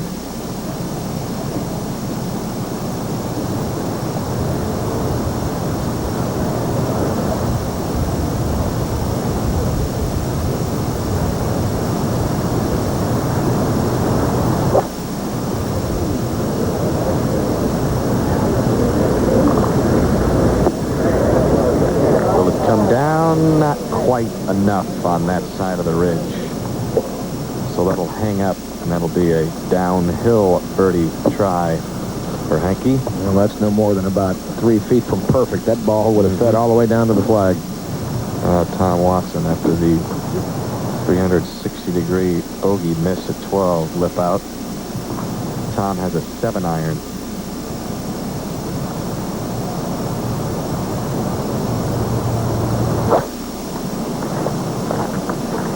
Pretty hard swing there, trying to horse it back to the hole. And that, like Henke's, will stay up. But Tom Watson has made 17 straight cuts in the championship. It'll be 18. He's at 4 under par.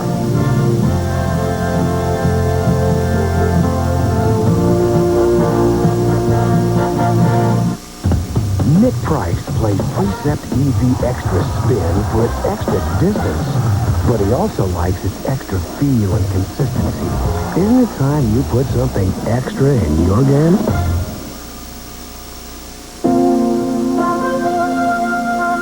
First time I hit the new Big Bertha iron, I loved it right away. One of the most talked about aspects of the Big Bertha irons is its tremendous feel.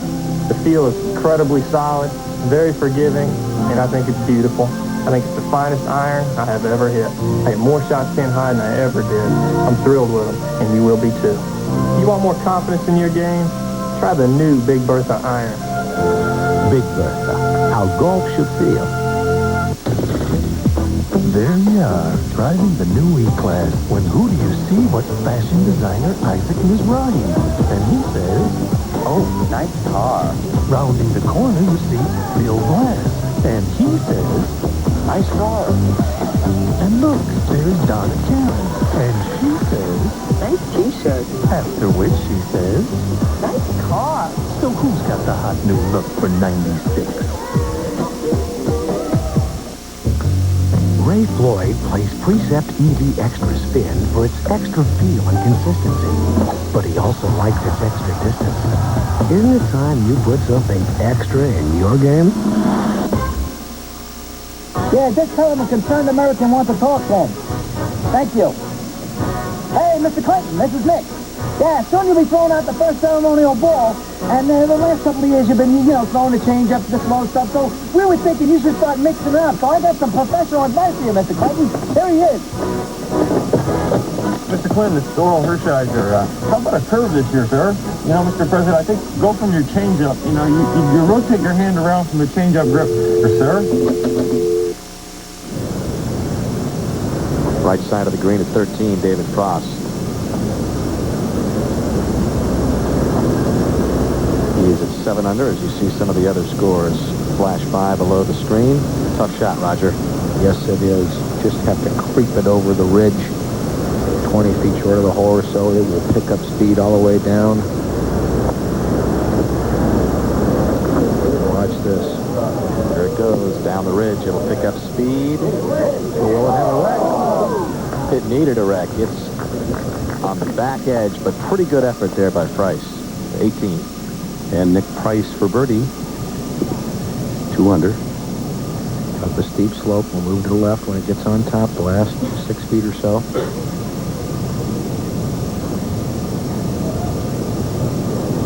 It's a tough one to get to the hole. We've seen many come up short from that angle.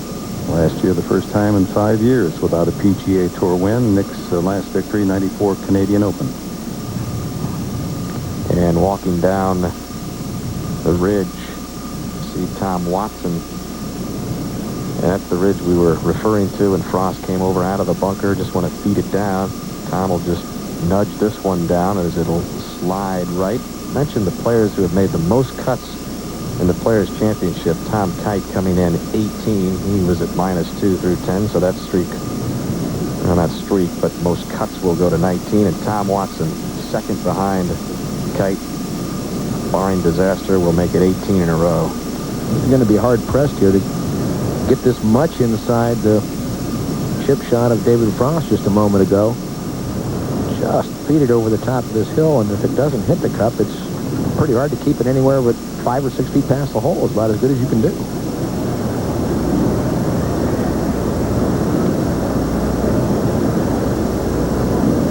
Just nudged it. That's pretty good there. It'll still go beyond it, but not by much. That's about as good as it gets. That is excellent. Ahead to 14. Craig Perry, this for birdie.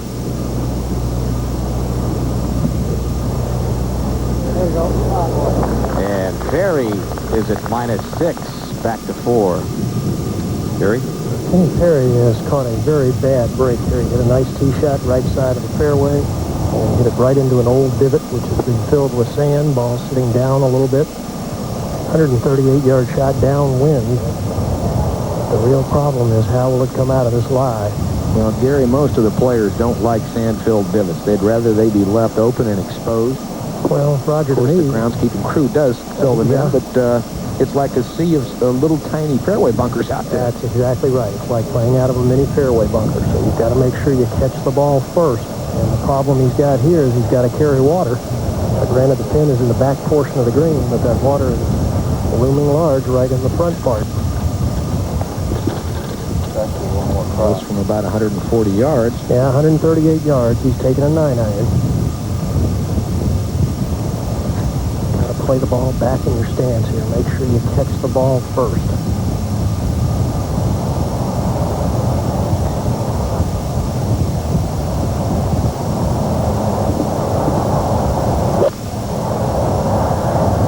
Well, he's pulled it. I think it's going to catch the green, but it's going to run down on that far left-hand slope.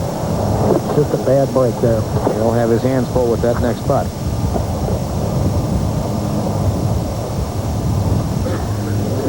This is our first look at Larry Mize today. Currently 500 for the tournament. 110 yards. Pitching wedge. Left center of the fairway. Oh, nice shot. 4 feet for birdie to go 6 under par. Birdie at 11. Let's go back to 4. Tom Lehman surveying his second shot, 4 yards closer than Kenny Perry, 134. Slightly downwind. Pin cut in the back portion of the green, and you do not want to be long. Little pot bunker, just some 5 or 6 yards behind the flag.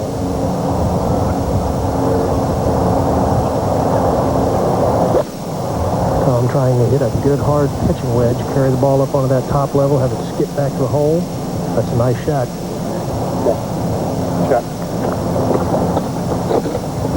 To 13. Frost trying to save his par. That's the same one. Oh, hangs on the edge. So the first bogey of the day for Frost, and he drops to 6 under. Back to 4. Bob Tway's second shot. Just under 120 yards, pitching wedge. Needs to make a birdie or two here if he's going to be around for the weekend. This looks good if it's the right distance. Outstanding. Just under the hole, about 3 feet. To 12. Mark Calcavecchia coming off a bogey on number 11. He was 6 under. He dropped back to 5. This is about 8 feet. Should go slightly to his right. Center cut. For the 14. On the tee, 438 yards. You see the water on the left, bunker on the left, all the way up the side of the fairway. Nolan likes to keep it on the right side of the fairway. This hole played the toughest on the course yesterday. Playing a little easier this afternoon as it's a little more downwind. Henke in a good spot. Now Tom Watson, after the nice 2-putt for par on 13, he's at 4 under. Very accurate driver. Yeah.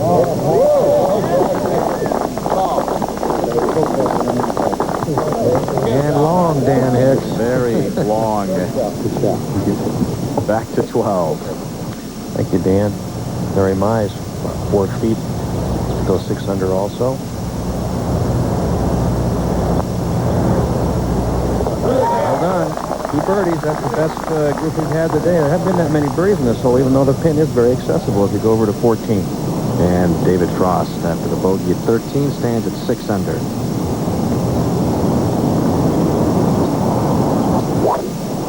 You also want to guard to the right as you see the mounds and the rough. But Frost in good shape.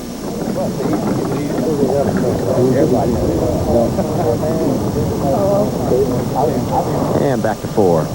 Gary? Kenny Perry, after that bad break on the tee shot and not a very good second, although it was a tough shot, down on the wrong level of the green. Got to punt up a slope of, gosh, probably 18 inches at least, right in the middle of the putt. And once it gets up on top, it's fairly flat.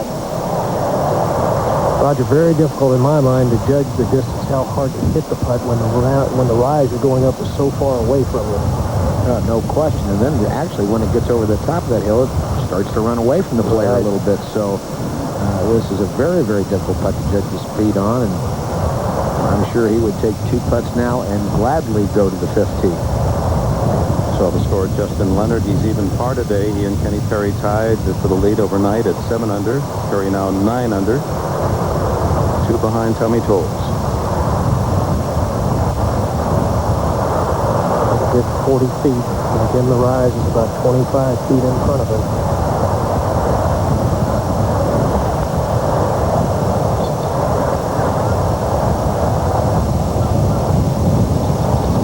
Work left. Yeah, it's still a good 4 feet away. At the 8th, David Duval at the tee. Makes his home here in Ponte Vedra, so he has a lot of the locals cheering for him. There he is at age 8, winning a championship trophy of the Bay Meadows Invitational.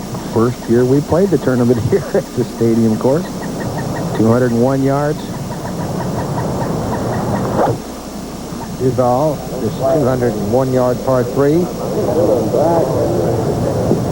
Let it leak out to the right. We got a nice break there. A little bit too much club. He's got a very long putt downhill with a big break to it.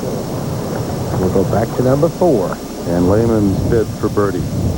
Now, the length putt, we've seen him burn the edge on so many times here in the last few weeks.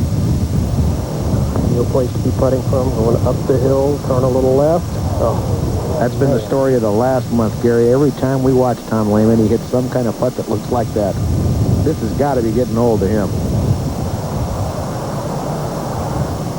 There's the report card of Lehman. Last 5 tournaments, all in the top 10. Ranks second currently on the PGA Tour in scoring average, and yet he's not getting many breaks with that putter. Just not getting a lot out of his rounds. Bob Tway for birdie. And as we talked about, a big putt for Bob. Getting back to even par. Uphill, a little bit of right to left movement. Those are the kinds you like. Hold it. Oh, looked like it started just a little left. Chances and time running out for Tway to make it to the weekend. To 14. And David Frost, the first to play in this threesome, along with Nolan Hickey and Tom Watson. Had a hard time picking the club here. The wind is kicked up a little bit, even more downwind. Flag just 5 paces off the left edge here at 14. So you can see the pin tucked at the very left side, but the slope on the green will bring it from right to left. So the players are trying to keep the ball just right of the hole.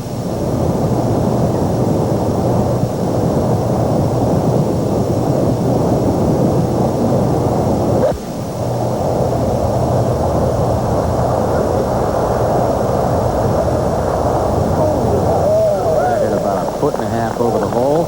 Now he's got about a 20-foot putt. 17. All right, Dan Hicks on the tee. Don Pooley. 44-year-old Don Pooley. 146 is the yardage. Don is 1 under at this point. Whoa, one of the closest shots of the day at 17. And back to 4. And Kenny Perry's par putt. Now that was pushed. Moved off the putt early, left the blade open. A lost shot. Back to -8, 3 behind Tolles. Second shot, Nolan Henke at 14. Oh, that's real nice.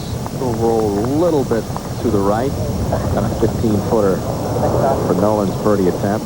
Nolan Henke's 31 years old. David Frost is 36 years old. Tom Watson is 46 years old. And he's about 20 yards ahead of both of these guys.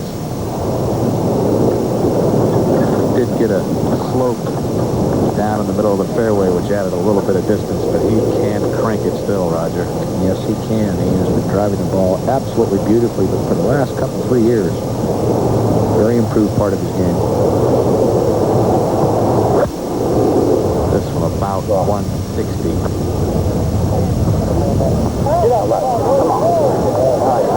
Just below the hole, about 15, 18 feet.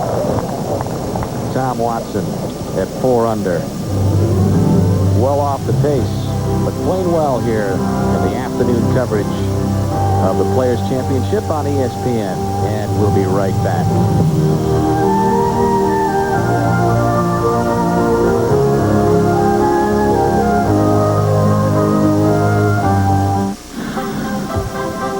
There is a magic within them, a legendary quality.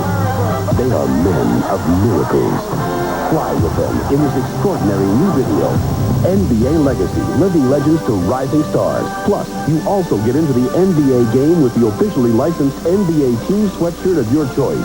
Both the authentic sweatshirt and the NBA Legacy video are free with your paid subscription to Sports Illustrated, the magazine that gets you into sports like no one else. NBA Legacy traces a line of superstars as the torch of greatness is passed from one generation to the next.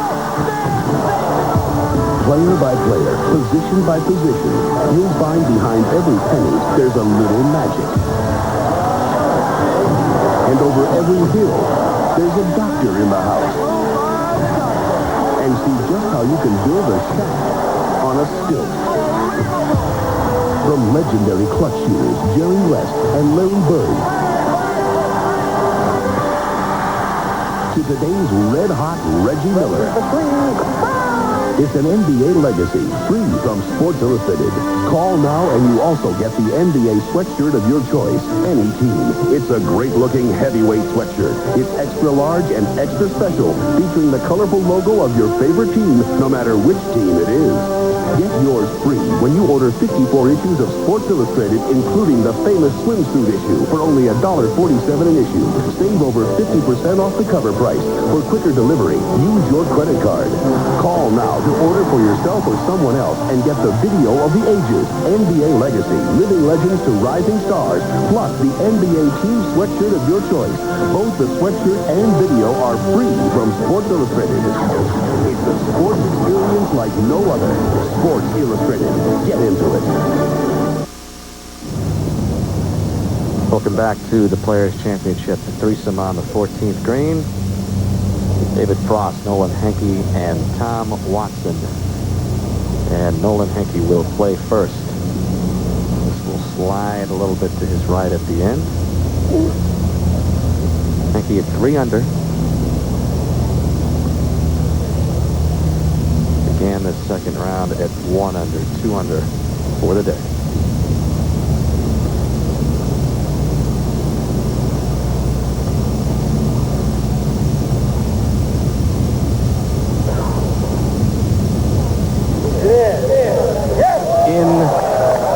On the left edge for Nolan Henke, just the 12th birdie of the day at 14, back to 8. David Duval from about 70 feet, downhill, goes to the right at first and back to the left.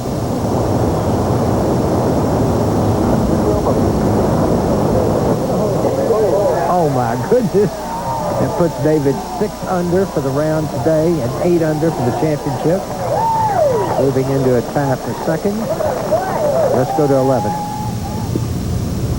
Greg Norman for birdie. About a right edge putt, right in the middle. His first birdie of the day. Still 1 over on the day. At 14, Frost for birdie, and he wants another look. Well, 3 straight have gone in. Henke, the ball, then Norman. This for Frost would get him to 7 under. Be a good comeback from the bogey at 13.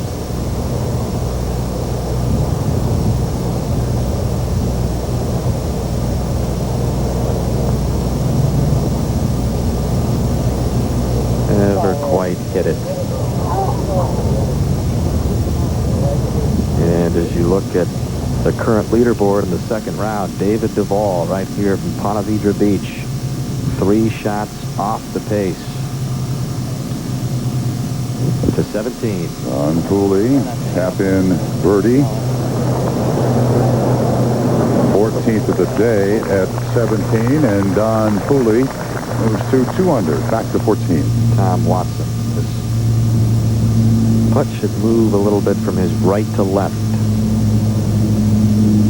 Still pretty good from this distance. There'll be those that'll tell you he makes more than his share from out here. It's just the short ones that seem to trouble him.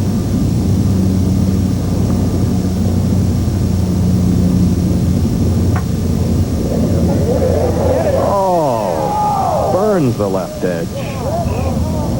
Just announced more speed, and he'd have had it. And over at 13, Mark Calcavecchia birdie putt down the ridge, just touch it.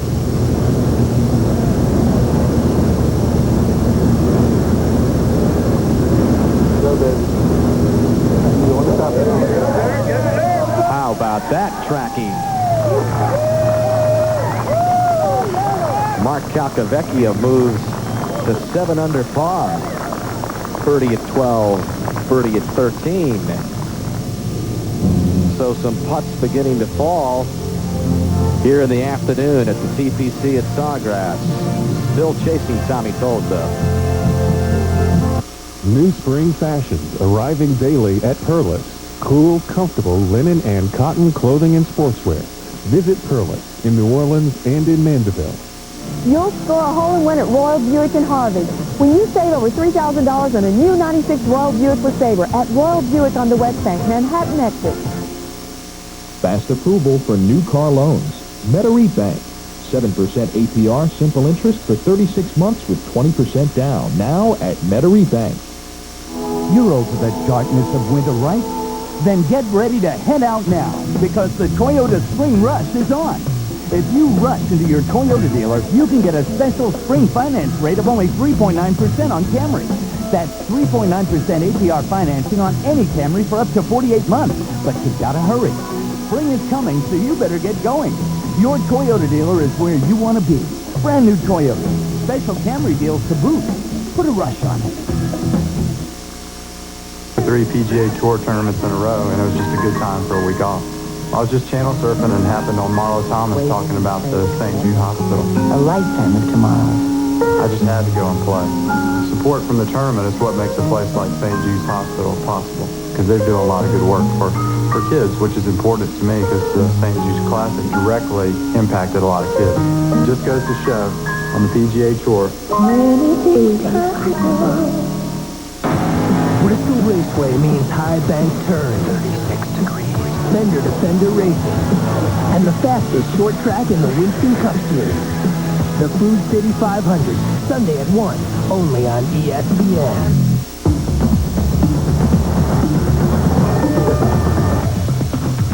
The WTA Tour swings into action with the Lipton Championships. Women's final tomorrow at 4 on ESPN. Welcome back. Our late coverage this afternoon of the Players' Champion second round. Tommy Toll 64 today was the target. No one's been able to catch him. Jay Haas a 68 in a group tied at 8. Zeller, Duval still on the course. Leonard as well, and Kenny Perry. As you see the other scores, Davis Love the third, 5 under, 6 back of Tolles. Love a former champion. Steve Elkington with holes to play is 5 under, 6 off the lead. And Scott Gump is just parred at 18, a 68 today, 6 under. Cut appears to be at -1 at the moment. We go to the par 4 fifth hole, long par 4. Kenny Perry from Franklin, Kentucky. Gary? Kenny had a very long second shot hole, playing extremely long right now with the wind into the players from their left. Came up short. Very awkward lie, very awkward stance. All well above his feet. Good news is he's got plenty of green to work with.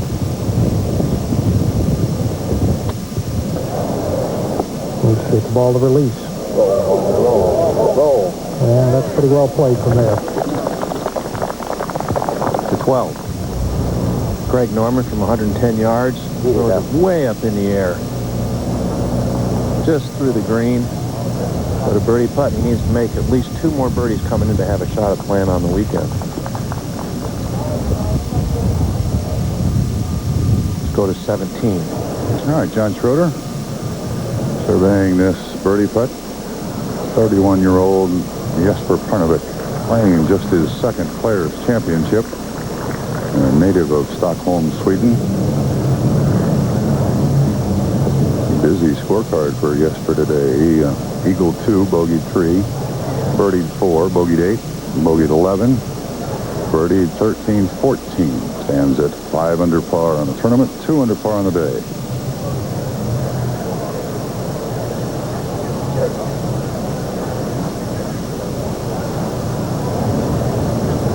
Just 14 birdies here at 17. Trump, isn't it amazing how many balls can find that right lower Sunday pin position when the flag itself is not there? Yes, Roger, and on Sunday, any ball hit down there is a mistake. You're right. So that left for Jesper's par 3 at 17.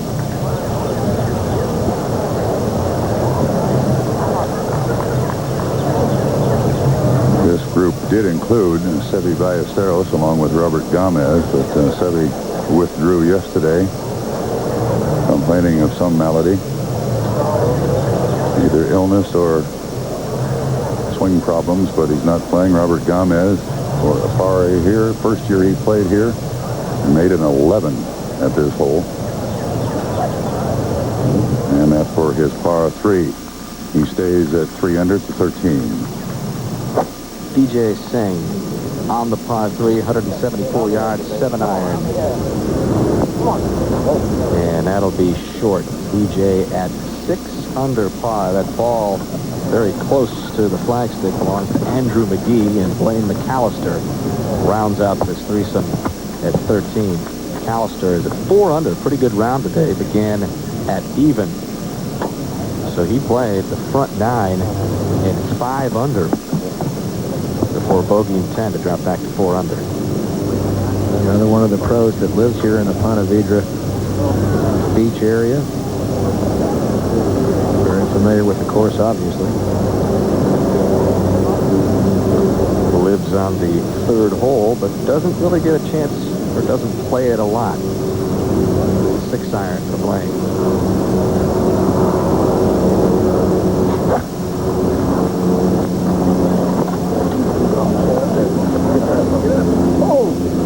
Just barely made it. Let's see where he's at.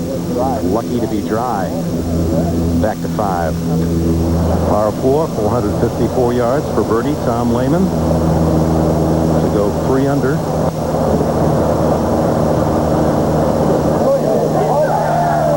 Finally caught an edge, and it fell home. To 15. Second shot for David Frost. 6 under for the tournament. And on the right, David likes to move the ball right to left. A little awkward for him.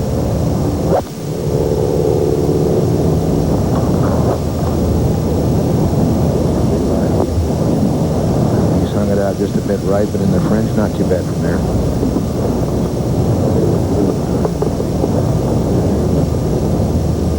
To 12. Greg Norman needs to make this. He's 2 over par for the tournament. 100 looks like it's going to be the cut. Not today. Go to number 9. And David Duval, who has had a solid round this afternoon, moving up to the first page of the leaderboard, -8, 3 behind Tommy Tolles.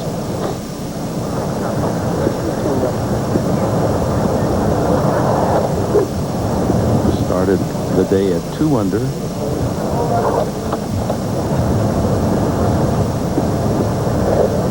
Very deliberate player. Will not hit this shot until he's good and ready.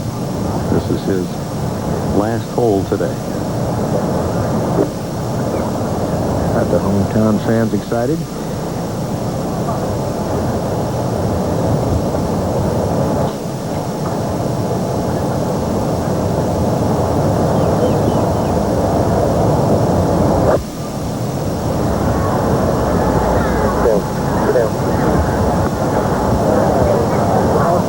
Trying to use that slope left of the hole to get it back down to the flag, but misses it left. Fast putt from there. At 15, Tom Watson, second shot.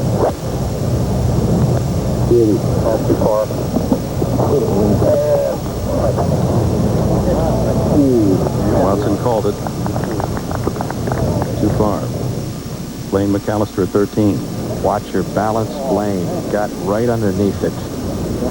I got to think, standing on that railroad tie there, thinking about your balance as well as the shot.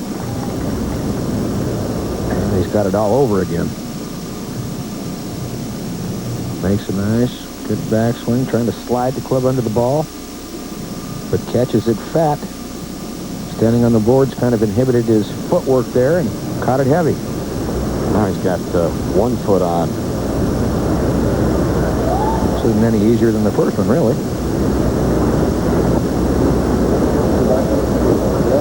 And that one jumped on him a little bit. That one back for bogey. Back to the front side, number 5. And Kenny Perry.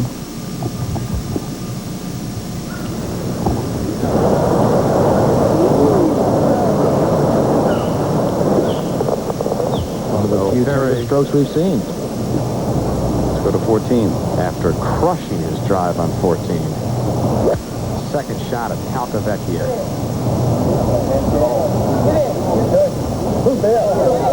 Oh, just about 1.5 foot for Cal. Back to 15. Tom Watson for birdie. This up a steep slope. And the green runs away around the cup area. Didn't hit it hard enough coming up that slope. Left that nervous putt.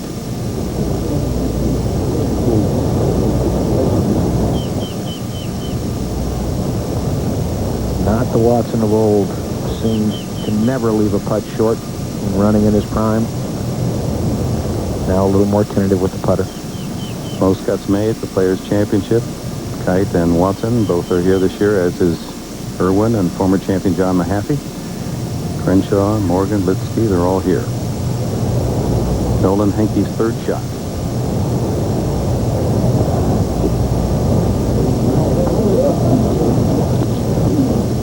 Not his best from there. It wasn't that tough a chip shot at all. Uphill to the flag. Back to 13. And a birdie attempt of B.J. Singh.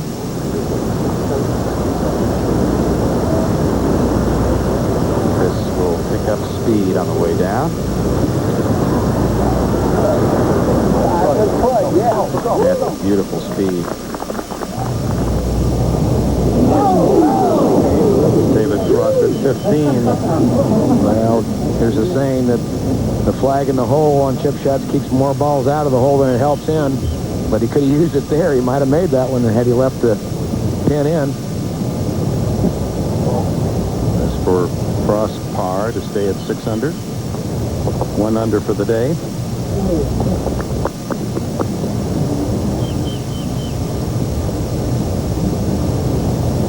And now Tom Watson. Why is it that there's so many of this length when that has been the demon in his game? Just a tricky little putt. Not easy. Needs to stay steady and accelerate the putter. He selled a little bit again. This one gets away right. Another lost shot. To 3 under for Watson. Meanwhile at 9, David Duval completing his second round. This putt is very, very quick. Putting from the upper left-hand tier. Will gather pace down the slope. For a 65 today.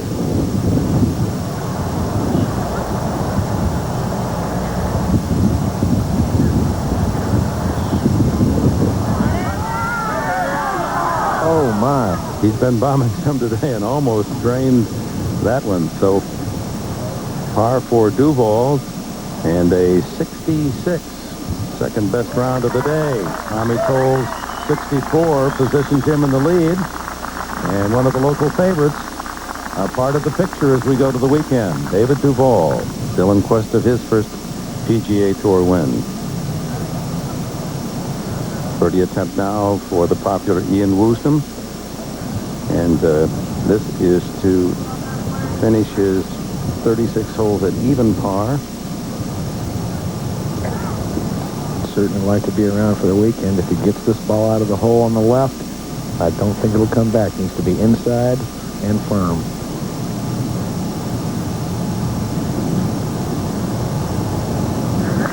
Good stroke there.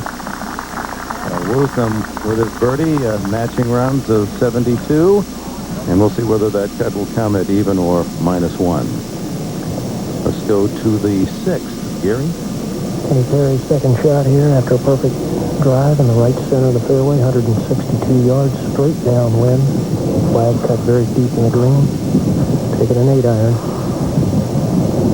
Needs to keep the ball right of the hole. Anything really at the hole or the left. Can gather down the slope to a lower tier. Well, it's going right at it, Roger, if it's the right distance. Oh, that's fabulous. So Kenny Perry off bogeys the last 2 holes in position to gain ground, but it's Tommy Tolles in the lead.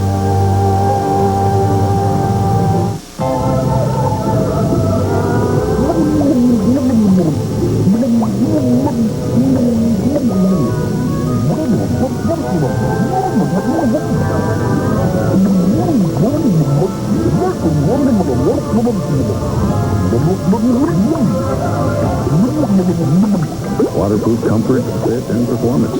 Try Joys by FootJoy, the #1 shoe in golf.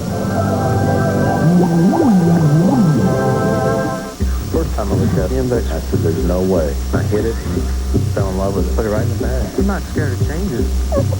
There you go, Mom. I trust Wilson, whatever they want to put in my hand. You got any idea why this thing works so?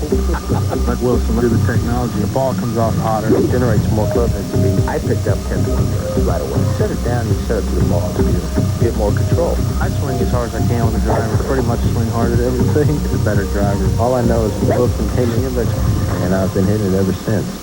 Lower your right foot and repeat after me. I promise to be free. I promise to be different. I promise to take the other path. I promise to be unique. I promise to drive an Eldorado with a 300 horsepower Northstar V8, a suspension that reads faster than Evelyn Wood, and a body that parts traffic. Eldorado with the Northstar system by Cadillac.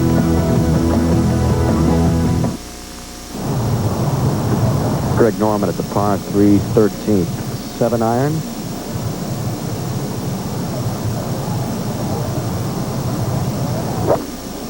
...174 yards. He is at +2 and needs some birdies on the way, and that is short. It is up. That will be an awkward second there. He's not going to have a very hard time trying to get a reasonable stance to play this. So Greg Norman in danger of not making the cut, and look at that graphic. Has never missed 2 consecutive cuts on the PGA Tour, and with this projected cut at -1, he is in danger of missing 2 straight for the first time ever. Ahead to 14, Mark Calcavecchia, short birdie try. And Calcavecchia has birdied 3 straight holes, 12, 13, and 14. He's at 8 under. As we take a look at the leaderboard, just 3 shots behind Tolles, so in a tie for 3rd with Duval, Haas, and Zeller, as this leaderboard begins to take a new shape in the afternoon. Chip back in the clubhouse at -7. Couples, Daly, Taven. Well, David Frost and Larry Mize still on the course. Davis Love III in at 5 under through the weekend. PGA champion Steve Elkington also at 5 under. Hale Irwin having a good tournament at age 50. Jeff Sluman at 4 under and back to 12. Brad Ogle putting for birdie after a marvelous second shot, about 8 feet, dead straight putt. I know. Puts him 4 over par, so he's going to have the weekend off, guys, but they build a little confidence for next week. Mark O'Meara next to play. He's even par, needs this putt badly. Get him in the cut position. Every putt we've seen from there basically is a dead straight putt. Most of the players today have made their putts on this side of the cup. When the player's right on the other side of the hole, they've got a hard time reading it. Not really a whole lot there. Talking with his caddy, Jerry. Roger, when you're putting bad, that's when you start asking your caddy to help you read the greens. When you're putting good, you don't need any help. That's right. You don't ask for any assistance at all. But they're on the right track here. Heard him say there's not much break there. Of course, you're going to emulate a stroke. This is one of them right here. This is a beautiful putting motion.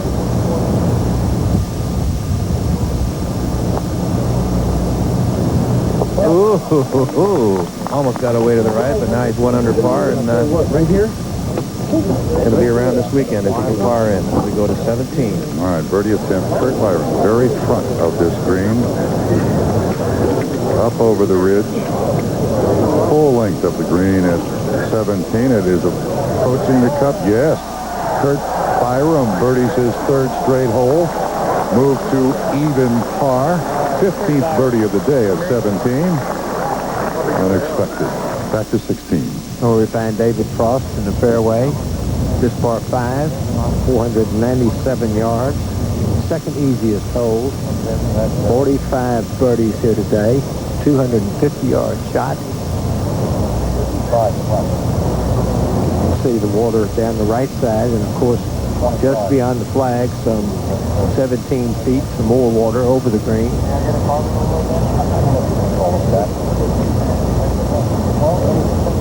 Important shot about what to do.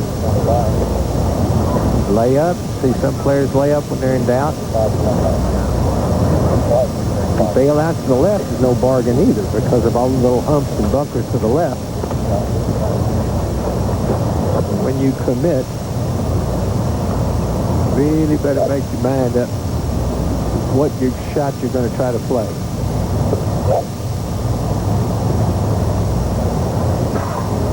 See the TV tower behind the green, so you want to start your ball just at that, the left side of it, and maybe with a little bit of a cut. Be sure and hit it solid.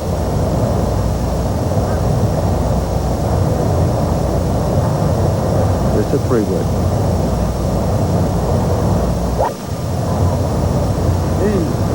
Well left. Got through where the trees are in the bunker there, it looks like. But that's if you bail, that's where you have to go. And let's go back to 13. And Greg Norman, precarious position below the green.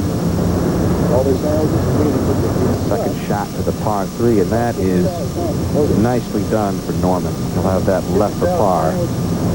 Back to 9. Joel Edwards at the 9th, 3rd shot.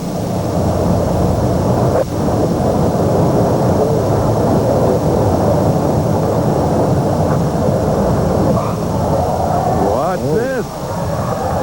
Oh. 17. Craig Perry. Presently 5 under par. Ooh. Well, he's on the island, but not on the putting surface. Man, the caddies call Popeye because of those forearms. Young Australian, and back to 16. Tom Watson, his second shot. Tom, another big drive down the perfect left-hand side of the fairway. It's a 2-iron.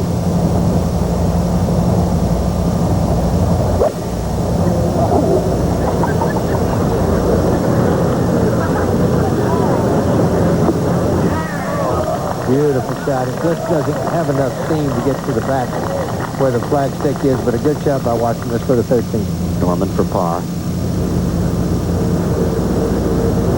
And that won't help his chances at all at making the cut.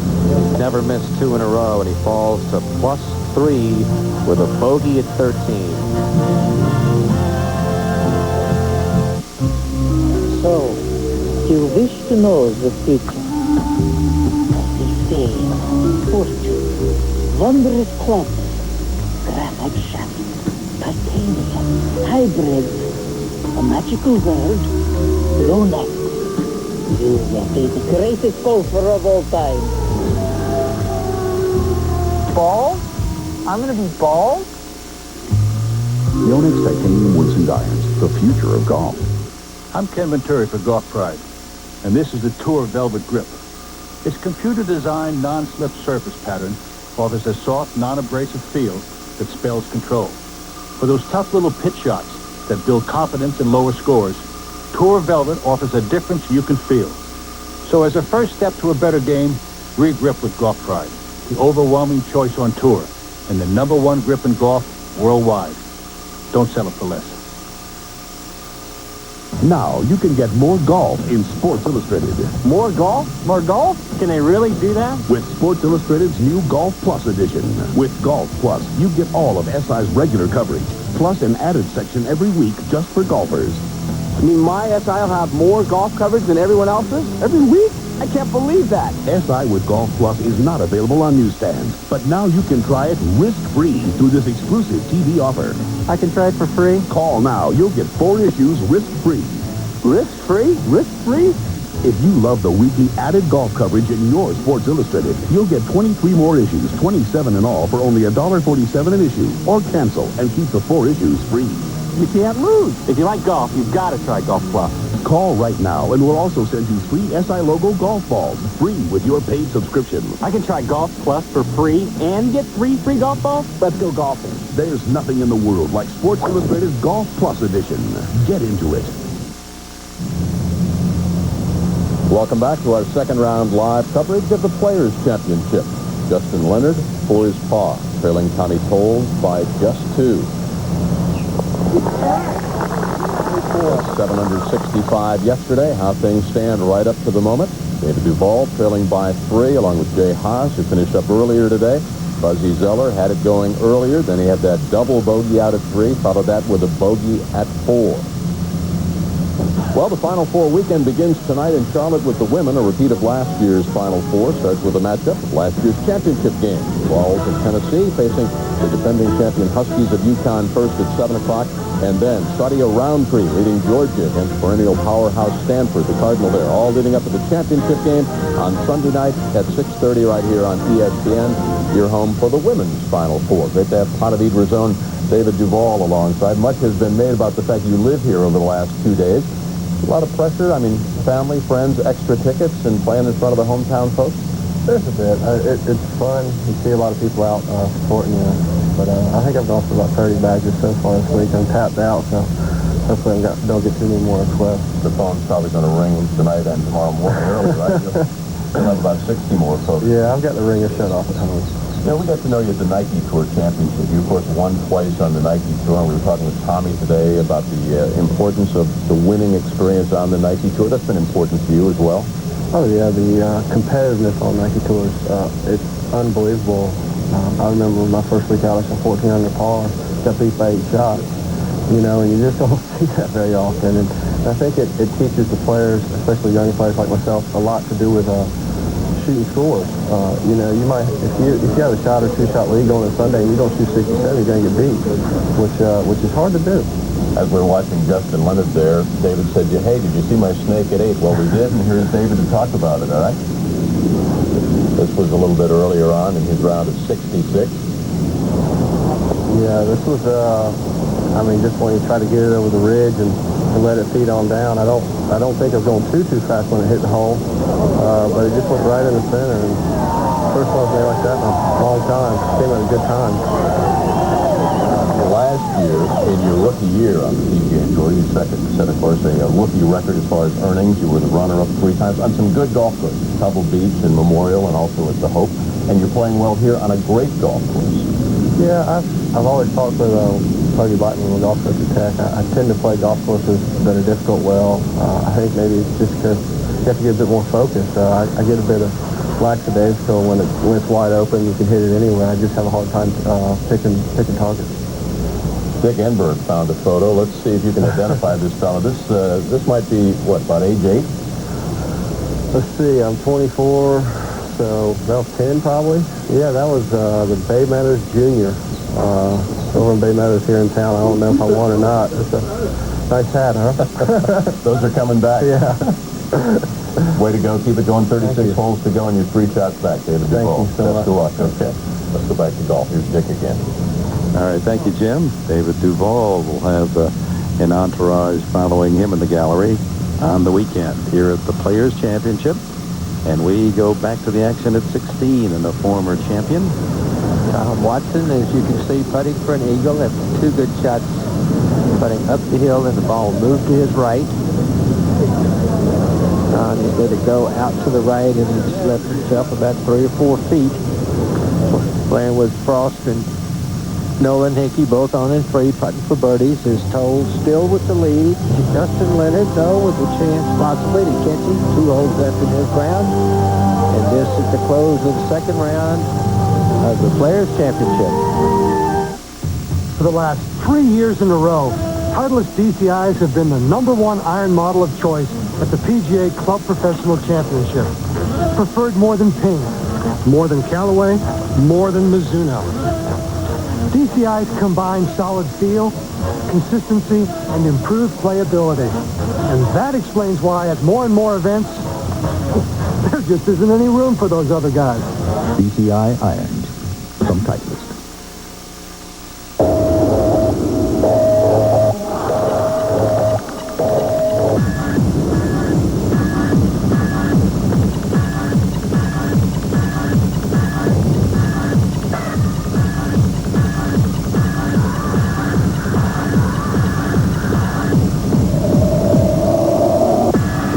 Range of Pirelli tires at your Pirelli retailer today. Pirelli tires. Power is nothing without control.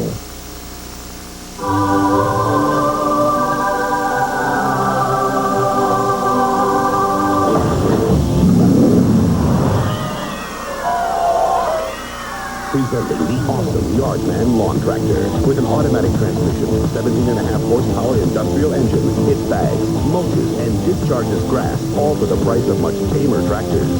Yardman mowers and tractors, made in America. There's you, the guy you married, and your 2.3 kids. You've got good reasons to use deodorant soap. Now we've got a better reason not to. New Zest Body Wash. See, deodorant soaps can be too drying, but new Clear Blue Zest Body Wash is a skin conditioning gel that rinses cleaner than deodorant soaps. So, the big guy's refreshed, the kids are clean, and you're real smooth. Clearly, new Zest Body Wash gives everybody cleaner, smoother skin. Well, almost. David Frost from about 18 feet, just to go 7 under. Right in the heart.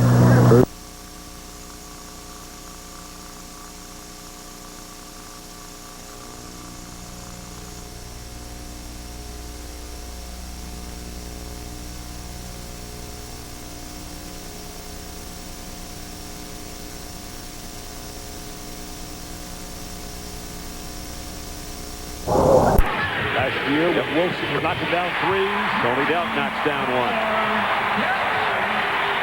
That'll knock down your momentum when you're trying to climb back. You get it to 15, and here comes the big 3 by Kentucky.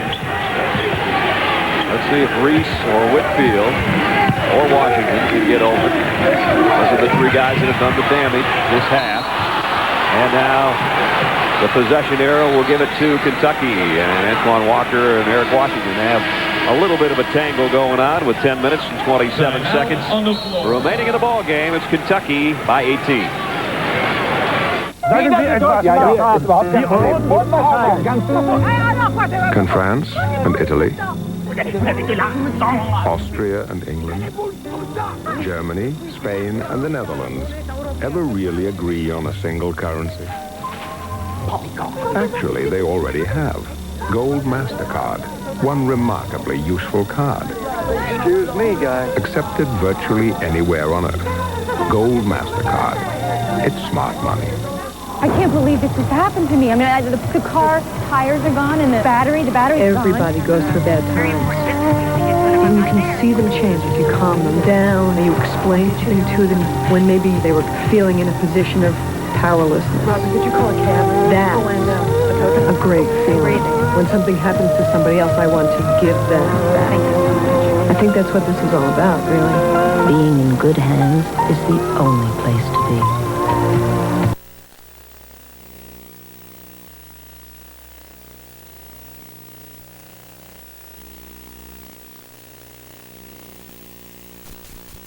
Floyd. A little piece of NBA history in Utah's rout of Boston. John Stockton will make his second steal of the night, the 2,311th of his career. The passing Mo Cheeks, the guy from Gonzaga, the all-time assist man and the all-time steals leader in NBA history. That's a blowout there, but now a blowout in Providence as UMass continues to lead, but only by 4 with 11 to play over on ESPN2. Back to Ruff. All right, Chris, here it's 18 points. Kentucky leading Alabama to 27 left. Packed house at Ruff.